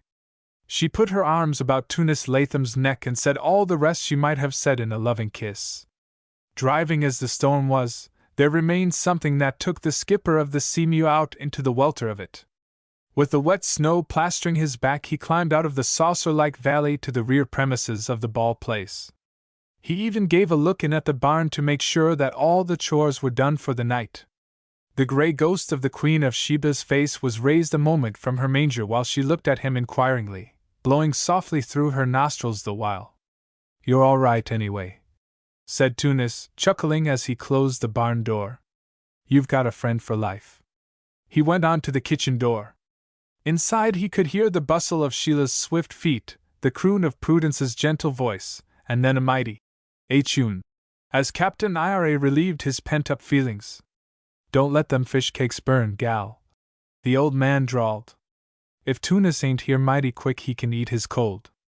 Oh, here he is, right to the nick o' time, like the second mate's watch comin' to breakfast." Tunis had shaken his peacoat free of the clinging snow, and now stamped his sea boots on the rug. He smiled broadly and confidently at Sheila, and she returned it so happily that her whole face seemed to irradiate sunshine. Prudence nudged Captain Ira's elbow. "Ain't it a pretty sight, Ira?" she whispered. "She looks most as sweet as you did, Prue, when I took you to the altar," sighed the old man windily. "I swan! Women is most alike, young and old. All but that drat Ida May Bostwick. She was a caution to cats. Now you hush, Ira. She's our own relative, and we ought not to speak ill of her." "Ha!" blew Captain Ira, reminding Tunis of the old mare when she snorted. "Ha! Maybe she is. But even so I want none o' her. And I told Elder Minute so. I got kinder of any day that the elder won't be so brash, puttin' his spoon into other folks' porridge again." "Hush, Ira! Don't be irreverent. Remember he's a minister." "So he is. So he is," concluded Captain Ira. "They say charity covers a multitude of sins, and I expect the call to be a preacher covers a multitude of sinners." He chuckled mellowly again. "But sometimes I've thought that the call some of our preachers hear 'stead o' being the voice of God is some other noise they mistook for it. Well, there, Prudence, I won't say no more. But you must allow that Elder Minute's buttin' in, as the boys say, come pretty nigh bustin' everything to flinders. Come, Tunis. Do sit down or that gal won't be able to dish up supper, and I'm as hungry as a wolf. Pull up your chair, Prudence. Ain't this livin', I want to know?" He shuddered luxuriously at the howl and rattle of the wind without. "Now, folks, for that with which we are about to be blessed make us truly thankful. Amen. Put your teeth in one o' them biscuit, Tunis. I want to recommend 'em to you. Ain't none better on this endurin' Cape. No, sir. We got the best cook on the head. If you are ever lucky enough to get one half as good, Tunis." "Now you be still, Ira," admonished Prudence, smiling comfortingly at the blushing girl. "You better sing small, Captain Ira," said the skipper of the Seamew hoarsely. "It's meb just because we're good-natured and forbearing that you are keeping your cook for a while." "Ha! So that's the way the wind blows, eh?" croaked Captain Ira. "You talk big, young man. But we know Sheila better than you do, praps. Don't we, Prue?" His little old wife, with her winter apple face wrinkled in a smile of utter confidence, leaned nearer Sheila to pat her hand. The girl seized the wrinkled claw suddenly and pressed it with both of hers, pressed it gratefully and with a full-charged heart. "Don't be disturbed. Don't fear," she whispered so that the old woman only might not hear. "I will not leave you." The two men looked deeply into each other's eyes and with a great understanding. They are not demonstrative, these Cape men, not as a rule, but Captain Ira and Tunis Latham understood all entailed in that promise so softly given, and they subscribed to it. Sheila was to have her way. Hours later Tunis lit the lamp in his bedroom and then stood before his window, gazing out into the driving snow. Almost immediately he saw the gleam of another lamp, far up the slope, showing from that north window of Sheila's chamber in the old ball house. This was the signal they had agreed upon, their good-night symbol whenever he was at home. He stood there a long time, looking out.